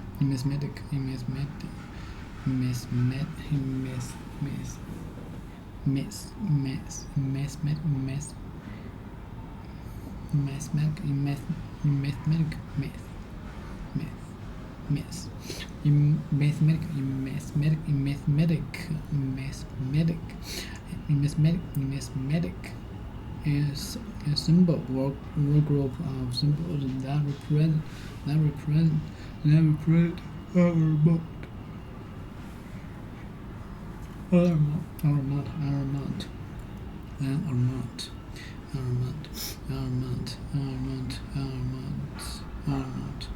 for x. Okay, amount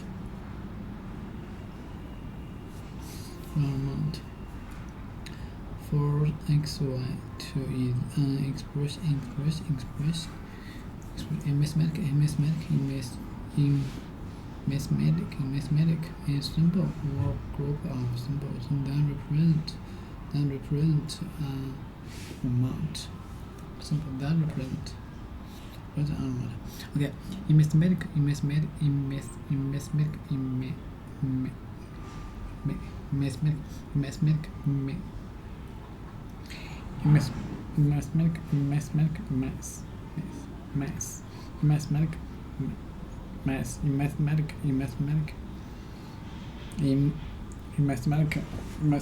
a simple word or a group of symbols that represent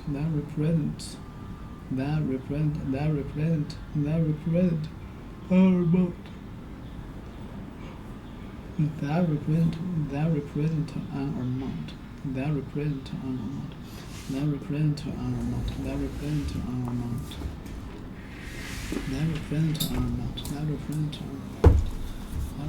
an amount.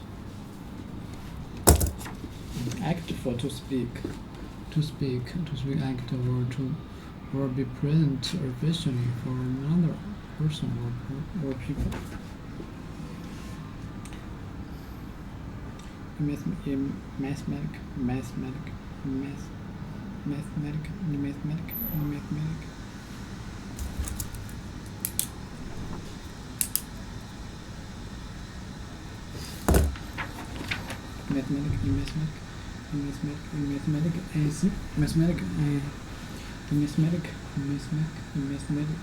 Are simple or group of symbols that represent an amount. For x y is an expression for x y.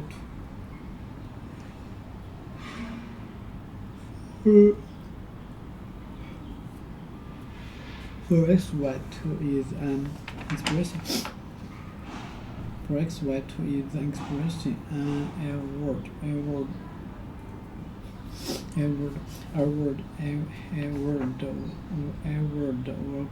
or group of words. X2 is an expression.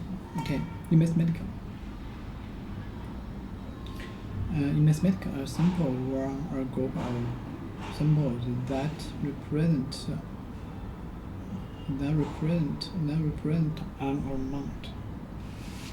Okay. For x y2 is an expression. A word or group of words. A word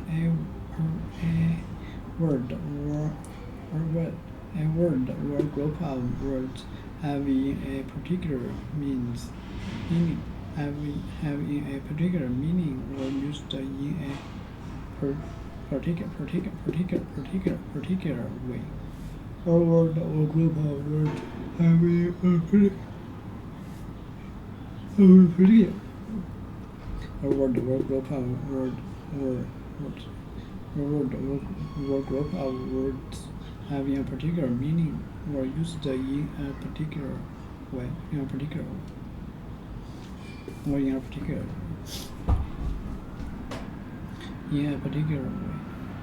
A word or group of words having a particular meaning or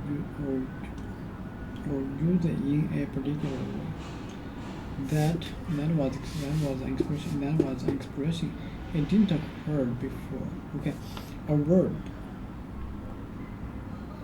or group of words. A word or group of words. Words or group of words having a particular meaning or used in a particular way. A word or group of words having a particular meaning or used in a particular way. A word or group of words having a particular meaning or used in a particular way. That was an expression he didn't heard before, and wondered what it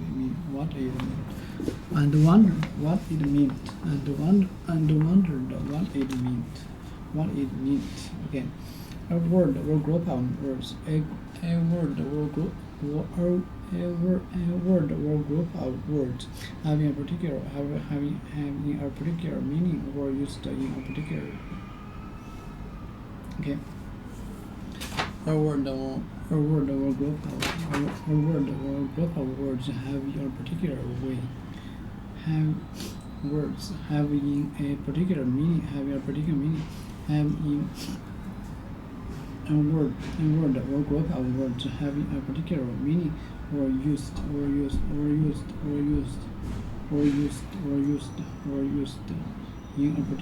way.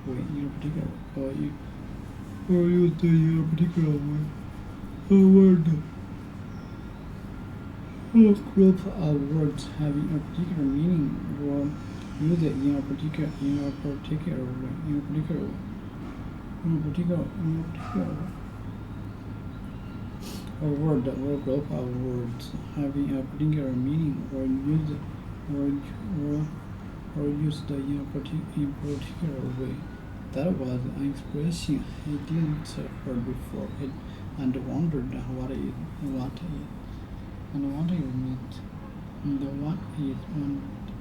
and wondered what it meant. I wondered what it meant. Okay. A word or group of words. A word or group of words having a particular meaning or used in a particular way. Okay. A word or group of words having a particular way or used in a particular way. Meaning. Okay. A word or a group of words having a particular way, particular meaning, or used particular way, used in a particular way, having a particular meaning, having a particular meaning, or used in a particular way. Okay, a word or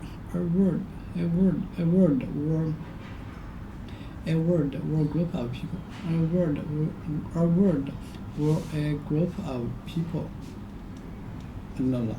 A word or group of words having a particular meaning or used in a particular way. Or used in a particular way. A word or group of words having a particular meaning or used in a particular way. Okay, that's right. A word or group of words having a particular meaning or used in a particular way. A word or group of words having a particular meaning or used in a particular way.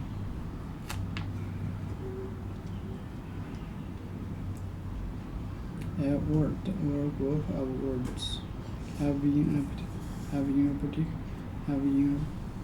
a word or group of words having a particular meaning or used in a particular way. 其实只要做苹果 that was an expression he didn't heard that was an expression he didn't heard before and wondered what it meant and wondered what it meant. That was an expression he didn't heard before and wondered what it meant. That was an expression he didn't heard before and wondered what it meant. Okay, let me see what it meant. And started launching rockets, I don't think it would phase Elon one bit. He's still going to get to Mars because that's his mission, insane as it seems, is the one he set for himself. He's going to accomplish it. So authenticity naturally gets you away from competition. It doesn't mean that you necessarily want to be authentic to the point where there's no product market fit.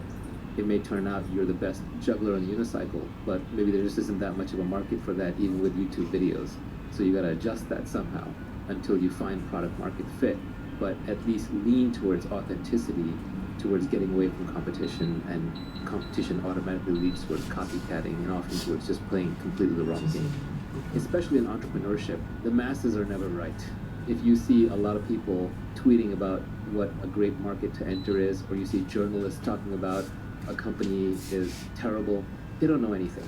If the masses knew how to build great things and create great wealth, we'd all already be done. We'd all already be rich by now. So in a sense, when you see a lot of competition, sometimes that indicates to you that the masses are already here, so it's already competed over too much and there's nothing here, or it's in the wrong train to begin with. On the other hand, if it's completely empty, if the whole market is empty and no one's there, that can also be a warning indicator that you've got too authentic and not enough on the product market fit part of founder product market fit. So there's a balance, you have to find it. But generally, most people will make the mistake of paying too much attention to the competition and being too much like the competition and not being authentic enough. And the great founders tend to be authentic iconoclasts. I hate to bring up the Scott Adams skill stack one more time, but I'll still bring it up. Do you think one way of getting to authenticity is not necessarily adding some random skills that you think might be important, but just really finding 5 or 6 various skills that you already authentically do and just stacking them on top of each other, and not even in any purposeful way. If you are expressing who you are, you're going to be expressing all these little 5 or 6 different skills anyway. That's really where life is going to lead you anyway. Long term, if you are good and successful at what you do, you will find that whatever your hobbies were, you're almost doing them for a living. As Robert Frost said, combine your vocation and your avocation, what you love to do and what you do. So I think you'll find yourself there anyway. And you're right about the skill stack, and that everyone's got multiple skills. We aren't all one-dimensional creatures, even though that's how we have to portray ourselves in our online profiles to get employed. You need somebody to say, I'm a banker, or I'm a bartender, or I'm a barber, or what have you, all the B's. But people are multivariate. They have a lot of skills. One banker might be good at finance, another one might be good at sales, a third one might be just good at macroeconomic trends and have a feel for the markets. Another one might be really good at picking individual stocks. Another one might just be good at maintaining relationships rather than selling new relationships. So everyone's going to have their various niches, and you're going to have multiple niches, not going to be just one. So over time, you will find, as you go through your career, both you will gravitate toward the things that you're good at, which by definition are almost the things you enjoy doing, otherwise you wouldn't be good at them, you wouldn't have put in the time. And other people will push you towards the things that you're good at, because your smart bosses and your smart coworkers and your smart investors will realize, okay, you're really world-class in this thing, and you recruit somebody else for that other thing. So ideally, you want to end up specializing in being you. I think when you're being authentic, you don't really mind competition that much. Yeah, it pisses you off and it inspires some fear and jealousy and all the other emotions that come along with it, but also you don't really mind because you're more oriented towards the goal and the mission, and worst case, you get some ideas from them, and there's often ways to work with the competition in a positive way, and it ends up increasing the size of the market for you. Yeah, sometimes it depends on the nature of the business. Silicon Valley tech industry businesses tend to be winner take all, at least the good ones. And so when you see competition, it can make you fly into a rage because it really does endanger everything you've built. Whereas if I was opening a restaurant and a more interesting version of the same restaurant opens up in a different town, that's fantastic. I'm just going to lift from them what's working and drop what I can see that they have already figured out is not working. So it does depend to some extent on the nature of the business. That said, even the businesses that seem like that they are often in direct competition really aren't. They can end up adjacent or slightly different. You're one step away from a completely different business, and sometimes you need to take that one step, and you're not going to be able to take it if you're busy fighting over a booby prize. Kind of, you're playing a stupid game and you're going to win a stupid prize. It's not obvious right now because you're blinded by competition, but 3 years from now it'll be obvious. To give a simple example, when I was first starting companies, one of my first ones was called Epinions, which was an online product review site for all the products out there that was independent of Amazon. And that space eventually turned into TripAdvisor and Yelp, which is where we should have gone. We should have done more local reviews because there's more value to having a review of a scarce item like in the local restaurant than it is of an item like a camera, which is going to have 1,000 reviews on Amazon. But before we could get there, we got caught up in the whole comparison shopping game. And so we ended up merging with Deal Time, and we competed with MySimon and BizRate, which became Shopzilla, and Price Grabber and Nextag, and a whole bunch of these price comparison engines. And we're all caught in fierce competition with each other, and that whole space went to zero because it turns out Amazon won e-tail completely. So there was no need for price comparison. Everyone just went to Amazon. But we got the booby prize because we were caught in the competition with a bunch of our peers. When really, we should have been looking at what the consumer really wanted and being authentic to ourselves, which was reviews and not price comparison, and gone more and more esoteric items that needed to be reviewed where customers had less and less data and wanted reviews more badly. So if we'd stayed authentic to ourselves, we would have done better. We're still talking about working for the long term. The next tweet on that topic is apply specific knowledge with leverage, and eventually you will get what you deserve. I would also add to that, apply judgment, apply accountability, and apply the skill of reading. This one is just a glib way of saying that it takes time. Even once you have all of these pieces in place, there is an indeterminate amount of time that you're going to have to put in. And if you're counting, you will run out of patience before it actually arrives. So you just have to make sure that you give these things a proper time. Life is long. Charlie Munger had some line on this. Somebody asked him about making money, and he reinterpreted that. He said, what the questioner is actually asking is, how do I get rich like you but faster before I end up as a really old guy? And everybody wants it immediately, but the world is an efficient place. Immediate doesn't work. You do have to put in the time, you do have to put in the hours. And so I think you just have to put yourself in the position with the specific knowledge, with the accountability, with the leverage, with the authentic skill set that you have to be the best in the world at what you do. And then you have to enjoy it and just keep doing it and keep doing it and keep doing it, and don't keep track and don't keep count. Because if you do, you will run out of time. I can look back at my career and the people 2 decades ago that I had identified as brilliant and hardworking but hadn't thought much more about it, they're all successful now, almost without exception. On a long enough time scale, you do get paid, but it can easily be 10 or 20 years.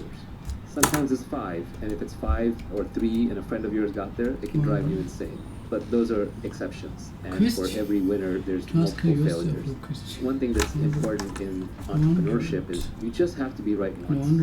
You get many, many shots on goal. You can take a shot on goal every 3 to 5 years, maybe every 10 at the slowest, or once every year at the fastest, depending on how you're iterating with startups. But you really only have to be right once. My little equation is that your eventual outcome will be equal to something like the distinctiveness of your specific knowledge times how much leverage you can apply to that knowledge times how often your judgment is correct times how singularly accountable you are for the outcome times how much society values what you're doing, and then you compound all of that with how long you can keep doing it and how long you can keep improving it through reading and learning. That's actually a really good way to summarize it. It's probably worth even trying to sketch that equation out. That said, people try to then apply mathematics to what is really philosophy. So I've seen this happen in the past where I say one thing and then I say another thing that seems contradictory if you treat it as a math equation, but it's obviously in a different context. And then people will say, well, you say that desire is suffering, the Buddha is saying, and then you say that all greatness comes from suffering, so does that mean all greatness comes from desire? It's like, well, this isn't math, people. You can't just start carrying variables around and forming absolute logical outputs. You have to know when to apply things. So I think that is very useful to understand, but at the same time, one can't get too analytical about it. It's what a physicist would call false precision, when you take 2 made-up estimates and you multiply them together and you get 4 degrees of precision. Those decimal points don't actually count. You don't have that data, you don't have that knowledge. In a model, the more estimated variables you have, the greater the error in the model. So just adding more and more complexity to your decision-making process actually gets you a worse answer. You're better off just picking the single biggest thing or 2. For example, what am I really good at according to observation and according to people that I trust, that the market values? Like that alone, those 2 variables alone are probably good enough. Because if you're good at it, you'll keep it up. And if you're good at it, you develop the judgment. And if you're good at it and you like to do it, eventually people will give you the resources and you won't be afraid to take on accountability. So all the other pieces will fall in place. Product market fit is inevitable if you're doing something you love to do and the market wants it. Regarding the guy that gets rich in 5 years, one of the tweets that you had on the cutting room floor was avoid people who got rich quickly. They're just giving you their winning lottery ticket numbers. This is generally true of advice anyway, which is, it's back to Scott Adams, systems not goals. If you ask a specific person what worked for them, very often it's just like they're reading out the exact set of things that work for them, which may not be applicable for you. They're just reading their winning lottery ticket numbers. It's a little glib. There is something to be learned from them, but you can't just take their exact circumstance and map it onto yours.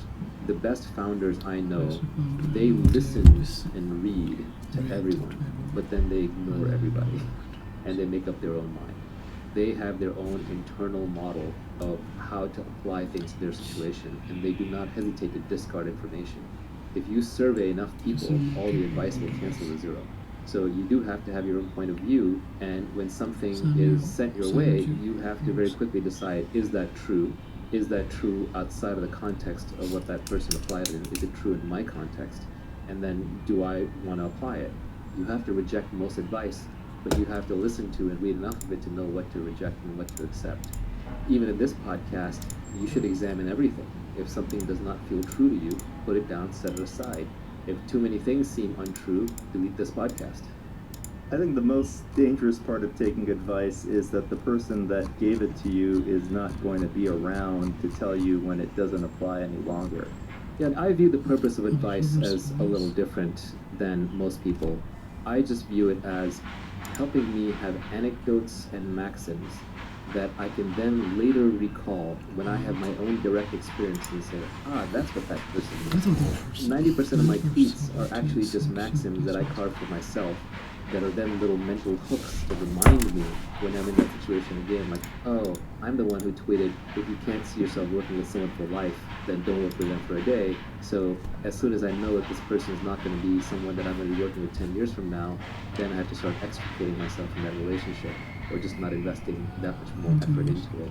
So I use my tweets and other people's tweets as maxims that help compress my own learnings and be able to recall them. You know, the brain space is finite. You have finite neurons. So you can almost think of these as pointers, addresses, mnemonics to help you remember deep-seated principles where you have the underlying experience to back it up. If you don't have the underlying experience, then it just reads like a collection of quotes.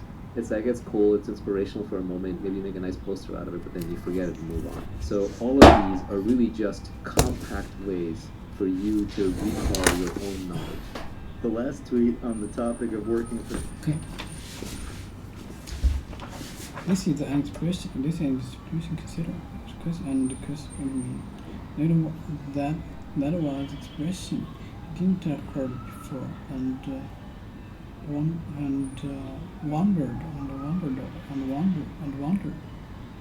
what it meant. Okay, shouldn't we from trying to be wondering where you are.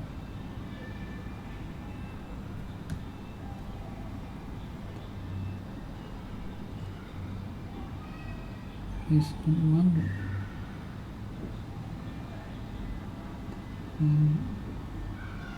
Okay, to ask you something which recently wondered.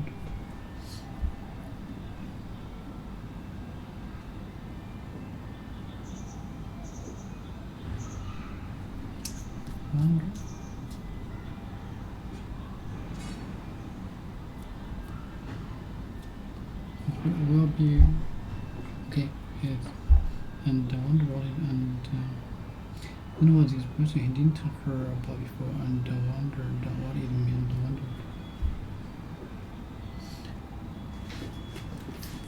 His start. Okay, to ask yourself question. To ask yourself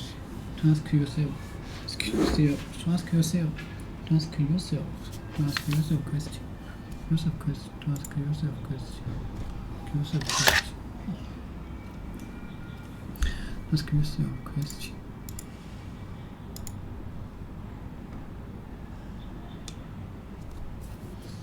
Demonstrate. Okay.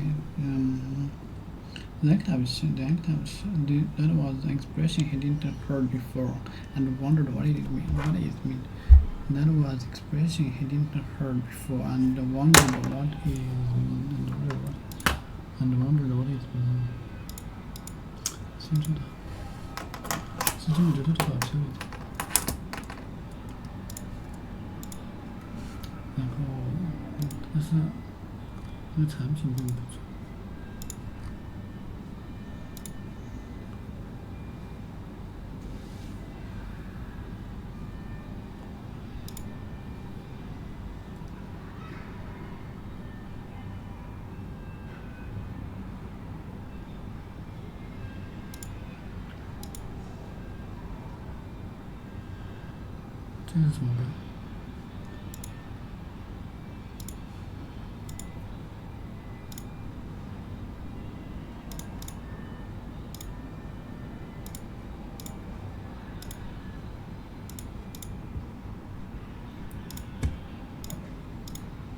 Wondered.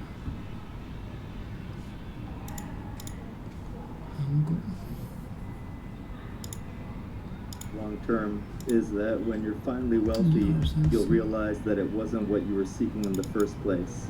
But that's for another day. That's a multi-hour topic in of itself. First of all, I just thought it was a really clever way to end the whole thing, because it disarms a whole set of people who'd say, well, what's the point of getting rich? Because there are a lot of people who just like the status signal, virtue signal against the idea of wealth creation or making money. So it was just a good way to disarm all of them. But it's also true in that the things that you really want in life, yes, money will solve all your money problems, but it doesn't get you everywhere. The first thing you'll realize when you've made a bunch of money is that you're still the same person. If you're happy, you're happy. If you're unhappy, you're unhappy. If you're calm and fulfilled and peaceful, you're still that same person. I know lots of very rich people who are extremely out of shape. I know lots of rich people who have really bad family lives. I know lots of rich people who are internally a mess. So I would lean on another tweet that I put out, which is actually, when I think back on it, I think it's my favorite tweet of mine. It's not necessarily the most insightful, it's not necessarily the most helpful, it's not even the one I think about the most, but when I look at it, there's just such a certain truth in there that it just resonates. And that is that a calm mind, a fit body, and a house full of love, these things cannot be bought, they must be earned. Even if you have all the money in the world, you can't have those three things. Jeff Bezos still has to work out, he still has to work in his marriage or whatever his next relationship is, and his internal mental state is still going to be very much not controlled by external events. It's going to be based on how calm and peaceful he's inside. So I think those three things, your health, your mental health, and your close relationships, are things that you have to cultivate and can probably bring you a lot more peace and happiness than any amount of money ever will. So that's what I meant. Now, how to get there is actually a tweet storm that I still need to put out. I've been working on it. I have probably 100 tweets on it. It's just very hard. Consider asking yourself to ask yourself a question or express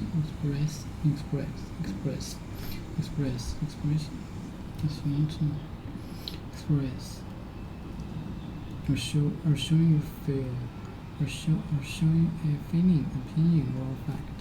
But show express. Okay. Well, that was the expression. That was the expression he didn't heard. That was expressed. Okay, a word of grammar having a particular. Okay. That was the expression he didn't have heard before, and wondered what it meant.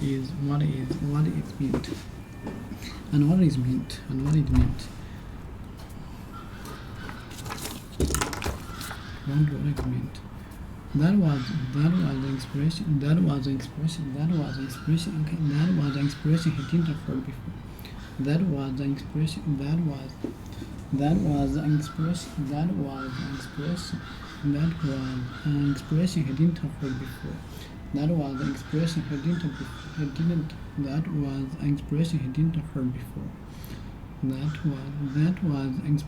didn't have heard before. That was an expression he didn't have heard before. And he wondered that mean. And wondered what it meant.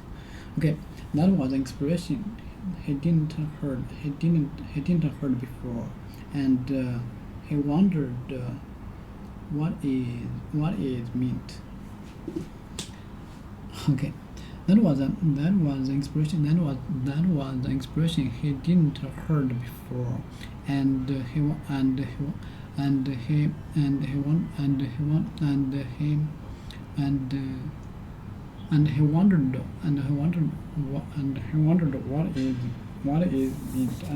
it meant.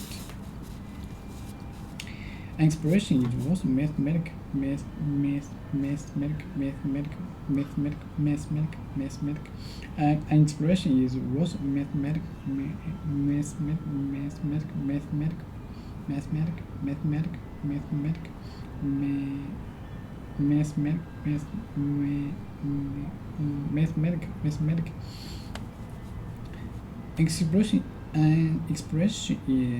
Expression is also a mathematical statement that includes numbers, symbols, or both.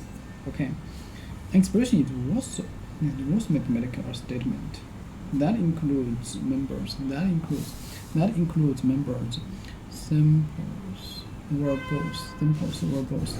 Okay, an expression is also mathematical statement. An expression is also a mathematical. An expression is also a mathematical statement that includes numbers. That includes numbers. That includes numbers. That includes numbers. That includes numbers. That includes numbers. That includes numbers. That includes numbers.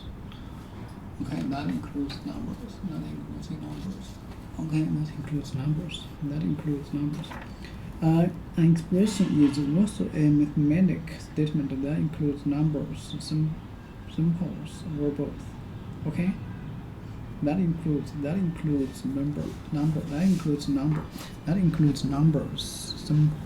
symbols, or both.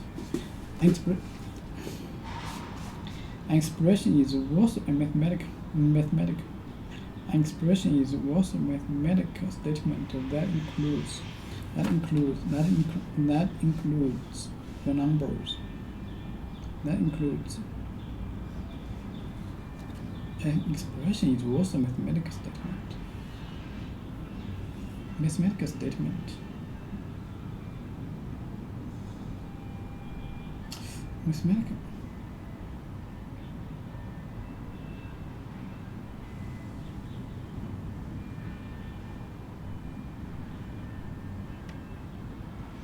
An expression is also okay. An expression is also a mathematical.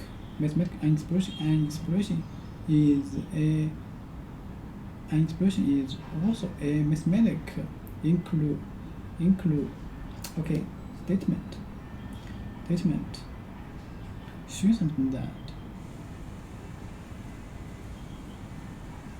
statement.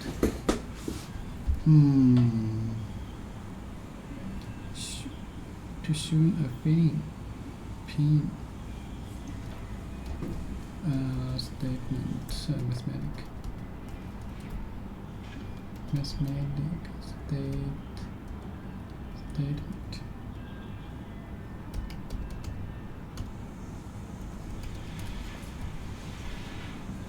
Something that someone is saying or writes refers your action down into expression or action down to expression.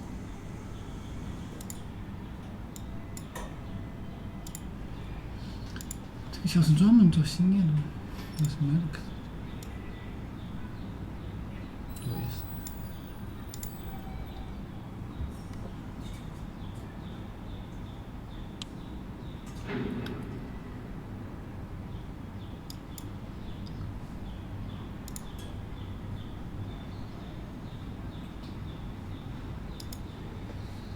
我们公司一样 mathematical expression.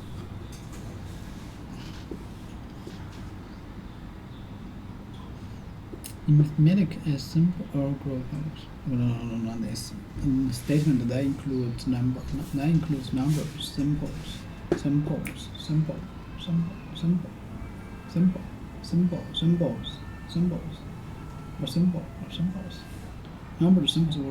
or both. An expression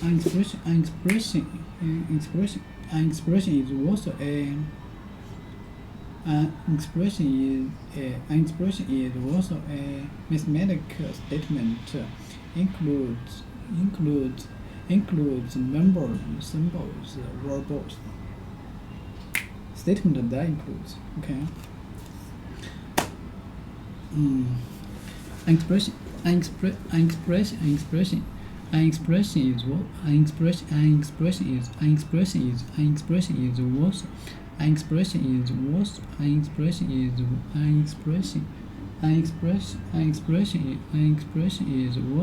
An expression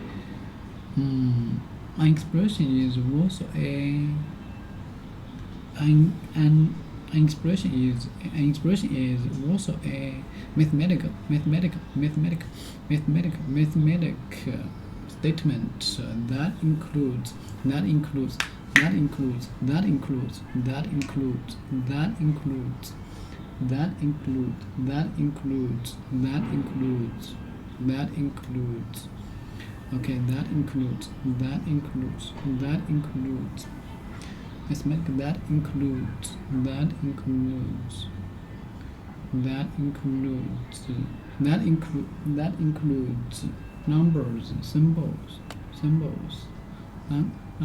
symbols, includes numbers, symbols, or both. Mistake.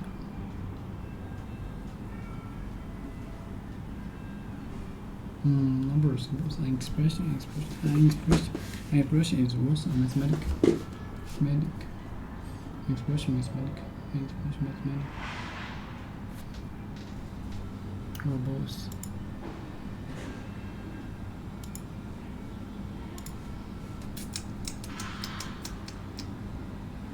Numbers.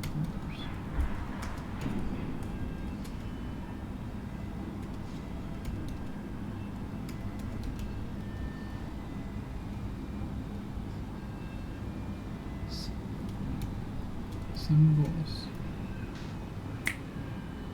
includes numbers and symbols.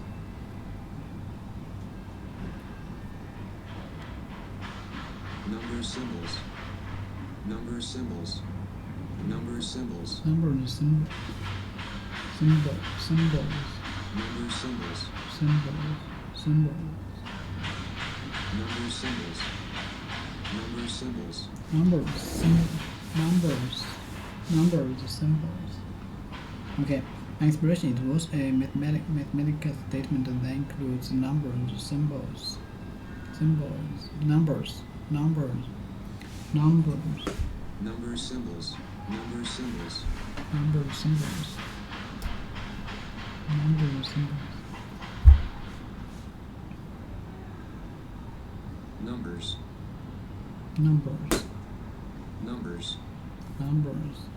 Numbers, symbols, or both. Okay, an expression is also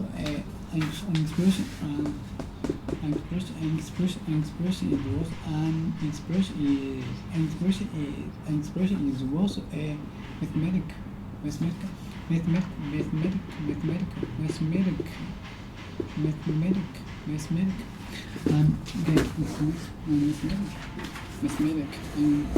An expression is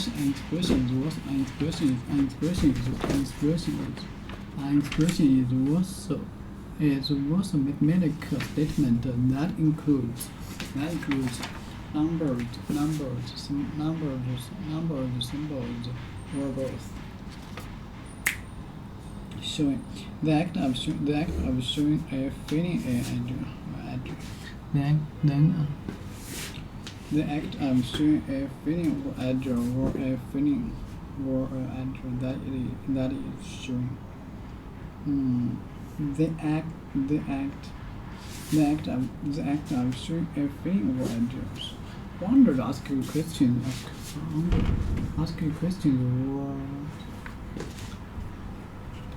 What is the statement? One or express a wish to know about something. Ask a question or wish to know something about this, about that, about something. The act of showing a feeling or idea. The act of showing a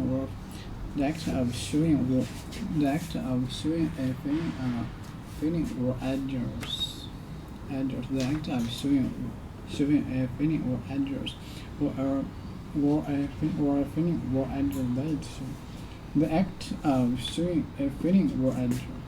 The act of showing a feeling or address. The act of showing a feeling or address or a feeling or address that is or a feeling that is showing. The act of showing a feeling. The act of showing a feeling or adjust or a feeling or adjust that is showing.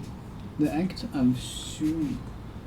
The act of showing a feeling or adjust. The act of showing a feeling or adjust. The act of showing. The act of showing. The act of showing feeling or adjust. The act of showing a feeling or idea. Or a feeling or a feeling or a feeling or a feeling. Or a feeling or a feeling or a feeling or a feeling or idea that is showing. Or a feeling or showing that is showing. The act of showing a feeling or idea. The act of showing a feeling. The act of showing a feeling or idea that is or a feeling or a feeling or a feeling or a feeling or idea that is showing. The act of showing. The act of showing a feeling or the act of showing or feeling. The act of showing or feeling. The act of showing a feeling or idea or a feeling or a feeling or a feeling or idea that is showing. Or a feeling or idea that is showing. Or a feeling or a feeling or idea that is showing. Or a feeling or idea that is showing. The act of showing a feeling or idea or a feeling or a feeling or idea that is showing.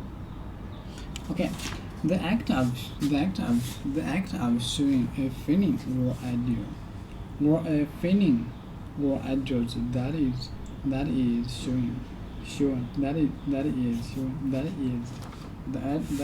showing.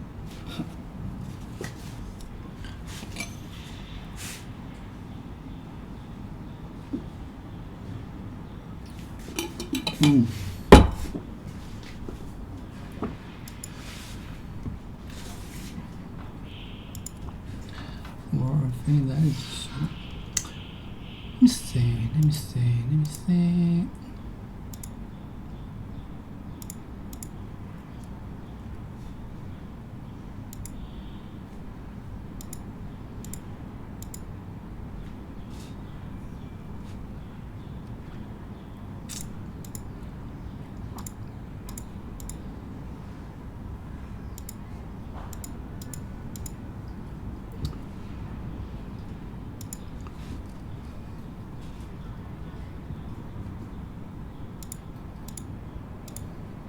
真好拉呀 Or for that.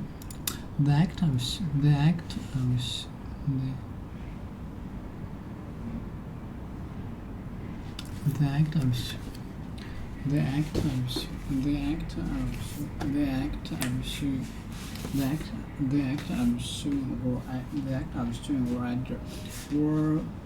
of showing a feeling, a feeling or idea, or a feeling or idea that is shown. That is shown, or a feeling or idea that is shown. Okay. The act of showing a feeling or idea, or a feeling or idea that is shown. Okay, showing. The act of showing a feeling or idea, or that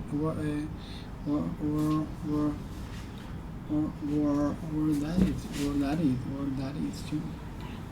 Or a feeling. The act of showing a feeling or idea, or a feeling or idea that is shown. A feeling. What's a feeling? Or a feeling or idea that is shown. She had such a sad expression. She had such a sad expression. She's a feeling, mathematic. Okay, she had such a good expression on her face. She had such expression on her face that is one that I wonder what was wrong. What was She had such a sad expression on her face. She had such a sad. She had such a. I know it incorrect. How is this same phrase? She had such a sad expression. She had such sad expression. She had such sad. She had such sad expression. Let me see.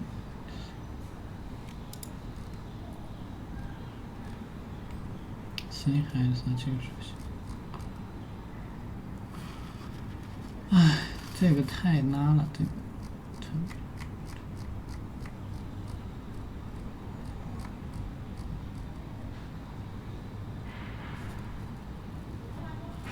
She had expressions.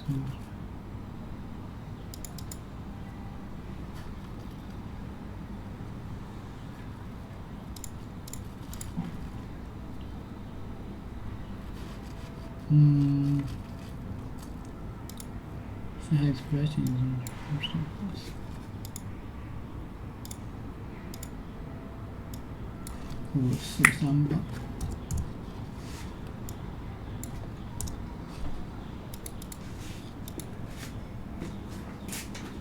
She had such a sad expression. She had such a sad expression on her face that I wondered what I was wrong. On her face, she had such a wonder. She had such a.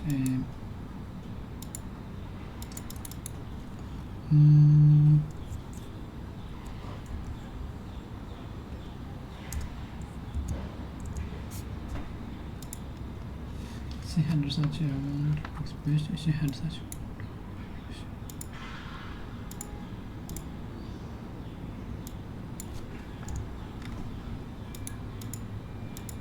She had such a wonderful expression. She had such a wonderful expression. Okay, she had such a wonderful expression. She had such a wonderful expression. She had such a wonderful expression. She had such. Wow, how can it be? She had such a wonderful expression. She had such a wonderful expression. She had such a sad expression. She had such a sad expression. She had such a sad expression. She had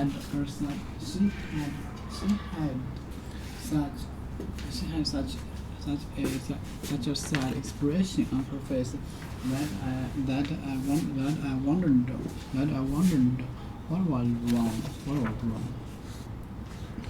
Okay. That I wondered what was wrong. She had such such expression. She had such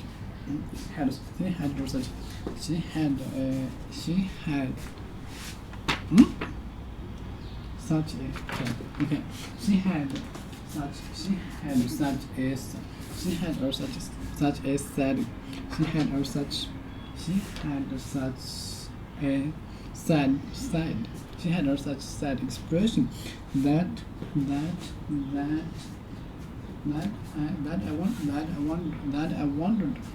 I wondered what was wrong. That I wondered what was wrong. I wondered.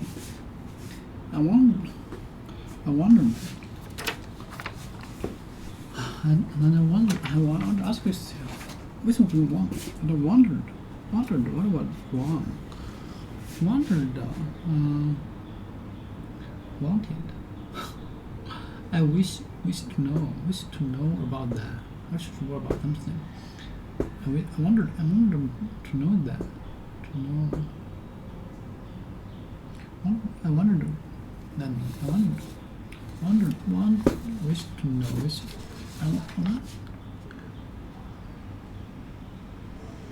I wondered why. I wondered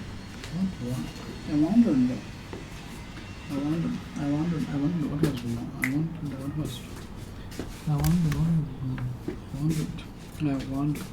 wondered what was wrong. Fred is expression. Expression is a serious. Freedom of expression. Freedom of expression. Freedom of expression is a cherished right.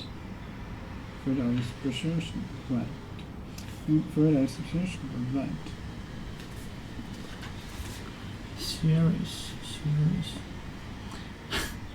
And that's okay. To love, protect. To love, protect. To love, protect. To love, protect. To love, protect. To love, protect. To love, to love, protect. To love, protect. To love, protect. To love, protect. To love, protect. To love, protect. To love, protect. To love, protect. Okay. Freedom of expression is a cherished right. Freedom of expression. Freedom of expression is a cherished. Freedom of expression is cherished. Freedom of expression is cherished. Freedom of expression. Freedom of expression is a cherished right in democracy. Democracy. Freedom of expression. Freedom of expression is a cherished right in democracy. Democracy. Okay. Between equality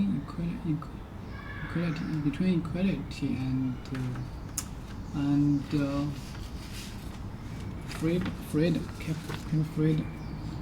freedom. Keep freedom and equality.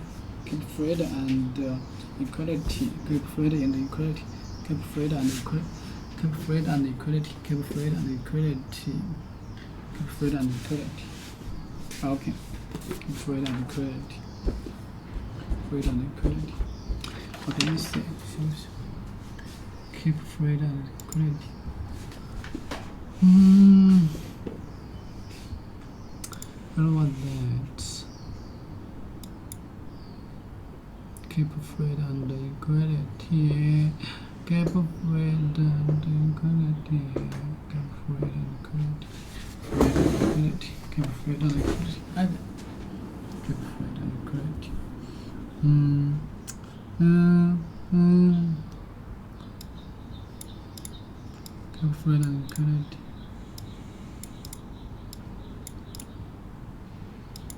What was wrong? Keep freedom and equality. Keep freedom and equality. Keep freedom and equality. Between.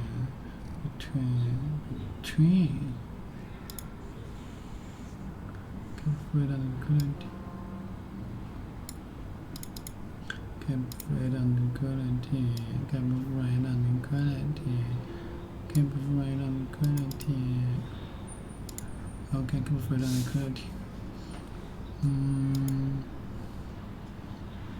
Keep freedom and equality.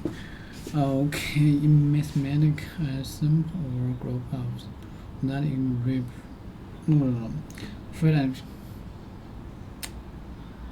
Process are cherish.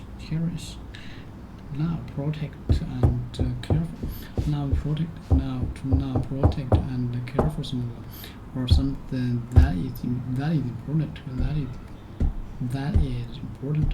Like to now protect and care for someone or something that is important. Like important. To now protect and care for someone or something that is important. That is important. That is important to you. That is important to you. That's important.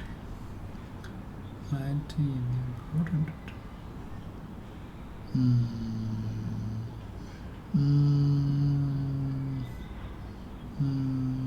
It's important. That is important. Careful.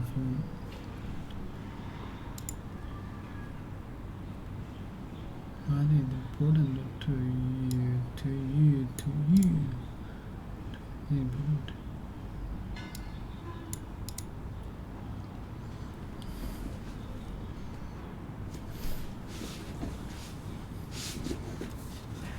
Okay.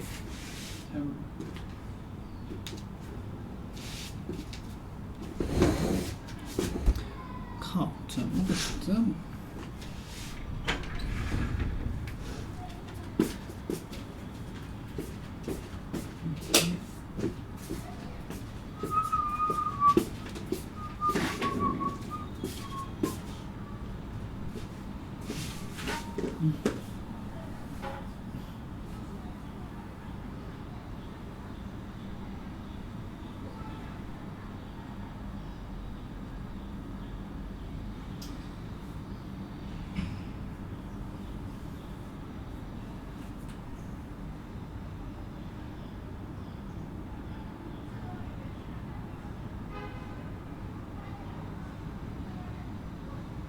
看。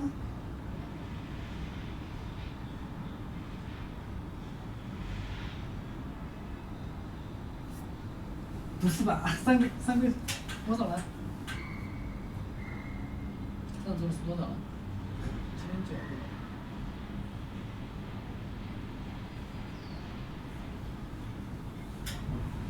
操！66666。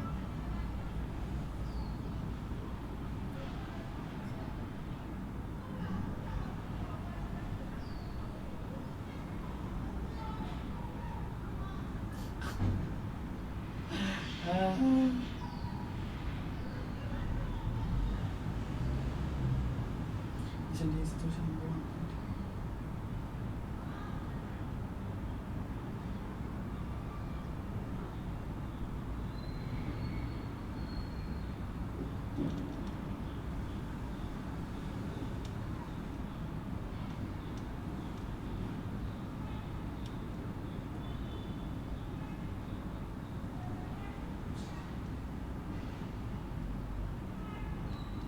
用机的项目，用机应该是3个月1期，1个月1期。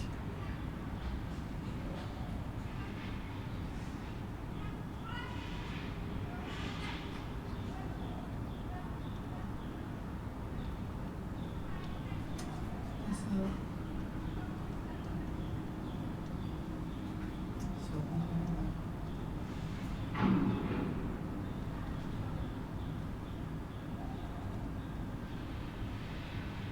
我靠，就这样发了呀！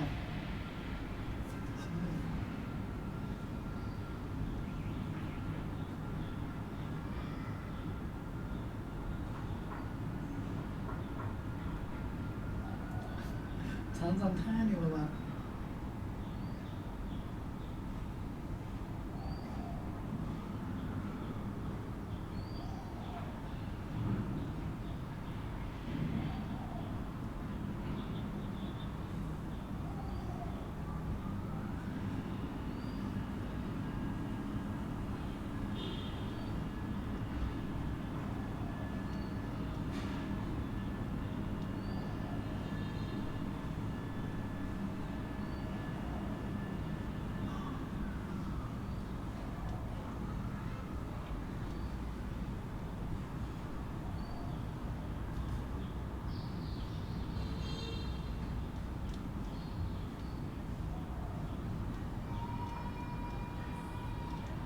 这就曝光了。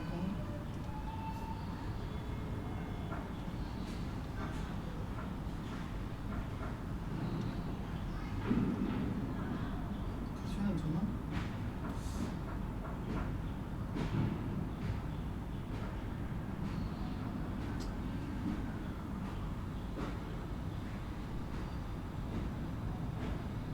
项目。这个贴图贴的。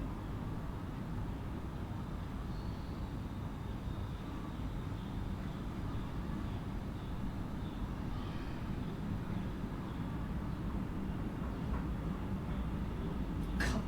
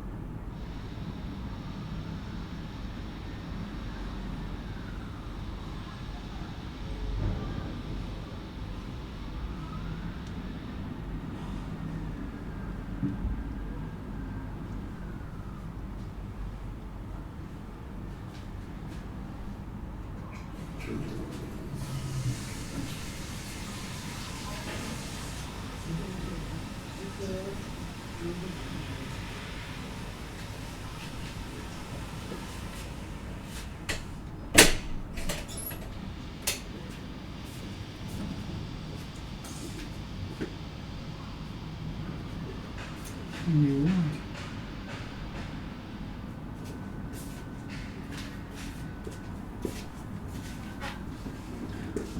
就看你交付多少。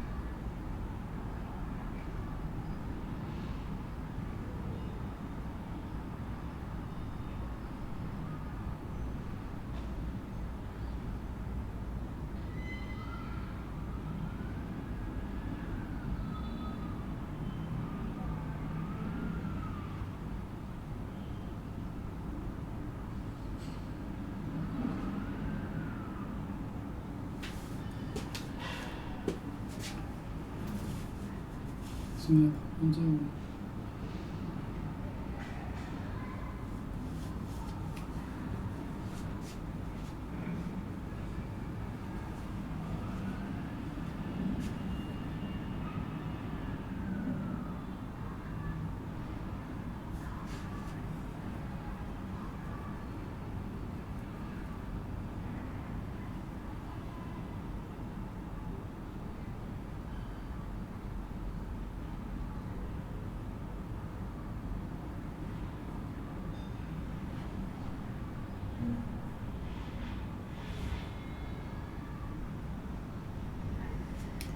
这家伙没。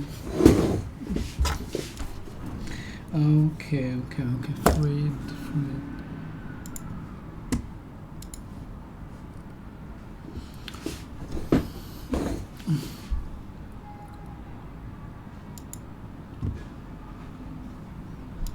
我刚才为什么不 Say anything on the topic care？ without getting attacked from 50 different directions, especially these days on Twitter.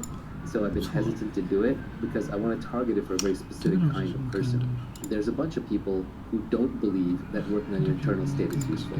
They're too focused on the external. And that's fine. There's nothing wrong with that. They should do that, and that's who How to Get Rich Tweetstorm is for. There's a bunch of people who believe that the only thing worth working on is complete liberation, like you become the Buddha, and they'll attack anything in the middle as being useless. That's fine too, but most people aren't there. So what I want to do is to create a tweet storm that is just very practical advice for everyday people who want to have a calmer internal state. Just a set of understandings, realizations, half-truths and truths that if you were to imbibe them properly, and again, these are just pointers to ideas that you already have and experiences that you already have, that if you keep these top of mind, slowly but steadily, it will help you with certain realizations that will lead you to a calmer internal state. That's what I want to work on. Fitness is another big one. I'm just not the expert there. There are plenty of good people on Twitter who are better at fitness than me. And I think loving household and relationships actually automatically falls out of the other things.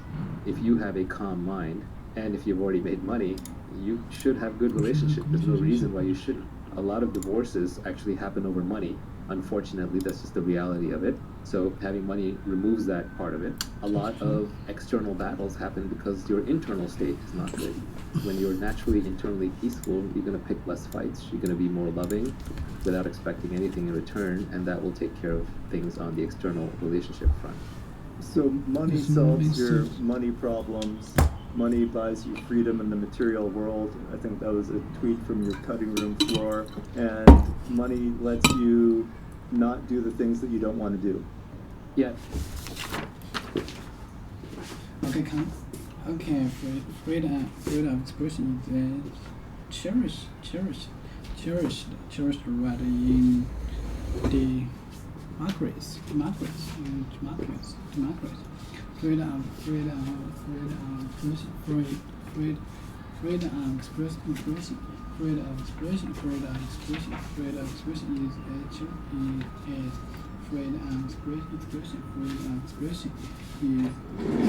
expression is a cherished right. Expression is cherished. Freedom of expression is cherished. Okay, freedom of expression. Freedom of expression is a cherished right in result. Freedom of expression is a cherished freedom of expression is a cherished freedom of expression is cherished. Freedom of expression is a cherished right in democracies.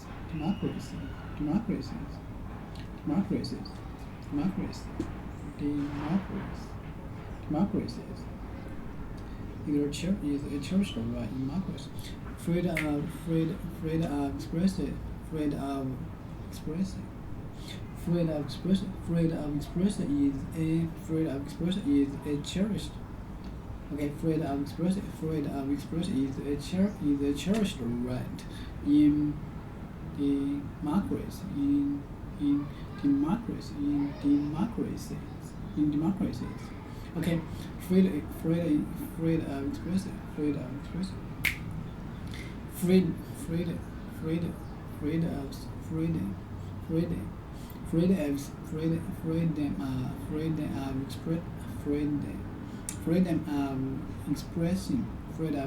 is okay. Freedom of expression is a cherished right. Okay, right in democracy. Okay, freedom of expression. Freedom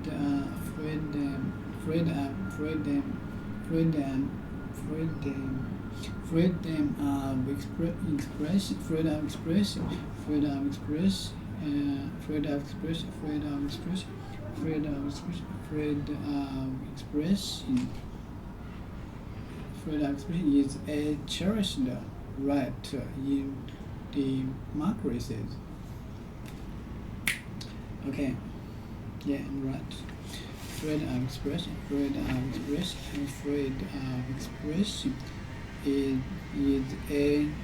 cherished.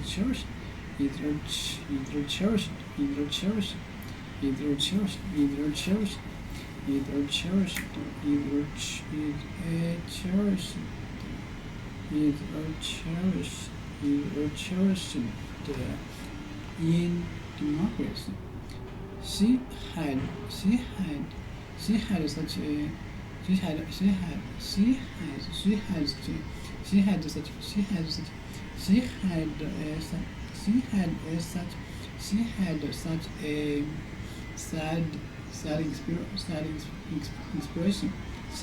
She had such a sad She had such a sad expression that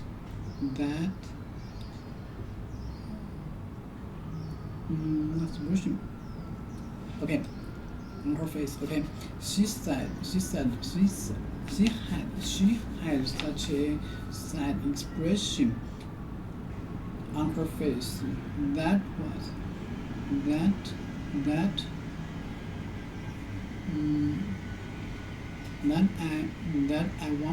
wondered what was wrong.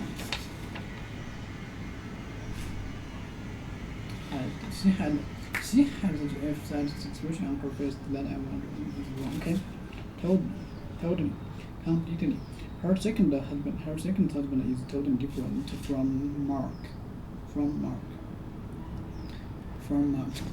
Okay, I totally agree.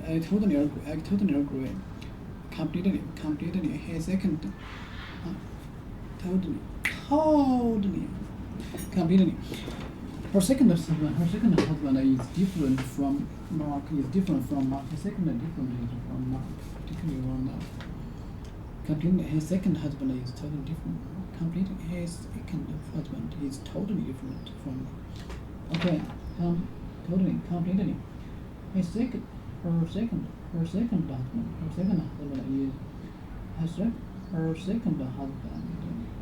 totally different from Mark. He is totally different. Okay. Totally, completely. Her second husband is totally different from Mark. Is totally different.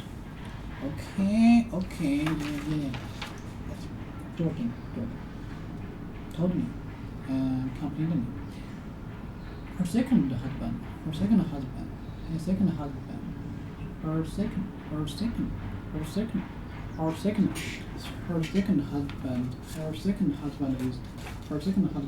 totally different from Mark. I totally agree with you. I totally agree with you. I totally agree with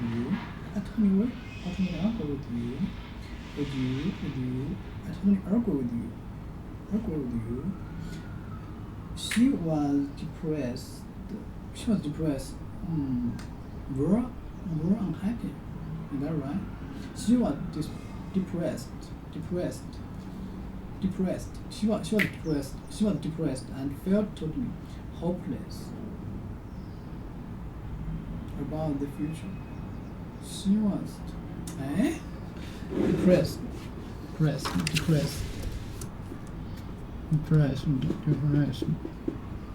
And totally depressed.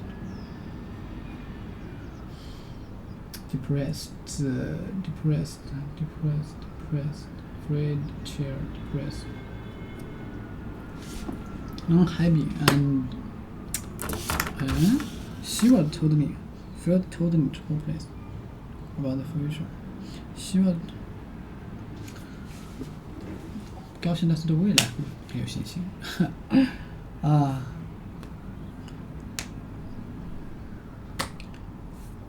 She was depressed, unhappy, and sad, unhappy, and without hope.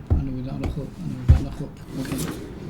She was depressed and she totally hopeless and about the future, and failed. She was totally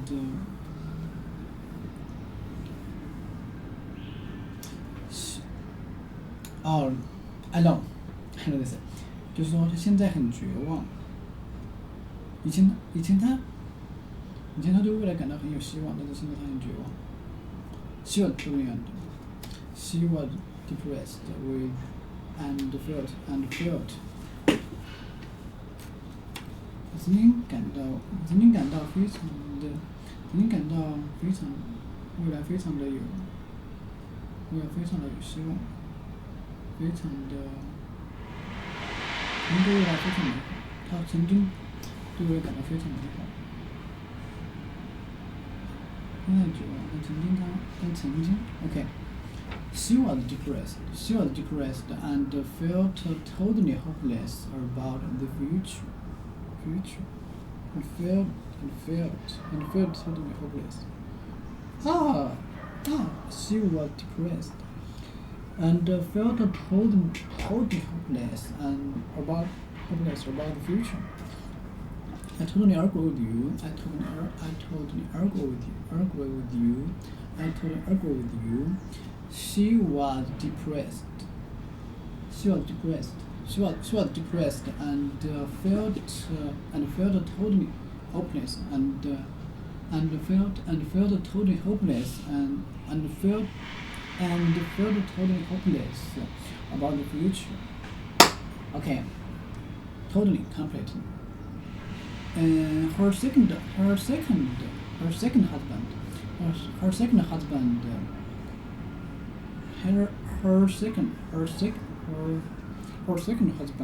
is totally different is totally different from Mark. I totally agree with you. She was depressed.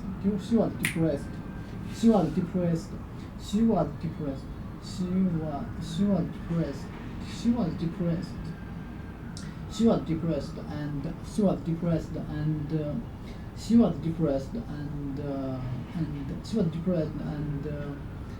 felt totally hopeless about the future. Yeah, right.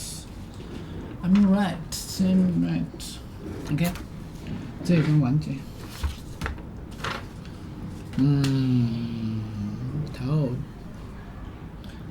偷的。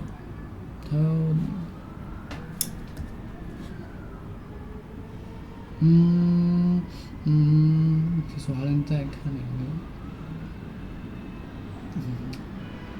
OK， so totally different. To me, the ultimate purpose of money is so that you do not have to be in a specific place at a specific time doing anything you don't want to do. We skipped one tweet because I wanted to cover all of the tweets on the topic of the long term, and the tweet that we skipped was, there are no get-rich-quick schemes. That's just someone else getting rich off you. This goes back to the world being an efficient place. If there's an easy way to get rich, it's already been exploited. And there are a lot of people who will sell you ideas and schemes on how to make money, but they're just always selling you some $79.95 course or some audiobook or some seminar, which is fine. Everyone needs to eat, people need to make a living. They might actually have really good tips. But if they're giving you actionable, high-quality advice that acknowledges that it's a difficult journey and will take a lot of time, then I think that's realistic. But if they're selling you some get-rich-quick scheme, whether it's crypto or whether it's an online business or seminar, they're just making money off you. That's their get-rich-quick scheme. It's not going to necessarily work for you. One of the things about this whole tweet storm and podcast is that we don't have ads on here. We don't charge for anything. We don't sell anything. Not because I don't want to make more money. It's always nice to make more money. We're doing work here. But because it would completely destroy the credibility of the enterprise. If I'm saying, hey, I know how to get rich and I'm going to sell that to you, it ruins it. When I was young and I was kind of studying up on the topic, one of my favorite books on the topic was actually called How to Get Rich by Felix Dennis, the founder of Maxim magazine, billionaire who passed away. And he had a lot of crazy stuff in there, but he had some really good insights too. So whenever I read something by him or by the GoDaddy founder Bob Parsons or say Andrew Carnegie, you read stuff by people who are already very wealthy and they've clearly made their wealth in other fields, not by selling the how to get rich line. They have credibility. You just trust them. And they're not trying to make money off of you. They are obviously trying to win some status and some ego, right? You always have to have a motivation for doing something. But at least that is a cleaner reason why they're probably not lying. They're probably not fooling you. They're not snowing you. At some level, every founder has to lie to every employee of the company that they have, where they have to convince them that it's better for you to work for me than it is to do what I did and go work for yourself. So I've always had a hard time with that, which is why the only honest way in my companies, I've recruited entrepreneurs. And I tell them, you're going to get to be entrepreneurial in this company. And the day you're ready to go start your own next thing, I'm going to support you. I'm never going to get in the way of you starting a company.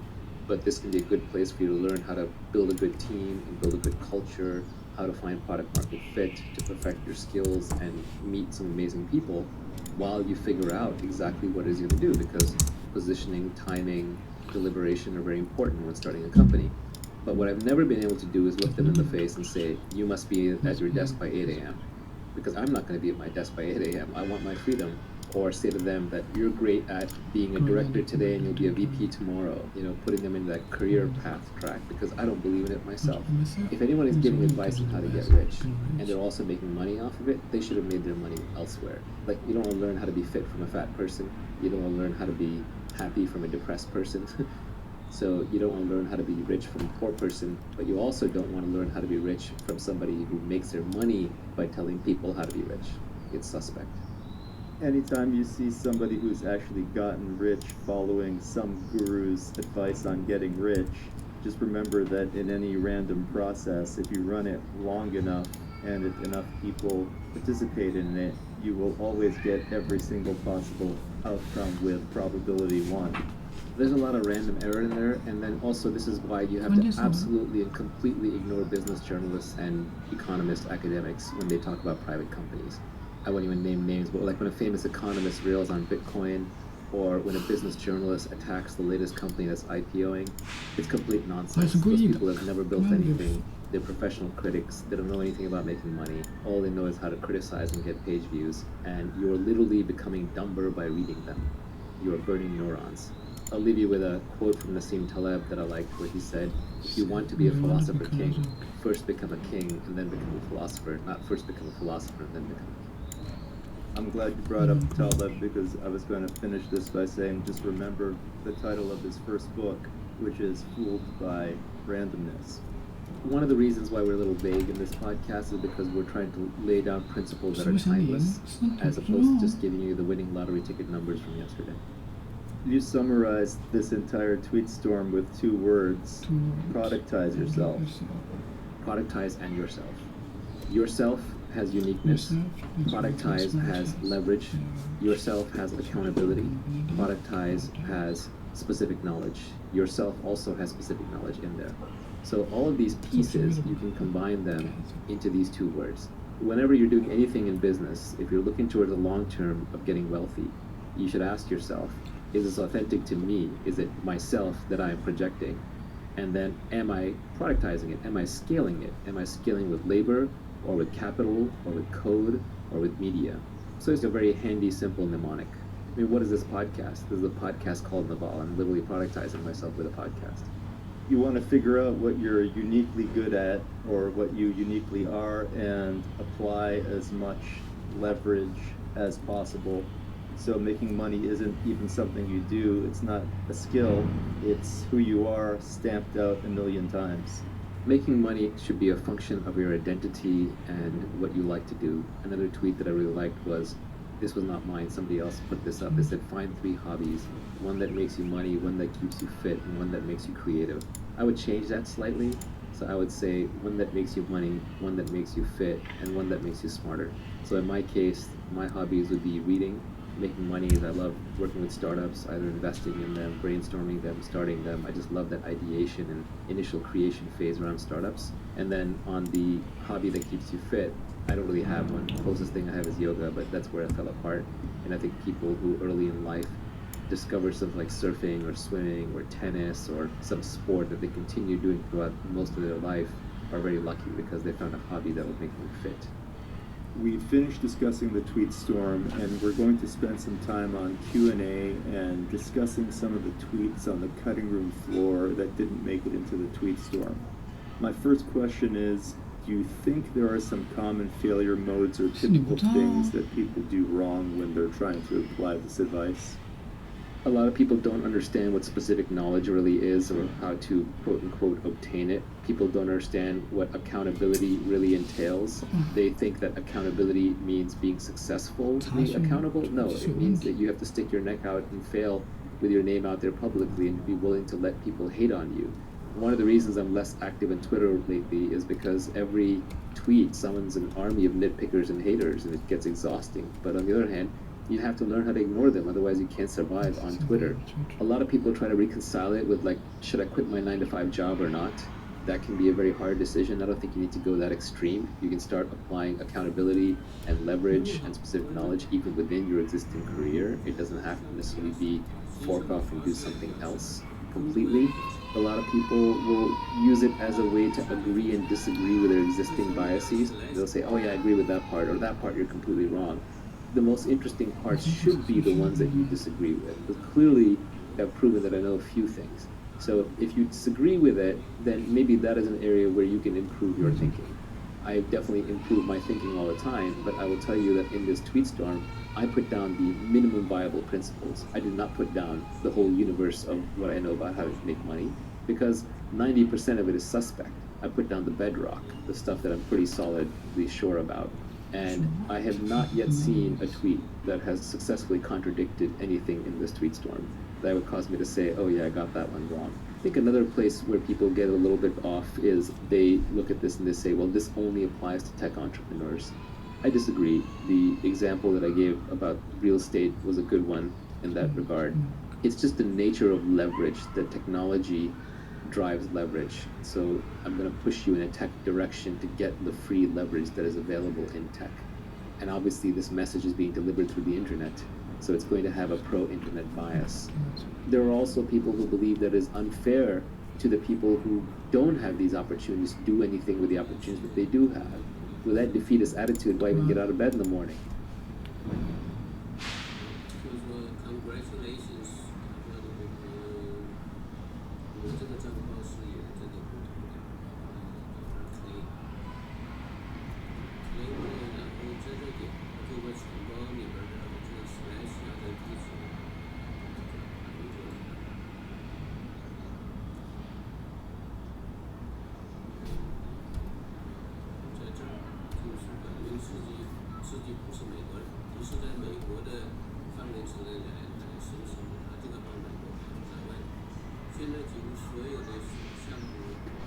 Okay, 不对嘛。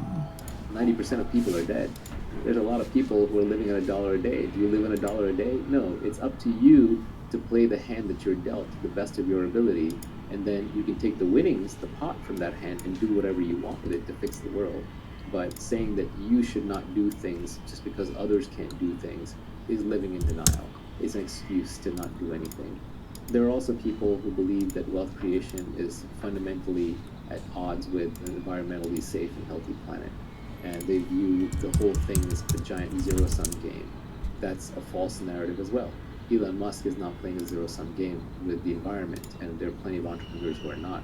If anything, there is a word that environmentalists love, which is sustainability, and for-profit businesses are at least financially sustainable, if nothing else. You can do a B Corp, which has a dual mission. A lot of non-profit efforts would actually be better served by for-profit companies, because then they wouldn't have to go begging for grants all the time. They would be financially sustainable. Some great founders realize their philanthropic visions by running a business.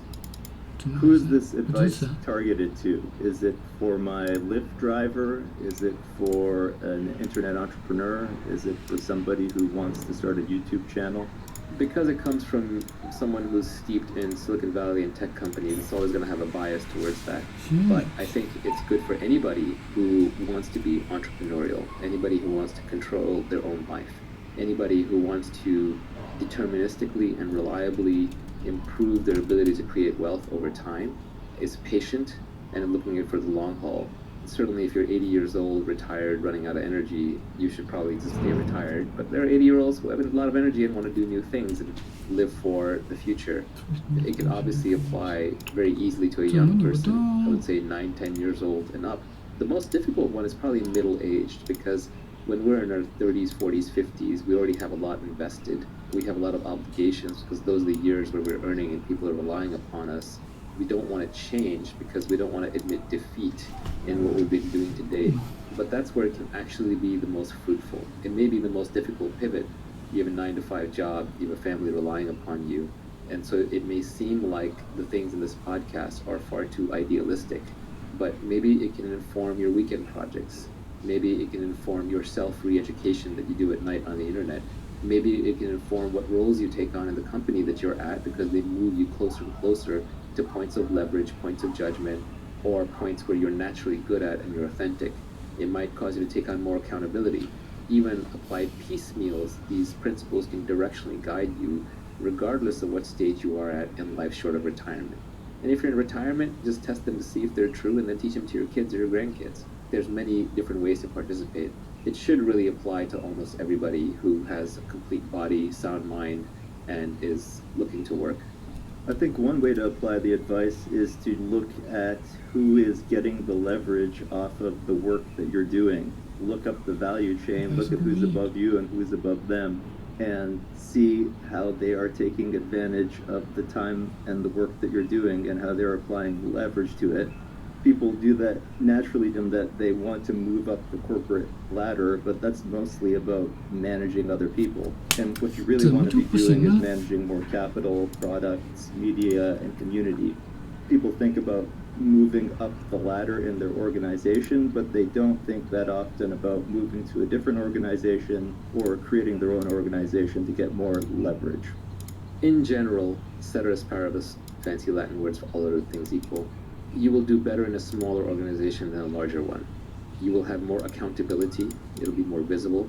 You are more likely to be able to try on multiple things to find out the thing that you are uniquely good at. People are more likely to give you leverage through battlefield promotions. You're going to have more flexibility, there'll be more authenticity to how the company operates. A good progression for a career is start out in a large company and then progressively move to smaller and smaller ones. It's very hard to go from a small company to work in a larger company. Larger companies tend to be more about politics and less about merit. They're more stable, but they're less innovative situations. The goal long term is, if we are all wealthy, is that we're all working for ourselves, and the people who are working for us are essentially robots. And today that's software robots in data centers executing code. Tomorrow it could be delivery bots, flying bots, mechanical bots that are carrying things around.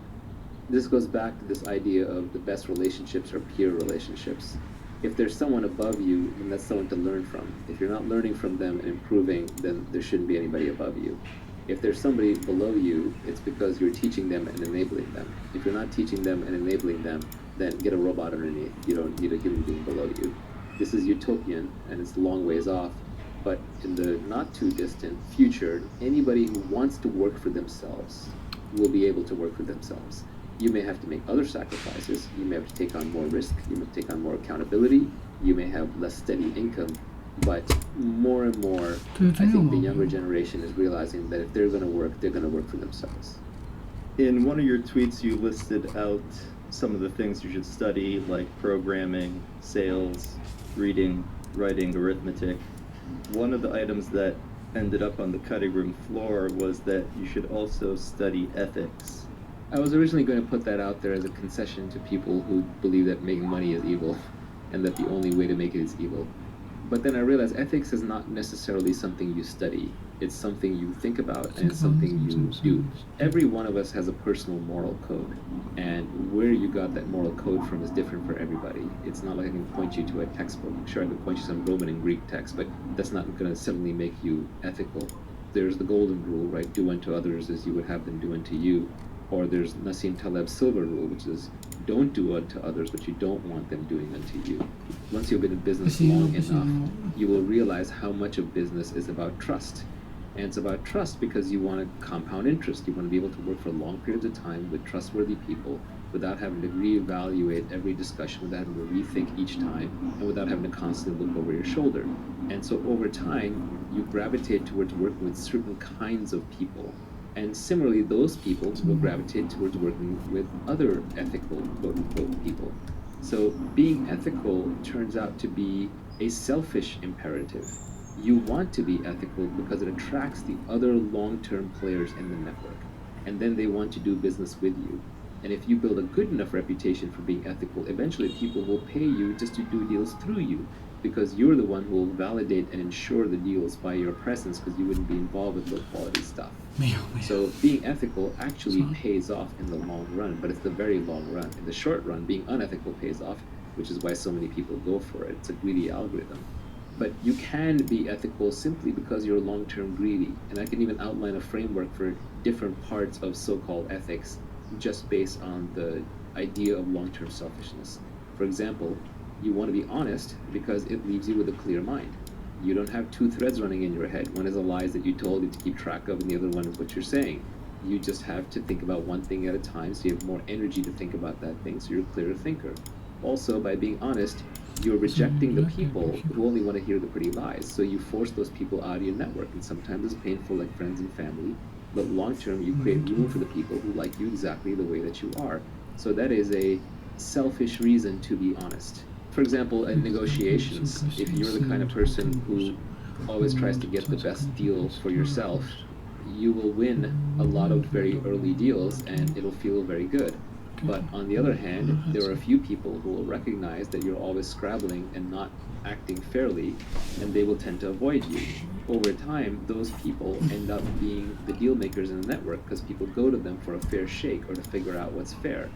And so if you are cutting people fair deals, you don't get paid in the short term, but in the long term, everybody wants to deal with you, and you end up being a market hub.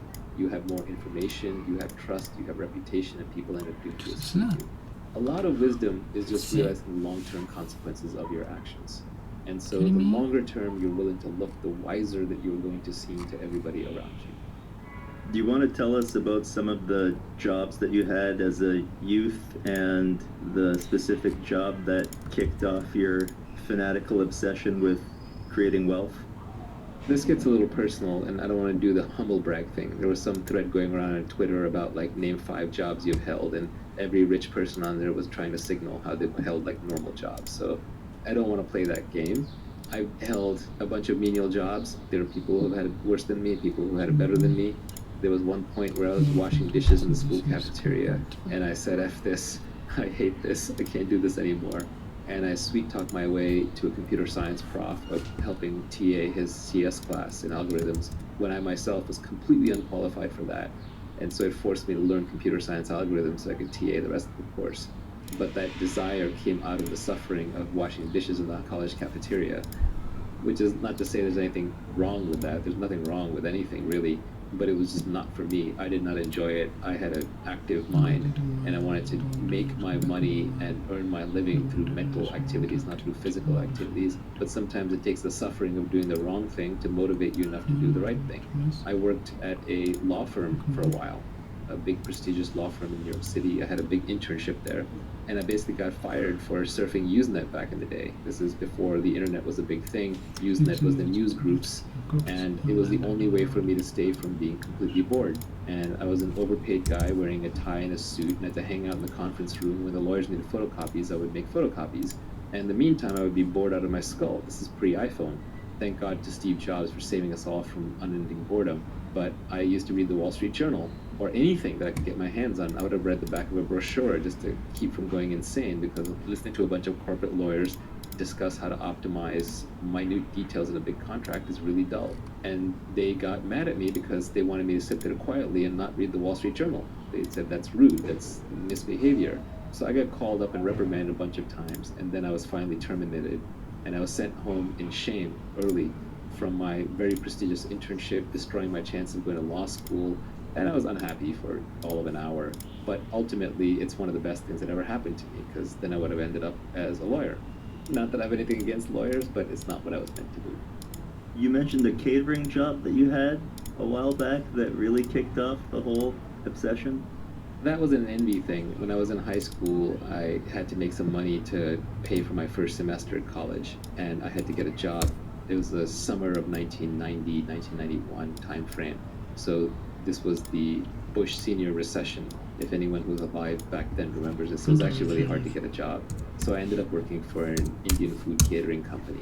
And I ended up having to serve at a birthday party for a kid who was actually in my school. So I saw my classmates, and I was out there serving food and drinks to them. And that was incredibly embarrassing. I wanted to hide away and die right there. But you know what? It's all part of the plan. It's all part of the motivation. If I hadn't had that happen, I probably wouldn't be as motivated, and I wouldn't be as successful. So it's all fine. But it was definitely a very strong motivator. In that sense, envy can be useful. Envy can also eat you alive if you let it follow you your entire life. But there are points in your life where it can be a very powerful booster rocket. We spoke earlier about picking a business model that has leverage from scale economies, network effects, zero marginal cost of replication. There were a few other ideas on the cutting room floor that I want to go through with you. The first one was the principal agent problem. So mental models are all the rage. Everyone's trying to become smarter by adopting mental models. I think mental models are interesting, but I don't think explicitly in terms of a mental model checklist. I know Charlie Munger does, but that's just not how I think. Instead, I tend to focus on the few lessons that I've learned in life over and over that I think are incredibly important and seem to apply almost universally. One that keeps coming up from microeconomics, because as we've established, macroeconomics is not really worth spending time on, is what's called the principal agent problem. Principal in this case is principal with a P-A-L, not P-L-E, so it's not a principal that you follow. It's a principal who is a person. A principal is an owner. And an agent is the person who works for the owner. So you can think of it as an employee, the difference between a founder and an employee. I can summarize this by a famous quote that either was said by Napoleon or by Julius Caesar. It's generally attributed to either one. But he said, if you want it done, then go. If not, then send. Which is saying, if you want to do something right, do it yourself, because other people just don't care enough. Now, the principal agent problem pops up everywhere. In microeconomics, the way that they try to characterize it is that the principal's incentives are different than the agent's incentives. So the owner of the business wants what is best for the business and will make the most money. The agent generally wants whatever will look good to the principal, or might make them the most friends in the neighborhood or in the business, or might make them personally the most money. You see this a lot with hired gun CEOs running public companies, where the ownership of the public company is distributed so widely that there's no principal remaining. So nobody owns more than 1% of the company. The CEO takes charge, stuffs the board with their buddies, and then starts issuing themselves low-price stock options or doing a lot of stock buybacks because their compensation is based directly tied to the stock price. So agents have a way of hacking systems. This is what makes incentive design so difficult. As Charlie Munger says, if you can be working on incentives, don't work on anything else. Almost all human behavior can be explained by incentives. The study of signaling and signals is seeing what people do despite what they say. People are much more honest with their actions than they are with their words. You have to get the incentives right to get people to behave correctly. It's a very, very difficult problem. Because the good people aren't purely coin operated. They're not just looking for money, they're also looking for other things like status or meaning in what they do. Principal agent problem is the one that as a business owner, you're always going to be trying to figure out, how do I make this person think like me? How do I incent them? How do I give them founder mentality? And I think you have to truly have been a founder to fully appreciate how important this founder mentality thing is, and what a difficult and gnarly problem the principal agent problem is. What I would say to you is, if you are a principal, you essentially want to spend a lot of your time thinking about this problem. What that means is, you want to take your top lieutenants and you want to be very generous with them in terms of ownership and incentives, even if they don't necessarily realize it, because over time they will, and you want them to be aligned with you in how they operate. When you do business deals, it's better to have an aligned partnership where you both have the same incentives than a partnership where you got the advantage in the deal. You negotiated in such a way that you got the better end of the transaction, because eventually the other person will figure it out, or they'll be misaligned and the partnership will fall apart. Either way, it's not going to be one of those things that you can invest into with the benefits of compound interest over decades. Finally, if you're in a current role where you're an agent, you're an employee, your most important job is to think like a principal. The more you can think like a principal, the better off you're going to be long term, because it's training you how to be a principal long term, and eventually you will become a principal. It's also going to align you with the principal, and a good principal will then promote you or empower you or give you accountability or leverage way out of proportion to what might be your menial role. I'm always very impressed by founders who will promote up very, very young people through the ranks, having them skip multiple levels despite their experience. And invariably it happens because this agent, who's way deep down, thinks like a principal. So if you can hack your way through the principal agent problem, you've probably solved half of what it takes to run a company. The reason I asked about this one first is because I feel like I personally never see the principal agent problem in my work. I tend to work in small teams where everybody is highly economically aligned, and the people have been filtered for a commitment to the mission, and everybody else who doesn't work out moves on to another role elsewhere. These are all heuristics that you have designed to avoid having to deal with the single biggest problem in management. Another example of a heuristic you can have that helps you route around the principal agent problem is to deal with the smallest firms possible. So for example, when I'm hiring a lawyer or a banker or even an accountant to work on my deals, one of the things that I've become very cognizant about is the bigger firms, all other things equal, are generally worse. Yes, they have more experience. Yes, they have more people. Yes, they have a bigger brand. But what you'll find is that the principal and the agent are highly separated. And very often the principal will sell you and convince you to work with a firm, but then all the work will be done by an agent who simply doesn't care as much. And you can end up getting substandard service. So I prefer to work with boutiques, and my ideal law firm to work with is a law firm of one. My ideal banker to work with is a solo banker. Now you're making other sacrifices and trade-offs in terms of that person's resources, and you are betting big on that person, but you've got one throat to choke, there's no one else to point fingers to, there's nowhere to run. The accountability is extremely high. If you're an agent, the best way to operate is just say, what would the founder do? If you think like the owner and you act like the owner, it's only a matter of time until you become the owner. Let's chat about the Kelly criterion. The Kelly criterion is a very popularized mathematical formulation of a simple concept. And the simple concept is don't risk everything. Stay out of jail. Don't bet everything on one big gamble. Just be very careful how much you bet each time so you don't lose the whole kitty. The Kelly criterion mathematically formulates if you're a gambler, even when you have an edge, how much should you gamble per hand, because even when you have an edge, you can still lose. So let's say you have 51-49 edge, every gambler knows not to bet the whole kitty on that 51-49 edge, because you could just lose everything, and you don't get to come back to the average.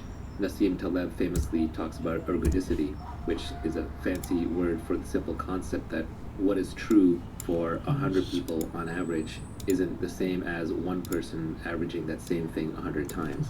The easiest way to see that is by playing Russian roulette. 6 people who play Russian roulette once each, and then each winner gets $1 billion. One person ends up dead, 5 people have $1 billion, versus one person who plays Russian roulette with the same one gun 6 times is never going to end up a billionaire, is going to end up worth 0. And so risk-taking, especially when the averages are calculated across large populations, is not always rational. The Kelly criterion helps you avoid ruin. The number one way in which people get ruined in modern business is not by betting too much, but it's by cutting corners and doing unethical things or downright illegal things. Ending up in an orange jumpsuit in prison or having your reputation ruined is the same as getting wiped to 0. So never do those things. Let's talk about the Schelling point. Is a game theory concept made famous by Thomas Schelling in a book called Strategy of Conflict, which I do recommend reading. It's about multiplayer games where other people are responding based on what they think your response is. What he came up with was the mathematical formalization of how do you get people who cannot communicate with each other to coordinate. Suppose that I want to meet with you, but I don't tell you where and I don't tell you when. We both want to meet, but we cannot communicate any more information to each other. That would sound like an impossible problem to solve. We're done. We can't do it. Not quite. Because I know that you're a rational person and smart and educated, and you know I'm a rational person who's smart, we're going to start thinking, if we have to pick an arbitrary date, we're probably going to pick New Year's. And what time? Midnight or 12:01 a.m. And where would we meet? What is a big meeting point? Well, if we're Americans, it's probably New York City. It's the most important city. And where in New York City will we meet at midnight? Probably Grand Central Station under the clock. Maybe you end up at the Empire State Building, but not likely. You can just use social norms to converge onto a Schelling point. There are many times in many games where you can look at the game itself, whether it's business or art or politics, and you can find the convergent Schelling point within the context of that game. You can cooperate with the other person. Here's a simple example. Let's suppose that you have 2 companies that are competing heavily with each other and they hold an oligopoly. Let's say that they're competing right now and the price fluctuates between $8 and $12 for whatever the service is. Don't be surprised if they both converge on $10 without ever talking to each other. You want to talk about Pareto optimal? Pareto optimal is another concept from game theory, along with Pareto superior. Pareto superior means that something is better in some ways while being equal or better in the other ways. It's not worse off in any way. This is an important concept when you're negotiating with somebody. If you can make a solution Pareto superior to where it was before, you will always do that. Pareto optimal is when the solution is the best that it can possibly be, then you can't change it without making it worse in at least one dimension. There is a hard trade-off from this point forward. These are important concepts to understand when you're involved in a big negotiation. In negotiation, though, I would generally say that, this is a tweet that I have, negotiations are won by whoever cares less. Negotiation, at the end of the day, is about not wanting it too badly. If you want something too badly, then the other person will be able to extract more price from it. If you do care more about something than the other person, and they are taking advantage of you in a negotiation, then your best way to deal with that is to turn it from a short-term game into a long-term game. Try to make it into a repeat game. Try to bring reputation into line. Try to bring other people in who may have a say in the future or may want to play games with this person in the future. An example of a very high cost, low information, single move game is having your house renovated. Contractors are notorious for overbooking, ripping people off, being unaccountable. I'm sure contractors have their own side of it. The homeowner has unreasonable demands. We found problems. The homeowner doesn't want to pay for it. They don't understand. They're low information buyers. It's a very expensive transaction. Historically, it's been very hard to find good contractors, and the contractor has no choice on what a good homeowner is. You try to go through friends, you try to go through reputation, and what you're basically doing there is you're trying to convert a single move, expensive game with a high probability of cheating on both sides into a multi-move game. One way to do that would say, well, actually, I need 2 different projects done. So the first project we'll do together, and then based on that, I'll decide if we do the second project. You can split your work up into 2 projects. Another way might be, I'm going to do this project with you, and then I have 3 friends who want projects done, and they're waiting to see the outcome of these projects. Another one might be the same person operating within the same community and having a reputation in the community to protect. Another one could be you write them a Yelp review or a Thumbtack review. These are all ways of turning a single move game into a longer term game and helping get past a position of poor negotiating leverage and poor information. We talked about compounding and compounding interest, but we didn't really dig into it that much. Relationships are a good example of compound interest. Once you've been in a good relationship with somebody for a while, whether it's business or it's romantic, life gets a lot easier because you know that person's got your back. You don't have to keep questioning. If I'm doing a deal with someone that I've dealt with for 20 years and I trust them and they trust me, we don't have to read the legal contracts. Maybe we don't even need to create legal contracts. Maybe we can actually do it on handshakes. That kind of trust makes it very, very easy to do business. If Nivi and I start another company, I know that if things aren't working out, we're both going to be extremely reasonable about how to go about it, how to exit out of it, how to shut it down, or even if we're scaling it, how to bring in new people. At this point, we have mutual trust, and that allows us to start businesses more easily and almost compounds the effect. Especially when you're dealing with something like a startup, which is so difficult to pull off. Removing these frictional mechanisms can actually often be the difference between success and failure. I think the number one most under-recognized reason startups fail is because the founders fall apart. There's a couple non-intuitive things about compounding. The first one is that most of the benefits of compounding comes at the end of the compounding. So you may not necessarily see the huge benefits of it up front. There was that good quote from an article that Sam Altman wrote where he said, I always want it to be a project that, if successful, will make the rest of my career look like a footnote. Again, that just goes back to the idea that most of the benefits of compounding come at the end. The other thing that's a little non-intuitive about compounding is that I think it's better to have a few deep compounding relationships with people instead of a large amount of non-compounding relationships. One of the under-realized things in business is that it takes just as much effort to create a small business as it does to create a large business. Whether you're Elon Musk or whether you're the guy running 3 Italian restaurants in town, you're working 80 hours a week. You're sweating bullets, you're hiring and firing people, you're trying to balance the books. It's highly stressful, and it takes years and years of your life. But in one case, you get companies that are worth $50, $100 billion and the adulation of everybody. And on the other hand, you might make a little bit of money and you've got some nice restaurants. So think big. Are there any other microeconomic concepts outside of zero marginal cost of replication and scale economies that are important for people to understand? Price discrimination is an important thing to understand. What it means is that you can charge people different things based on their propensity to pay.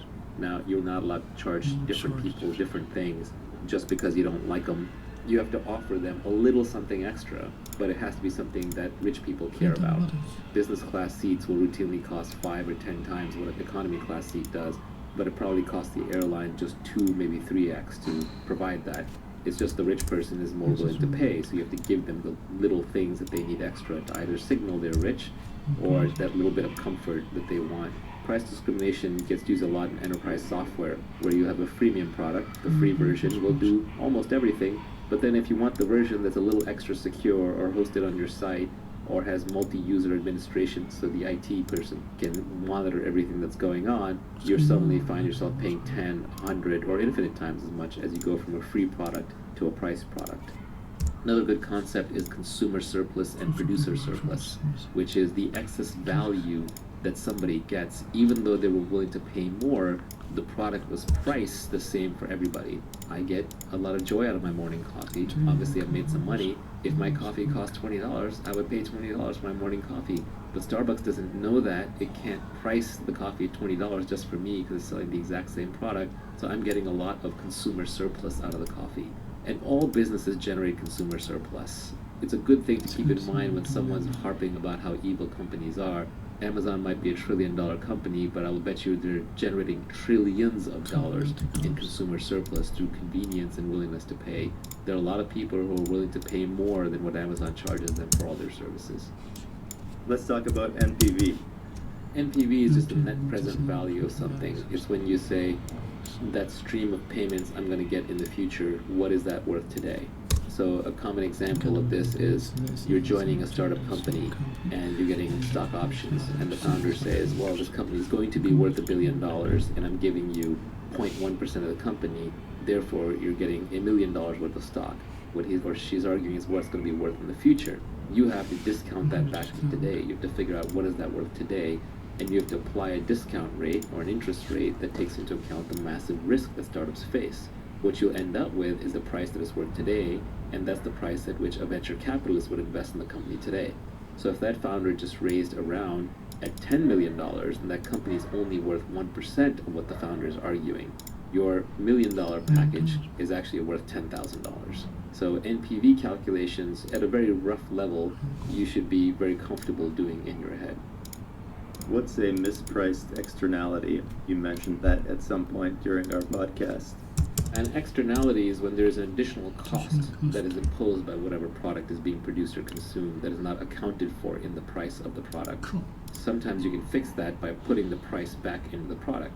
One of the most ardent ways people attack capitalism these days is that it's destroying the environment. And if you throw away capitalism because it's destroying the environment, then guess what? We're all headed back to pre-industrial times. It's not going to be a good thing. So rather, there's an externality because the environment is finite, the environment is precious, and we have to price it properly and fold it back in. If people are wasting water or putting hydrocarbons in the atmosphere or polluting things, you want to charge them what it costs to clean up that pollution, return it to a pristine state.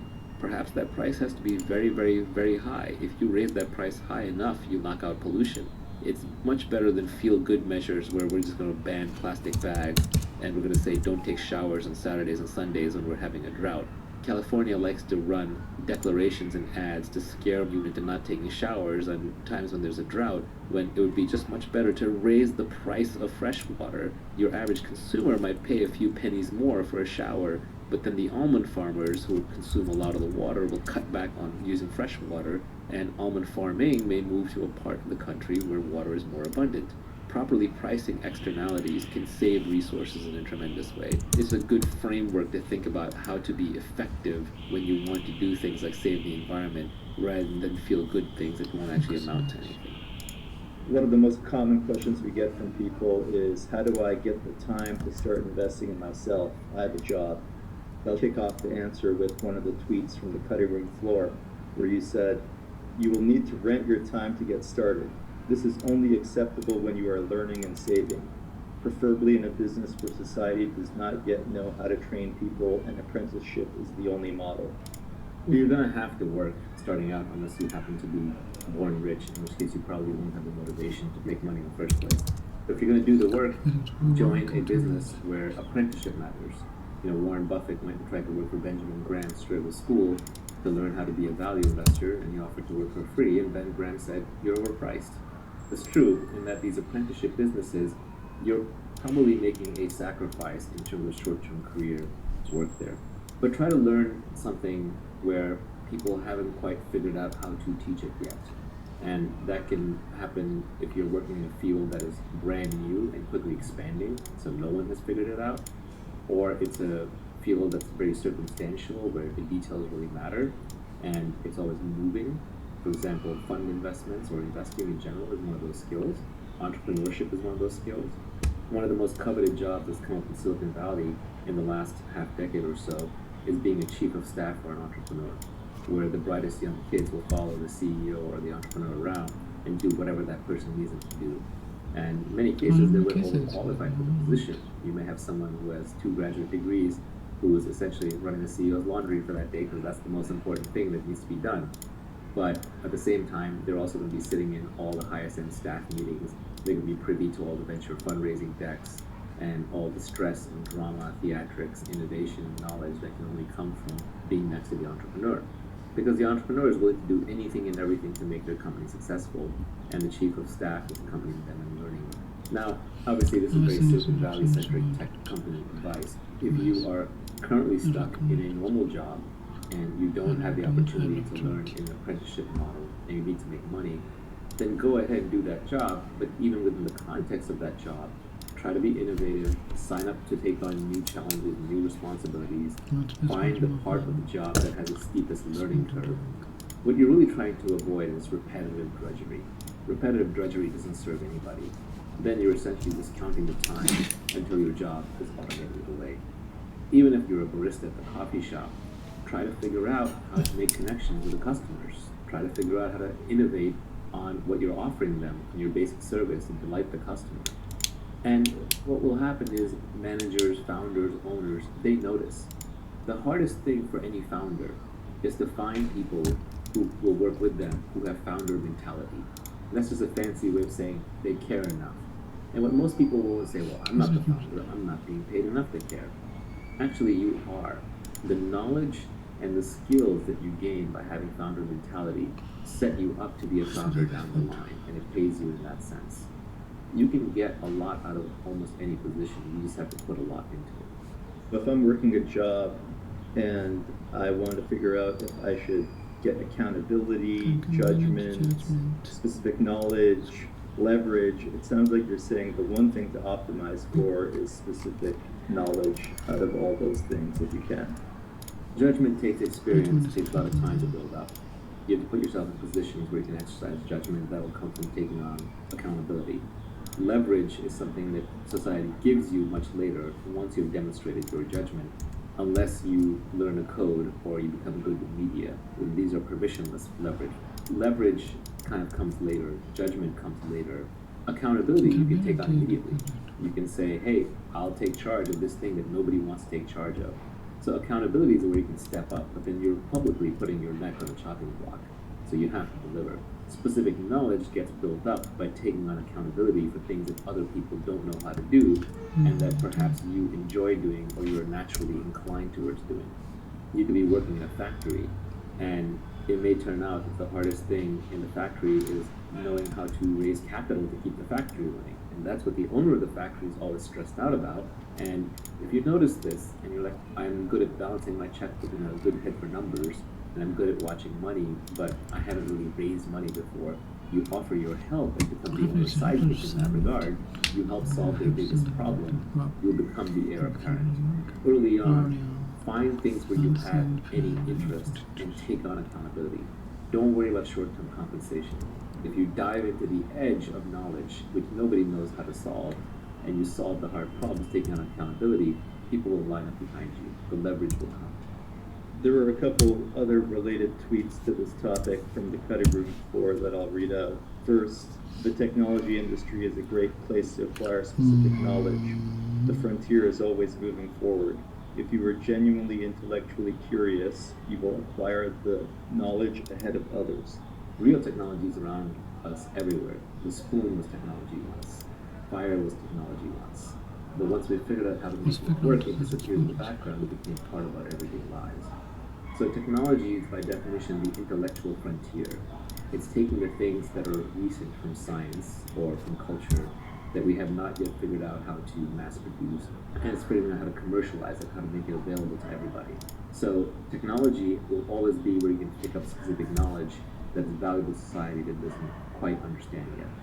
For example, if I become a world-class expert in machine learning, just when machine learning is starting to take off, and I got this through my genuine intellectual interest and I bet my career on it, I'm going to do really well. But 20 years from now, machine learning may be second hat. There are also timeless forms of specific knowledge. For example, if you're good at persuading people, it's probably a skill that you picked up early on in life. It's always going to apply because persuading people is always going to be valuable. This is one of those skills that's generic. It probably alone is not enough to build a career on. It needs to be combined a skill stack. You might combine persuasion with accounting, combined with understanding, for example, semiconductor production lines, and now all of a sudden you're the best semiconductor salesperson that becomes the best semiconductor company CEO.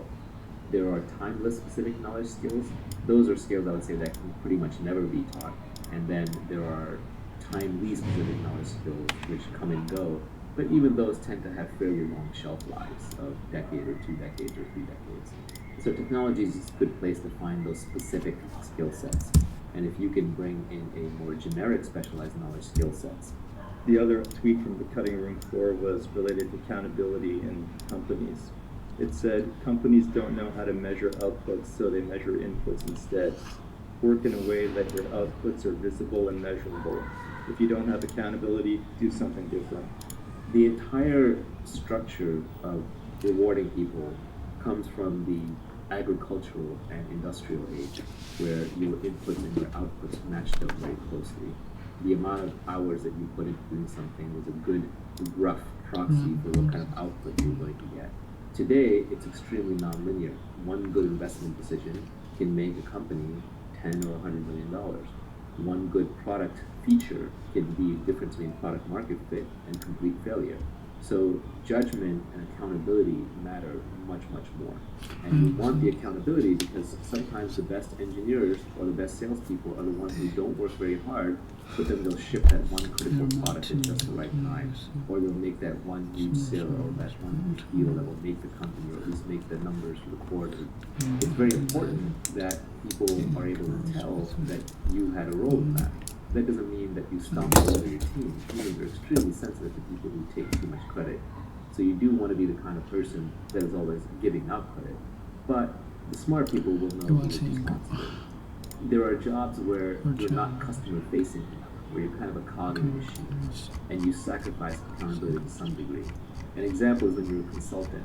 As a consultant, often you're giving the best ideas and the best outcome, but it's being delivered through some person who's working within the organization. At that point, you may not have visibility to the top people in the organization, but you may be hidden behind a screen. And that's just a trade-off that you're making in exchange for your independence as a consultant, because you're not willing to play the corporate rat race or the corporate ladder game. Realize that with accountability, you can get a lot more credit when things go right. Of course, the downside is you get hurt a lot more when things go wrong. You stick your neck out, you have to be willing to be blamed, sacrificed, and even attacked. So if you're the kind of person that thrives in a high accountability environment, you're naturally also going to end up very thick-skinned over time. You're going to get hurt a lot. People are going to attack impact you if you fail.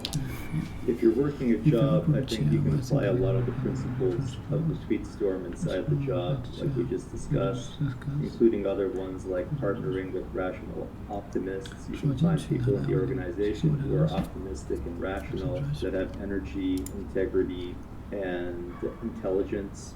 And the flip side of this is that once you get some specific knowledge, one way to scale it is to start training apprentices that you can then outsource some of your tasks to.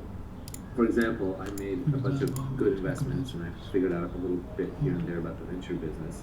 And I could keep doing that. I could keep just investing as an investor. But instead, I co-founded this project called Spearhead, where we train up-and-coming young founders to also become angel and venture investors, and we give them a checkbook, an apprenticeship model. They come to us with specific deals that they're looking at, and we help them think through every unique situation. And we basically apprentice them under us to learn the venture business, and it's much more scalable. We have classes and talks where we tell them what we know, and then there are office hours when they actually bring in the deals and they talk to us about specific deals. And it turns out the classes and talks are largely worthless. You can give all the generic advice you need to give in about an hour, and then after that, all the additional advice is so circumstantial that essentially cancels to zero if you try to give it in some top-down fashion. But the office hours are incredibly useful. It just reinforces that this is one of those skills that can only be learned on the job. And when you find a skill that can only be learned on the job by doing it, that is a good indicator that you're dealing with specific knowledge. Another good indicator that you're dealing with specific knowledge is when you ask the person who's doing it, what do you do every day? And they can't give you a straight answer, or is it something along the lines of what every day is different based on what's going on? That's a good indicator you're learning specific knowledge.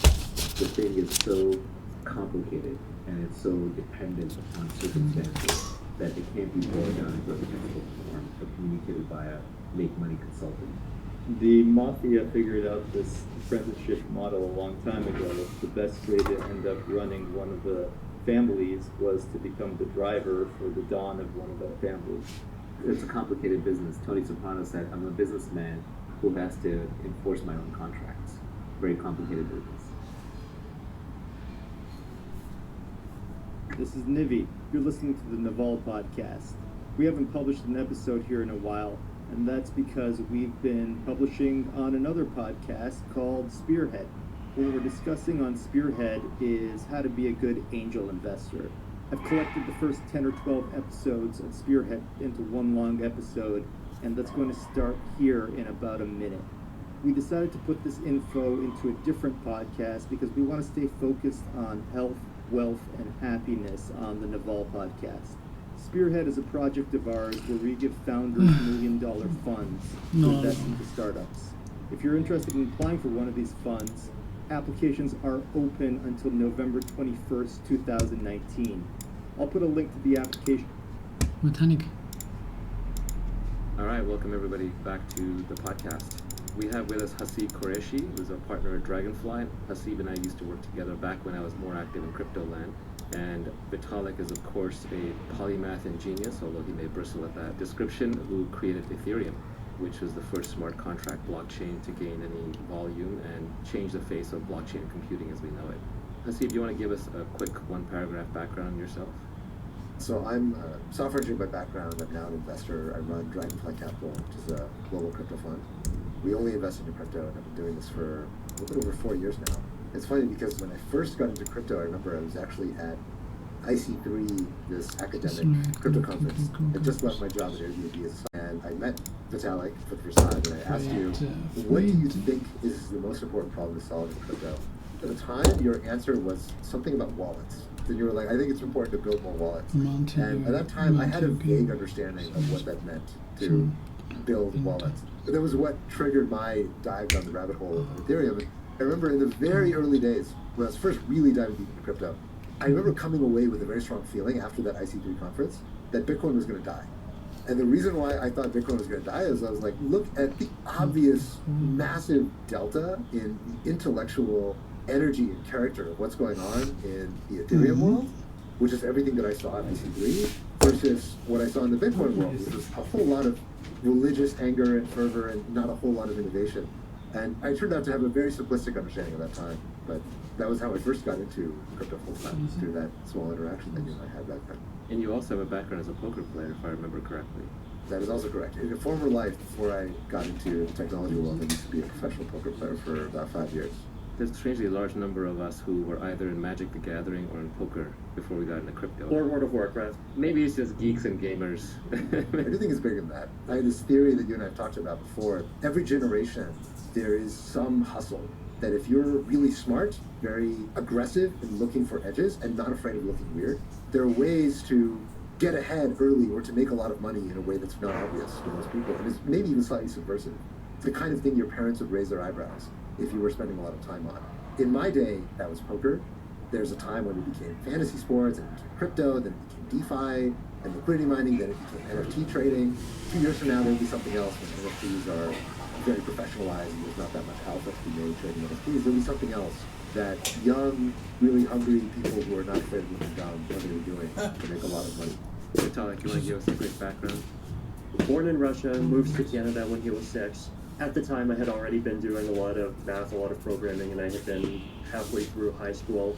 And I came upon this interesting Bitcoin thing. It fascinated me immediately because of how it combines together all of my interests at the time. Bitcoin has the mathematical aspects, it has the cryptography, it has the computer science, the code, it's all open source software. I had been very into open source software at the time. And then also there's these economic and political aspects. I had been following Austrian economics a little already, and then Bitcoin just hit all of those buttons.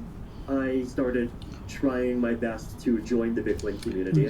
I started scouring through the Bitcoin forums, looking for jobs that would pay me in Bitcoin, because I figured the point of Bitcoin is that you're supposed to earn it. I found someone willing to pay me 5 Bitcoins, which back then was $4 per article, to write articles for his blog. I did this for a few months, then eventually a poker player from Romania named Mihail Lisia reached out to me and said that he was starting a Bitcoin magazine and wanted me to be the first writer. I immediately agreed, and I became the first writer for Bitcoin magazine. I kept doing that for about 2 weeks, started doing more and more Bitcoin-related writing, learning about Bitcoin, eventually more programming-related projects, did some work for a colored coins library called Bitcoin X, and started getting deeper and deeper into the space. Then in mid-2013, I decided that I would go on this Bitcoin trip, take half a year off of university, and go around the world, visit all of the Bitcoin communities I could, understand the communities, see what everyone is up to. Eventually, after a few months of this, I came upon these people that were trying to take the blockchain and extend it to do things other than cryptocurrency. So there was this project called Covered Coins that had existed for a long time, which was trying to use the blockchain as this database layer to issue other kinds of assets on top. So you could issue shares on the blockchain, you could issue digital dollars on the blockchain. There was a project called Mastercoin that was trying to extend that even further to create a full financial system, do what we call DeFi today, but this very early version of that. And after I spent enough time in these circles, I eventually had my own idea for how to create a more general purpose version of all of these ideas. Instead of a blockchain for one application, a blockchain that you can build any application on top of. And that's where Ethereum came from. So Ethereum is a blockchain on which you can build any application, and Bitcoin is obviously limited to trying to be new money or a new reserve currency, or nowadays some people say digital gold. So you were the original creator along with a team who coded it up and you released it. How old were you when you did that? 19. And how long had you been in computers at that point? When did you first start programming? I think I started programming when I was around 10 or so. And were you mostly self-taught, or did you go to school for this? What's the secret here, besides the obvious genetics? I just grew up programming video games for myself to play. So I would make a video game, play it until I got tired, then make another video game, and then play it until I got tired. And that's pretty much how I learned all the way up until high school. Did your parents do anything, or did the environment do anything uniquely to foster your development in programming? My parents did buy me a lot of programming books. They did find some programming classes for me and some math classes as well. So they're definitely very supportive. Were you in the gifted program or just the normal public school system or private school? I was in the gifted program of the public school up until grade 8. And then for high school, my parents moved me over to a private school. And I found the private school to be a much better experience.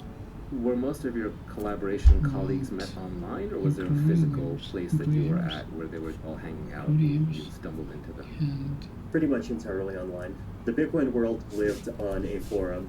Unless you were in one of the major cities like New York or San Francisco, or that had a community which started almost from the beginning. So Bitcoin Magazine was a fully remote company from day one. Bitcoin Weekly, the blog before Bitcoin Magazine, also fully remote from day one. And to this day, most of your collaborators, you're pretty much spread out all over the world, isn't that correct? Pretty much, yeah. So Ethereum came out to the world in 2014, I think, if I remember correctly. You'd been developing it for a few years before that. There was a public sale, a lot of people got involved. And then 2017, there was a boom around people building assets on top of Ethereum, different kinds of coins. And then, of course, gaming and NFTs and DeFi and all of those things came along. Let's just go through the evolution of Ethereum. What does Ethereum do at a core level? What does it do well? And today, what does it do poorly? What does it need to get better at? I think of Ethereum as a general purpose blockchain. So instead of being a blockchain for one application, it's a blockchain that you can build any application on top of. And the way that you do this on Ethereum is you write a piece of code and you create a digital transaction that contains that piece of code and publish it. And when you publish this transaction and that transaction gets included into a block on the blockchain, this creates an object called a contract. And this is a virtual object that the blockchain keeps track of. A contract is an object that contains a piece of code. Now the blockchain has this object that has a piece of code, and that is a little application that the Ethereum blockchain maintains from that point forward. So then anyone after that point can send another transaction that says, I want to talk to this object. So step one, I created a transaction that creates this object. We'll call that object X. Then step two, you want to use my application. So you send a transaction, and in your transaction you say, I want to talk to smart contract X. And here's a little piece of data that says, here's what I want to do with that application. When that transaction gets included in a block, the piece of code that I first published runs, taking as input the data from your transaction and interprets it in whatever way it wants. So we can make this more concrete with an example, right? So let's say I have a company and I want to issue shares on the blockchain. I am going to create a transaction that contains a program. And the rules of that program are going to say, well, what can you do with shares? We'll just say you can transfer your shares to someone else and you can vote, right? So the program is going to interpret any data that it sees either as an instruction to transfer your shares to someone else or as an instruction to make a vote. I publish this transaction that initializes the whole thing. And as part of that transaction, I might say, Naval has 50 shares, Haseeb has 100 shares, and I have 25 shares. So now there's this thing on the blockchain, and it has a piece of code, and it has its own little memory that says, I have 25, Haseeb has 100, and Naval has 50. So then Naval is feeling generous and wants to give half his shares to me. So Naval is going to create a transaction, and that transaction is going to have some data. It's going to encode this idea that I, Naval, wants to send 25 of my shares to Vitalik. So you create a transaction that encodes this, send it to the network, it gets included into a block, and then once it gets included, the piece of code runs, and the piece of code sees the transaction and it sees, okay, clearly I have to transfer 25 shares from Naval to Vitalik. Before Naval had 50, I'm going to subtract 25. Now Naval has 25. Before Vitalik had 25, now Vitalik has 50. So I'm going to write down that Vitalik has 50 now. And that's it. The transaction got processed. Why do all this in the cloud in this very convoluted way, this very complicated blockchain? Why not just use a normal computer? Why not just send an email? This creates this very transparent public record of what the rules are and this guarantee that all of the interactions with this application that I created followed the rules. There is no actor that has a backdoor key. It's a trusted computer in the cloud that each of us can verify all of the activity. We can audit all of it, and we know that nobody cheated. Nobody else moved my funds. I was the one who moved the funds, and everyone can authenticate the code was exactly the code that was supposed to be run. And there are obviously sacrifices for this, right? This is not free. Exactly. Even I, as the creator of the contract in this example, I do not have the ability to later go in and say, oh, I changed my mind, I'm going to give myself 400 shares. Once I create it and once I publish it, I have no more privileges than anyone else. The application doesn't even have an owner. So that's powerful, like completely neutral, completely transparent, visible, treats everyone equally according to what the rules are. Now, what do you sacrifice for this? one big thing that you sacrifice is efficiency. The way that all of these blockchains, including Bitcoin and Ethereum, work is that you have this network of tens of thousands of computers, each of which help to verify the transaction. So when I broadcast this transaction, that transaction goes out to every single computer on the network. And every single computer on the network runs that piece of code. Every single computer on the network verifies it, every single computer on the network processes it. Parallel computing was I take my code and I split it across 1,000 computers and each one runs 1,000. Now I send it to 1,000 computers and all 1,000 computers run my code. Exactly. Yeah, it's a very different kind of computing. The way to intuitively think about why it makes sense is compare text to audio and video. So right now we're recording a podcast, and the podcast has some audio, podcast has some video. And to see each other on video, there's hundreds of thousands of bytes that are flowing around between us every second. But technically, those hundreds of thousands of bytes, they're not necessary. If you wanted to, we could just do the whole thing over a text conversation. But there are some benefits from us being able to hear each other's voices and see each other's expressions. So there's already lots of very high overhead computation that people do with their computers. Video is a great example, audio is a great example. The things that happen in the blockchain are more similar to text, like Naval minus 25, Vitalik plus 25. It's this extremely simple, extremely efficient stuff. So it is perfectly viable to have many thousands of users and even millions of users' activity all get verified by one single computer, because the blockchain doesn't do everything. The blockchain just does this core business logic, but the core business logic is not actually all that complex. This is because of the constraints of blockchains. It's a function of the constraints of all the redundancy you have to have when you're on blockchains, that we can only afford to put the Naval minus 25, Vitalik plus 25 on the blockchain.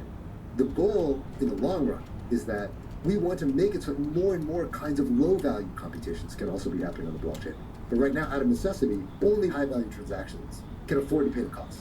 So to back up for a second, what you've done is you've built a computer in the cloud, a virtual computer, that's stitched out of thousands or tens of thousands of real computers.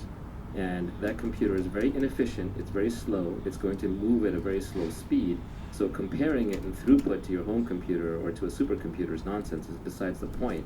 But any piece of code running on this is very trustworthy, and you know it hasn't been hacked, and now you no longer need a government, or you no longer need a single actor in the middle like a Mark Zuckerberg running Facebook to tell you which transactions are valid, which contracts are valid, which programs are valid, and which ones aren't.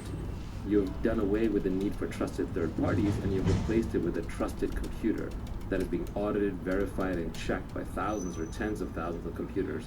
The technological complexity comes in scaling this, making this computer faster, keeping it secure, creating incentives, both economic and technological and game theoretic, to prevent people from hacking it and breaking it, and having an incentive mechanism in there so that people want to add computers to this network, and also having a disincentive mechanism to use the network. You have to pay for it, otherwise you can easily overwhelm it. This giant contraption is Ethereum. People have, of course, come along and created other smart contract blockchains, but even though we call it a smart contract blockchain, it's really a trusted computer in the cloud that can, in theory, run any application, but it trades off performance in exchange for security. And that security can be measured through decentralization, in other words, no single entity can control the computer. It can be measured in terms of how secure is the code, can it be hacked or not, etc., etc. And there's a lot of subtle and beautiful elements that come out of it that are non-obvious, because we're used to thinking of computers as, okay, Facebook runs some computers. These are central computers run by Mark Zuckerberg and crew, and the code is not open. Of course, I'm not entitled to see the code. I'm just a user. I don't own my data. They own the data. It's sitting in that database. And I don't have access to the database to read or write from it. I have to go to Facebook and ask them to read or write from the database. But now you've created a computer where the code is all open. In fact, even the data is open, but some of it's encrypted, some of it's not. Some data anyone has access to see. Some data you actually need to have your decryption key to get access to. And anyone can read or write from it if they have the proper permissions. This is a mind-blowingly crazy concept. It is a truly shared database with no owner and permissions at a very granular user level, where the users actually own the data. And in fact, the users own the network that's now run by this database. So if someone built the next Facebook application on top of Ethereum, they could engineer it in such a way that the users actually own that application. This is the remarkable achievement underlying Ethereum, and it's hard to encapsulate in a few words, but one way that I tried to do it was I said smart contracts are castles made of math freely trading with each other. Castles, these are impregnable, encryption is very strong and creates a strong defense, but they're made out of mathematics, very much like the video games that you were programming in your youth. These are constructs put together by anyone, anonymously or pseudonymously around the world, and they're engaging in free trade with each other, where the owner of each castle is deciding what trade happens with somebody else. Now, there are obviously substantial limitations to this. So let's talk about the limitation. We've already talked about how this computer network is going to move at the speed of roughly one computer, at least until we get into some of the ways to scale it and to grow it. But what are other limitations of this network? Can you give us some concrete applications of what it's good for and where you wouldn't use it? So aside from scaling, the other big performance limit on it is latency. So when I send a transaction, I have to wait maybe about half a minute for the transaction to get included and to get a confirmation back. Now, in the future, this is going to get somewhat more efficient. Maybe like 10 or 12 seconds is going to be realistic soon. But this isn't a real-time thing that you would stick real-time video game logic onto, for example. You could use it for payments, but you probably don't want to use it for things that are more real-time than payments need to be. That's one limitation. Another limitation is the transparency properties. This probably is one of those places where we might have to get into some of the cryptography weeds, but basically the blockchain by itself is fully transparent, right? Everyone can see everything that's going on. If we go back to the example and we issue the shares of this company on the blockchain, then when Naval sends me his 25 shares, everyone in the world is going to be able to see that. Now, there might be some cases where that's totally fine, but there might be some cases where you want some privacy. And this is one of those areas where you often can get privacy and security at the same time. There's this extra cryptographic math. I don't need to get into it in depth, but it's worth saying the name. It's zero-knowledge proofs. The way that I describe zero-knowledge proofs are that it's a way of proving something about a piece of information without revealing that piece of information. Let's say we're going to have the same application, the shares of my company on the blockchain, except instead of the blockchain recording the numbers 25, 50, and 100, the blockchain is going to record an encrypted version of 25, an encrypted version of 50, and an encrypted version of 100. And then when Naval sends me his 25 shares, he's going to say, here is the encryption of the number of shares I have right now. Here is the encryption of the new number of shares I'm going to have. Here is the encryption of the number of shares I'm giving Vitalik. And then here is this magic cryptographic proof that says that the numbers line up. That says X plus Y equals Z, and I'm not trying to give away more than I actually have. You can verify that everything's following the rules without verifying which specific thing a particular transaction is doing and with what parameters. So there are ways to get back your security and privacy at the same time. There are still some limits to how much privacy you can get. For example, even in this case, people can see when people are interacting with this particular application at all. If you just use a blockchain, you lose a lot of privacy. If you use a blockchain plus zero-knowledge proofs and plus other kinds of cryptography, you can often get back a lot of privacy. And you can potentially get even more privacy than in the centralized case, because in a traditional centralized system, there is the Facebook that runs everything and that sees everything. But with these kinds of systems, there is no one at the center. All there is this mathematical castle in the sky verifying the proofs. So in theory, we could get digital cash, which is anonymous. One step further, we could even get anonymous smart contracts, where maybe you can tell you and I interacted with a smart contract, but the details beyond that are lost. Not even in theory. This is something that's existed. Zcash has been around for more than 5 years now.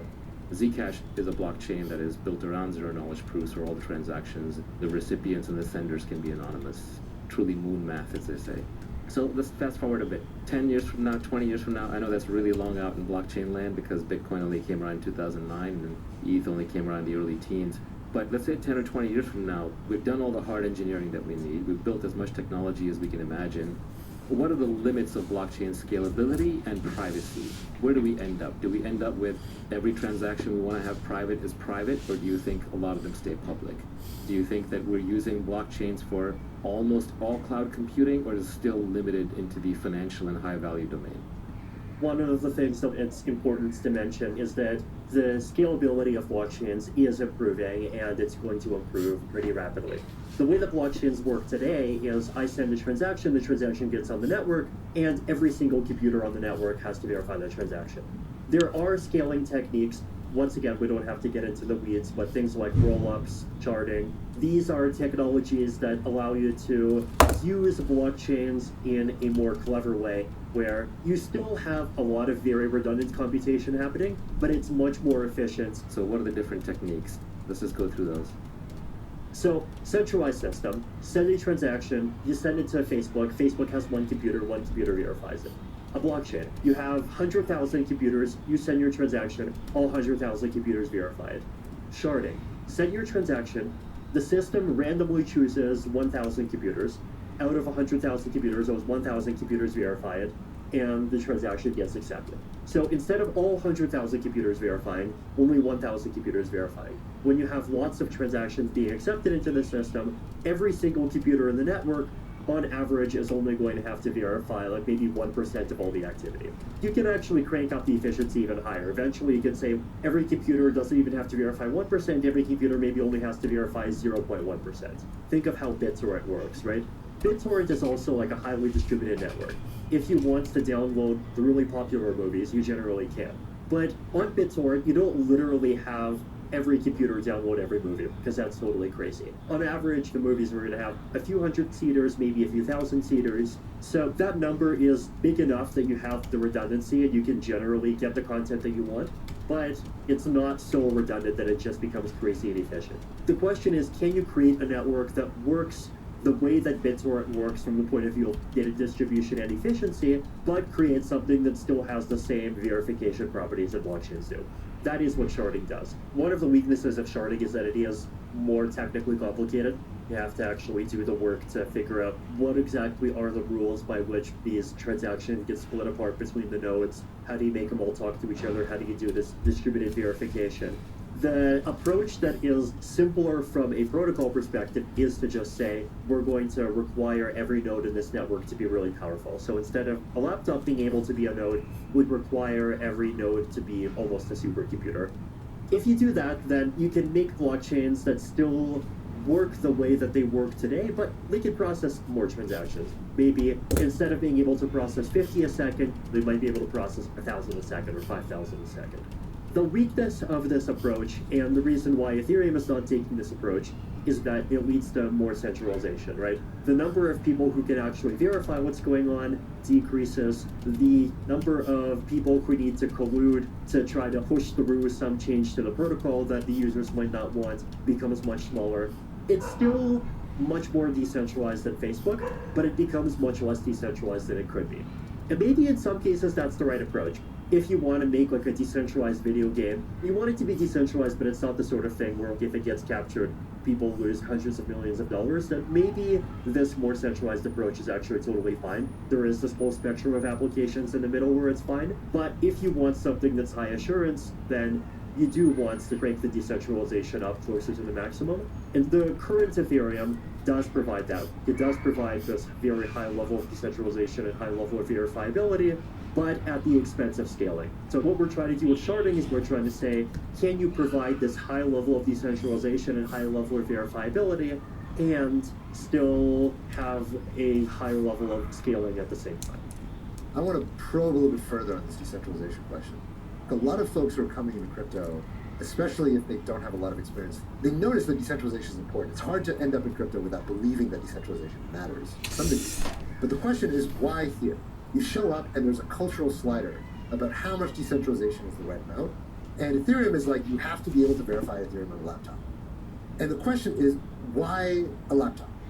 The larger the number of users that are verifying by default, the more secure a blockchain is. Because in the extreme, if nobody verifies by default except 10 different staking pools, then all that you need to try to force a change to the rules that the users might not like is 10 staking pools to come together and agree on it. But if, on the other hand, you have 10,000 users where the way that those users interact with the chain by default is they verify it locally and they accept blocks if they see those blocks as being valid, if someone wants to try to push some change to the rules, they actually have to go to the users and they have to convince the entire set of users to go along with it. That's a much higher bar. Let's say that I'm Solana. Solana is a super high throughput blockchain, has much higher hardware requirements than what Ethereum has.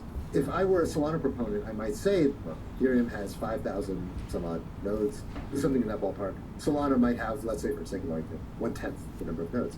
To actually get everybody in Solana to somehow fail to notice that there's been some fundamental failure or safety violation within Solana would be very difficult. Yes, it's 1/10 the number of nodes in Ethereum, but Ethereum just has some number of nodes. Solana has some number of nodes. They're all pretty large, and they're all large enough communities that they would notice if something were to go wrong. What is your counter argument to the Solana advocate who says, look, it's consumer hardware, it's expensive consumer hardware, but it's still consumer hardware, and somebody who's sufficiently motivated can still go out and verify Solana transactions? The way that I think about this is it's not just about what is the level of technical capability of running a node. It's once it gets to the point where running a node is so easy that people are comfortable doing it by default, right? If running a node is hard but possible, then there just is this constant pressure to try to save time and point yourself to another node. Potentially, even some of the people participating in the proof of stake consensus are going to start pointing to the same node. I think that actually happened in EOS a couple of years back. Right now, doesn't the Solana Foundation even have to explicitly do a whole bunch of work to actively encourage people to run nodes? All these new layer ones have a lot of subsidies that go out to most of the node providers. Right, so the question is, when the subsidies disappear, is the network still going to work that way? There's actually two aspects to this. One aspect is the technical feasibility, and technical feasibility is running a node easy enough that people are going to keep doing it as a hobby. Even with Ethereum, there's a lot that we could do to make running a node even easier than it is today, and a lot of the scaling things that we're doing and a lot of the protocol changes that we're doing over the next couple of years are trying to be in that direction. For example, there's this feature called stateless clients. The goal of stateless clients is that it becomes possible to verify the chain without having more than a very tiny amount of information on your hard drive. Right now, in Ethereum node, it takes up half my hard drive. After stateless clients, it's not going to take up any of my hard drive. Bitcoin is in a very good place already. From a node running ease point of view, Bitcoin is in a better place than Ethereum, but Bitcoin does obviously sacrifice by having significantly lower throughput than Ethereum does. So technical feasibility is one aspect. Another important aspect is culture. People need to feel like it is this very ingrained responsibility that there's lots of this very independent verification going on. And that's something that is difficult to cultivate. It is one of those things where if you lose it, it is fairly difficult to try to get it back. And I do think Bitcoin has that. I do think that in Ethereum, with the staking culture, it's actually been improving recently, and I want it to keep improving. But it is the sort of thing that needs to be highly valued. The two things play into each other. If you have a culture that values running nodes, then you have a culture that's going to value making protocol changes to make it easier to run a node. And if it's possible to run a node, just technically speaking, then it's more likely that you're going to have that kind of culture. People sometimes ask us, hey, why not crank up the parameters by a factor of 5, and why not require people to have 10 terabyte hard drives? And a lot of people in Ethereum core developments are actively resisting this. So I think it's only Ethereum and Bitcoin almost that have cultures that are willing to actively make sacrifices for decentralization to that same extent. I've always taken the point of view that the most decentralized coins will win in the end, because the whole point of blockchains is decentralization, otherwise you wouldn't need them in the first place.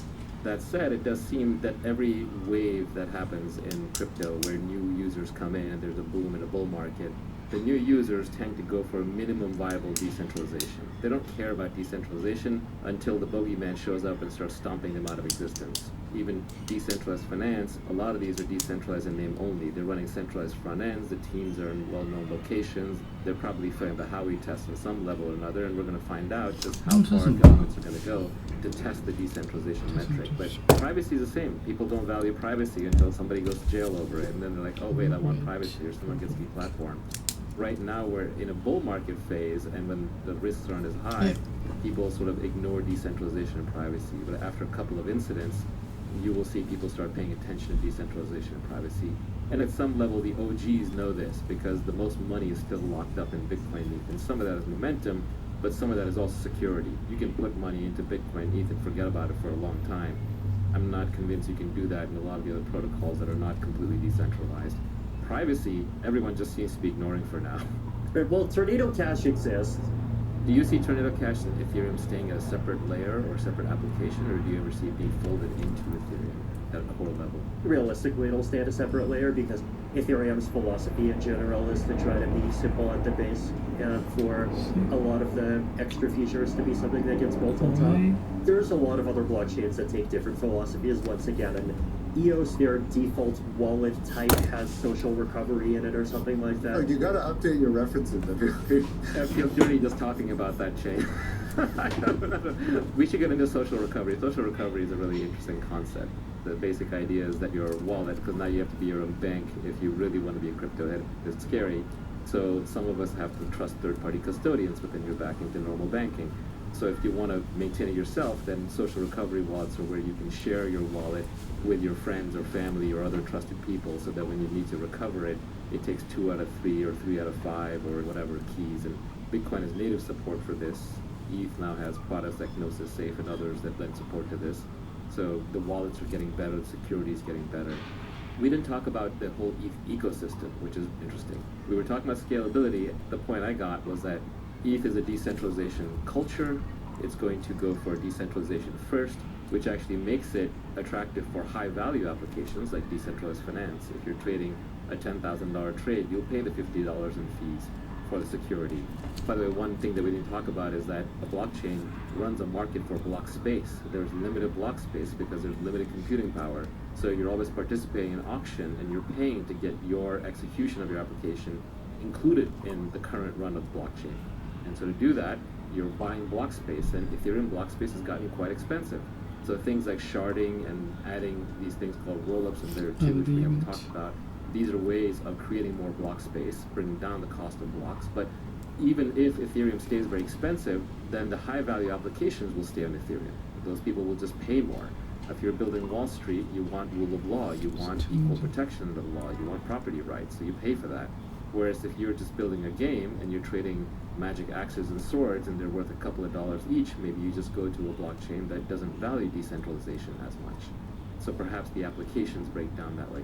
But one of the things we haven't talked about is this incredible ecosystem of all these people building on it and around it. And my personal view is that ETH got saved. If you look at Bitcoin, there's not been a lot of innovation in Bitcoin. Sure, the core developers have done some good work, but now the meme in Bitcoin is, no, we don't change anything because we're trying to be the reserve currency here. We're trying to be digital gold. So we don't want to change anything. Everything is fixed, immaculate conception. It was mostly right at the beginning. We made a few tweaks. It's good to go. We'll fix a few little things, but you can rely on this because it doesn't need to change. It already does a job and it does it well. And I kind of buy that argument, but I don't buy the maximalist argument that is the end goal of all blockchains. There are other blockchain things you can do. And in ETH, we're doing a lot more than just that. But even there, I noticed that there's an incentive mechanism around coins. When you create a blockchain, you create these coins to regulate access to the network. Now, in a theory, you reward the people who are doing the hard work around the blockchain. So you reward the miners who are securing the blockchain, or the stakers who are securing the blockchain. And it's been hard to reward the developers. I know Zcash had a founder's reward, which was controversial. Satoshi has 5% of the Bitcoin blockchain. The Zcash founder's reward is like 10% of the blockchain. Some of the modern blockchains, 70, 80, 90, 99% is going to the initial teams and investors, and these are the VC chains. So how do you incent people to build on somebody else's blockchain? Because the incentive is becoming, well, that's a great blockchain you got there. It's open source. Let me fork it. Let me make a copy of it and run it myself. Or I've seen game developers who are saying, I don't need Solana level security. I'll just fork an existing blockchain and just make it my own. And my own users who are running the game will also run the blockchain. So the incentives aren't there for developers to build on somebody else's blockchain. I got in trouble for saying this in 2017, but I still stand by it. There's a free rider effect on blockchains. There's a strong incentive to fork a chain and build your own, rather than to build on an existing chain. There's a couple of brilliant things that maybe by accident, maybe deliberately happened on ETH that have allowed an ecosystem of innovation on ETH. There's ERC20, which is people are building their own tokens, and then there's these roll-ups and layers where people are building on top of ETH, and in theory, they're going to issue their own token. So I would argue that the one place where the ETH innovation has been the slowest, and maybe because it's technically the hardest, has been at your own layer. It's been at layer 1, where the ETH Foundation is working, where the sharding is supposed to take place, and where ETH2 is supposed to get built. That's where the schedule has been the furthest behind, whereas on rollups on layer 2, things are moving very, very fast. On ERC20, other assets built on top of ETH, things are moving very, very fast. And I wonder if it's just as simple as incentives. Have you thought about how do I incent the people working at layer 1 to move 这 fast? 太 They 多 got 了 their 吧 own token somehow? The Ethereum Foundation does have like a bunch of ETH, and it uses ETH to pay people working on layer 1. A few months ago, we announced a client developer reward for basically every one of the teams that's building a piece of software that understands and talks to the Ethereum protocol and can run a node. It gets some amount of ETH that was in the form of ETH that's locked up in the proof of stake system that is not fully connected to the rest of Ethereum yet. So Ethereum has to have fully switched over to proof of stake in order for them to be able to withdraw that money. So that kind of incentive exists. It's not even so much about incentives. The application layer in the layer 2 has been faster because building at those layers is permissionless. You don't have to coordinate with anyone to build a layer 2. You don't have to coordinate with anyone to build an application. Whereas if you want to change the Ethereum protocol, that's one of the most permissioned things out there. You have to just get lots of people to agree, you have to get an entire community to buy into a protocol change for the Ethereum layer 1. Here's an interesting question. Imagine we froze layer 1 today. You could make small changes like the Bitcoin folks do, but you couldn't make big changes. But the layer 2 people continue innovating permissionlessly. They keep building all their rollups and all associated technologies. But you're still in proof of work. You're still not sharded at layer 1. Could ETH still work? Could layer 2 carry it along for a while? It could. I don't think people will be happy about it because people in Ethereum do love proof of stake and want to get over to it quickly. Just to give some concrete numbers, today Ethereum is on average do about 15 to 20 transactions a second. But if we just moved to layer 2s, then we could go up to about 5,000 transactions a second. You keep the same blockchain, but instead of using the blockchain directly, you use these extra protocols that package up the information and use the blockchain in different ways so that you're still doing the same stuff, you're still getting the same security guarantees, but you're using the blockchain more efficiently, there's more compression, and more of the computation is being done off-chain through other protocols. So there is 100x improvements that can't happen with layer 2s done well that has not happened yet. Now, layer 2s, as they exist today, they're very far from perfect. Instead of 100x gain, it might only be 10x gain or even a bit less at the moment. But roll-up technology is improving. All of these things are improving. So if layer 1 did not change, if all we could do was just more layer 2s, we could get up to 5,000 transactions a second. That would definitely be a pretty good Ethereum already. That layer 2 execution is code. What about the data? Does the data still all have to stay on the layer 1 blockchain? The way that roll-ups work is that they do the code execution off-chain. So there are these cryptographic protocols where the execution gets done off-chain and then verified on-chain, and the verifying is much faster than the original computation. And then the data has to be on-chain, but the data can be on-chain in a very compressed form. Instead of putting transactions on-chain, you put like a zip file of the transactions on-chain. It's like doing a data for computation trade-off. You have less data, but then you have to do more computation, but we're okay with doing more computation because we can do more computation really efficiently off-chain. If you do a roll-up super efficiently, then you only need to put about 16 bytes on-chain per transaction. Today, on average, transactions are like 100 to 200 bytes.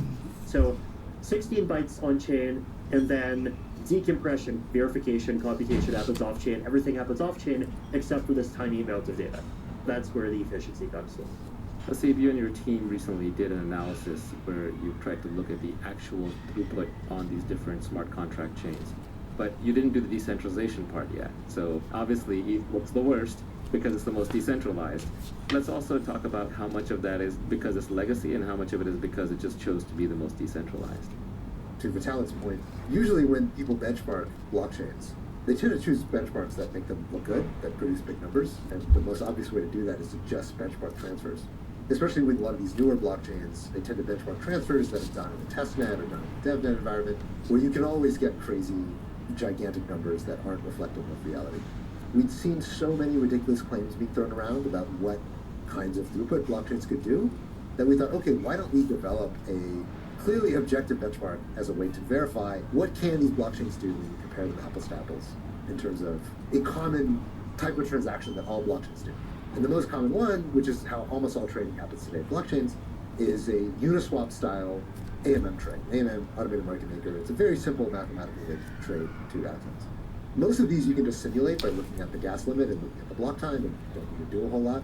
Others of them you have to verify empirically, because the way the gas is computed doesn't tell you enough to verify whether the blockchain could actually hit that in production.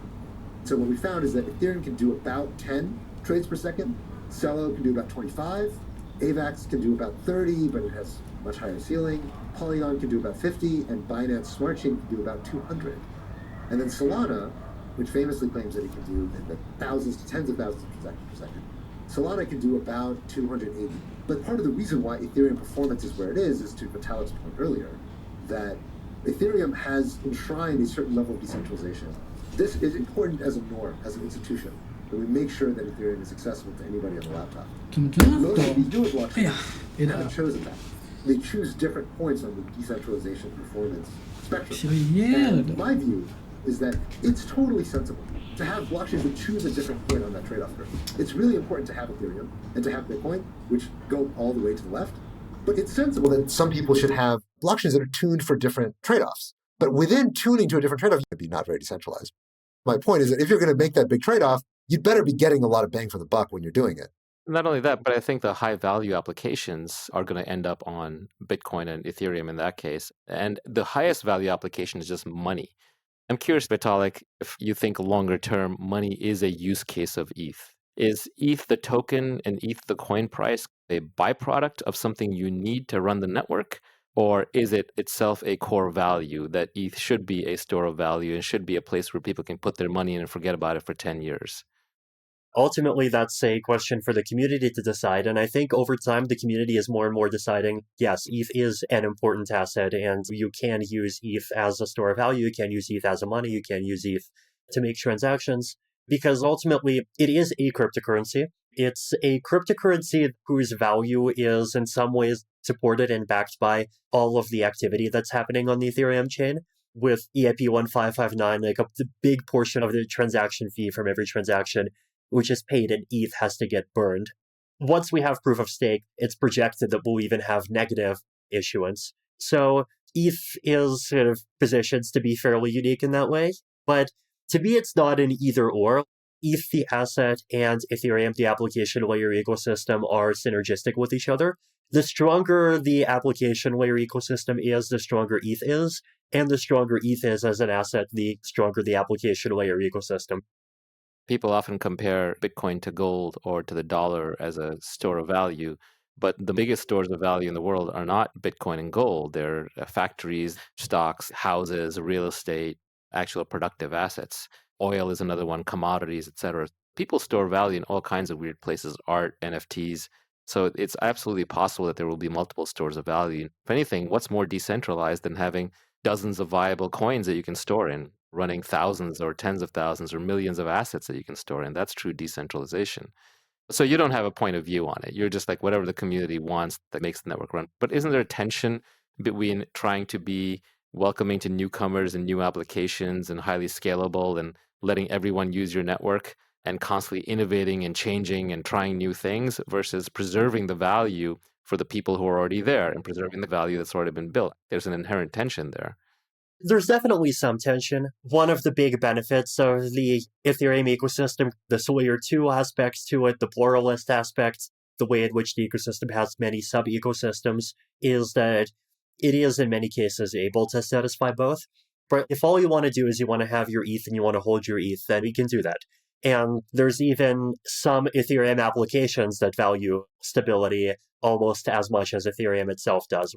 MakerDAO might be one good example there. Rye might be another good example there. Some of the algorithmic stablecoins. But then if you want to go and do wild, crazy stuff, then Ethereum lets you do wild, crazy stuff too. And if you need more scalability to do wild, crazy stuff, then you can go do the wild, crazy stuff on a rollup. So Ethereum as an ecosystem does try hard to have a place for many different kinds of participants in that way, which is definitely something that's hard to accomplish. A lot of the other blockchains, either you're just the digital rock or you're just a platform, but there isn't the digital rock that keeps the whole thing solid. In Ethereum, we do value solving the problem of both having the ecosystem that can do a lot of stuff and having the digital rock in the middle to keep it solid. Whether or not we'll succeed is, of course, up to the next decade of world history to decide. Vitalik, I want to ask you a little bit about how your role has evolved since it began in Ethereum. So in the very beginning, before all of this, of course, you were once the uppity young entrepreneur. It's been, 6, 7 years now? You've moved on from being the entrepreneur to being the chief technologist to being the politician. You're now the elder statesman of smart contract blockchains. What have you learned about protocol politics? Protocol politics is less different from regular politics than you might think. It's all this emergent phenomenon of what happens when you stick many thousands of people together and you have incentives that are aligned in some cases, so you have some competition in other cases, and you have different groups of people that have different opinions and they have to fight it out, sometimes within one protocol and sometimes between different protocols where there's competition. A lot of the dynamics that you get are surprisingly familiar. The kinds of religious fervor that you get when people defend their opinions. Is it better to have blockchains that have smaller blocks so they're easier to verify versus bigger blocks so that more people can afford to use them?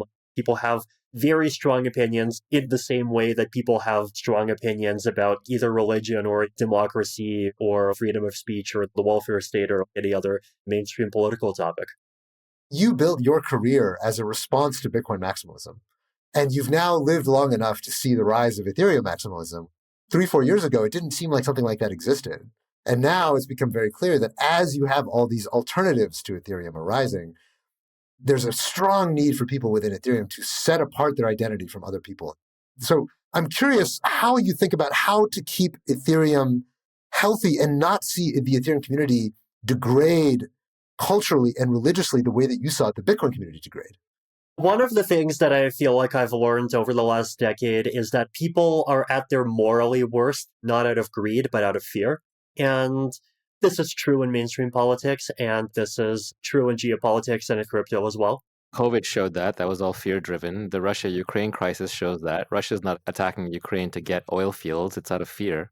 The responses are all fear-based. And fear is used to justify all the horrible things from the Patriot Act to the COVID lockdowns. Fear drives it all. Because greed is always done in your own name, and nobody wants to do it in their own name. Fear is always done in everybody else's name. So you end up with a whole bunch of self-styled white knights battling each other. Right. And even when the leader actually is greedy and megalomaniacal, fear is what they use to sell it to everyone else. The times when I thought both the Bitcoin and the Ethereum community were both at their morally worst would probably be in the Bitcoin Cash small versus big block war crisis, where people felt like there was this very zero-sum struggle between one vision of what Bitcoin would be and another vision of what Bitcoin could be. A lot of principles got thrown out. People behaved terribly in a bunch of ways. In the case of Ethereum, there was this big application called the DAO, and the DAO got hacked, and a big portion of all of the ETH was stuck in the DAO. If nothing had been done, the attacker would have been able to get it out after a couple of months. And this was less than a year into Ethereum's history. So a decision was made to make a change to the rules of the Ethereum protocol to bail out the users of that application.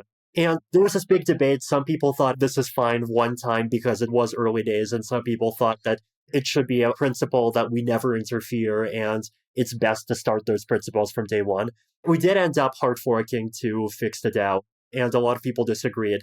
That ended up splitting Ethereum into two chains, Ethereum and Ethereum Classic, where Ethereum Classic refused to implement the hard fork, so they let the attacker get away out of principle. The way that both communities behaved at the time was not good. People were openly advocating that we should use trademark law to try to not allow Ethereum Classic to exist. And then people were advocating 51% attacks and all kinds of things. I think the reason why people were okay with things that they would totally not have been okay at any other time is because they were afraid. Ethereum people were afraid that Ethereum Classic would replace and completely destroy Ethereum, and Ethereum Classic people would be afraid that their principles were being destroyed by Ethereum, which could then grow and overtake the version of the chain that stuck to its principles. The situation did end up working out well for most people. There hasn't been a violation of that kind of immutability on Ethereum since, which is something that a lot of people were not projecting. A lot of people did think that if you violate the principles once, that it would be open season to do it many times. But no, people valued not fixing the parity wallet a year later in order to set the... Actually do take this serious. there was a bug in a multi-sig wallet called a parity wallet, which caused a massive loss of funds. But to be clear, I think the DAO hack was much larger in magnitude than anything subsequently, correct? Yeah, it was much larger, and it was very unique in that it was even possible to fix it with a fork. Because normally when a hack happens, the attacker gets the money instantly, and there isn't a way to fix it even if you want to. So the DAO was really special and unique in that way. As a protocol politician, what do you feel has been your finest moment and your worst moment of blockchain statecraft? Least proud moments, definitely handling the DAO fork situation. A lot of people did feel betrayed as a result of the DAO fork. A lot of people did feel like their expectations got violated. And a lot of people who felt like their opinion was disrespected, especially people who opposed the fork. A lot of them did feel like there was this social environment where if you opposed the fork, then you're evil because you're pro-hackers stealing millions of dollars. That environment ended up turning a lot of people off. There was a lot more that we could have done to not create that environment and still make people feel welcome despite the disagreement. Do you regret the decision, or you regret the way in which the decision was made? I don't think I regret the decision. I think the decision did have a lot of positive consequences too, in how it put a controversial stake in the ground. And if people interpreted the stake in the ground in different ways, the way I interpret the stake in the ground is that it was a moral statement that said that you can believe in principles without assigning those principles infinite amount of weight, without saying that we're going to stick to those principles in absolutely all possible circumstances. And that kind of moderation is something that's very morally important to me personally. It's very pragmatically important to me personally too, because most people that try to take a more purist approach end up hitting a scenario that is extreme enough that you have to compromise. And if you committed too hard to never compromising, then your rhetorical posture becomes even more screwed up. It's better to be transparent about these things early on. People who are pragmatic and people who are willing to look at things in a more moderate way, they're definitely very happy as a result of that. But there are also the purists, and there were even people who believe in moderation that actually oppose the DAO fork, which was interesting too. Most people ended up sticking with Ethereum despite the DAO fork happening, but there were a lot of people for whom the DAO fork was this watershed moment where like they were curious about Ethereum before, then they realized, oh wow, no, this is a centralized evil chain. Which is unfortunate that we can't satisfy everyone. But on the other hand, satisfying everyone is expensive, and satisfying everyone is so hard. I sometimes even think, had we successfully satisfied everyone during the DAO fork, then might we not have had much harder politics getting proof stake out the door? I see you taking incredible slings and arrows on Twitter and being very good-natured about it, something that Zuko seems to also do. The visible leaders of protocols, or creators of protocols, because I'm not even sure Ethereum is really led anymore, they tend to have this ability to operate in public, either with a certain nonchalance or with a certain combativeness that normal humans I don't think could sustain. How did that come about? Do you wish you just remain anonymous? Did you have to go through a learning curve to learn how to deal with all the trolls and all the haters and all the Bitcoin maxis attacking you? Do you wish you could just press a button and disappear from ETH and then ETH goes into the Foundation's hands? There's definitely a learning curve. There's big mistakes that I made in my Twittering in years past, especially times when I would let myself get carried away in a particular discussion and I'd say something and I feel like I'd have to justify myself and I'd go into a deeper hole. You wish you didn't argue as much on Twitter, is that what you're saying? Yeah, you learn over time. There's a good style. It accepts the criticism with grace. You learn what to respond to. You learn what to let slide because realistically no one's going to see it anyway. There's definitely like subconscious intuitive art to being a good Twitter meme lord. And being a good crypto meme lord in general. How much influence do you have on ETH today, especially compared to the DAO fork time? Because my sense was in the DAO fork you were very involved, but if something of that magnitude came up today, how much influence would you have relative to what you had then? I feel like my influence in Ethereum keeps decreasing every 6 months. I have less now than I did 6 months ago. 6 months ago I had less than I had a year ago, and then a year ago I had less than I had 18 months ago. These days the number of people that even I have to convince to push in a particular direction is significant. Watch some of the EIPs that I personally promote. Some of them don't even make it in. For a lot of them, you have to try pretty hard to satisfy all people's concerns. What's the biggest thing you push that isn't getting adopted? EIP 4488 is one example. If I had more control, it would have been in Ethereum already. What is that one? This is the one to do a short-term decrease in the gas cost of call data. It's a fairly technical change that makes rollups cheaper in the short term. It seems to me like a lot of your evolving role within Ethereum shows ways in which blockchains are like religions. Imagine Ethereum started off as a sect that you founded as a charismatic leader, and you were like, hey, we're going to break off from the religion of Bitcoin or break off the religion of Mastercoin. I believed in these new principles of Turing completeness. Once upon a time, you were the sect leader, and as the sect becomes a church, there becomes more bureaucracy, more vetocracy. There's more and more mechanisms that are developing behind the scenes, and pretty soon, you might be the charismatic voice of Ethereum, but the formal leadership of Ethereum has taken on its own life force. What is your observation of how Ethereum has become more systematized as a culture compared to what it was 5 years ago? Today, the protocol decisions tends to be done through this mechanism called the all-core devs call. Like, this is a call that happens once every 2 weeks. As the name implies, all of the core developers come online and talk about all the proposed protocol changes, and everything that people agree on gets accepted, and if people disagree, then it doesn't get accepted. So there's this fairly complicated pipeline that changes have to go through. Step 1 is the idea-making stage. Then step 2 is the refining stage. Then there's the stage of convincing more and more people, making a test implementation, eventually turning it into a fully formalized proposal, what we call an EIP, an Ethereum Improvement Proposal, and then finally gets into an all-core devs. And then if all-core devs accepts it, then it eventually goes into a hard fork, which is what we call a protocol upgrade to Ethereum, which includes changes to the protocol that everyone has to download to get accepted to the network. So there is this long process. There's many points along the way where different people have to agree. At the beginning, the research team has to agree, and then in the later stages, the core developers, the people actually writing the code, have to agree as well. So it's definitely more bureaucratic considerably than it was 3 years ago, and definitely much more than it was 6 years ago, when we could get a change accepted and it would get included very quickly. And even now, I feel the window is closing on substantial things. It's getting harder to do big things even today. How do you feel about that? In some ways, relieved. Ethereum becoming more bureaucratic gives me more freedom to retire. Well, retire is a complicated word. I feel like I'll keep doing things forever, but what kinds of things? As you mentioned, my role is changing in complicated ways that are hard to describe. What would you be working on if you weren't working on ETH? Good question. I'd have my big long list of things that I think need to happen, and I would do some combination of writing about it, explaining them, and probably putting some of my own money into making them happen, trying to put teams together and make them happen.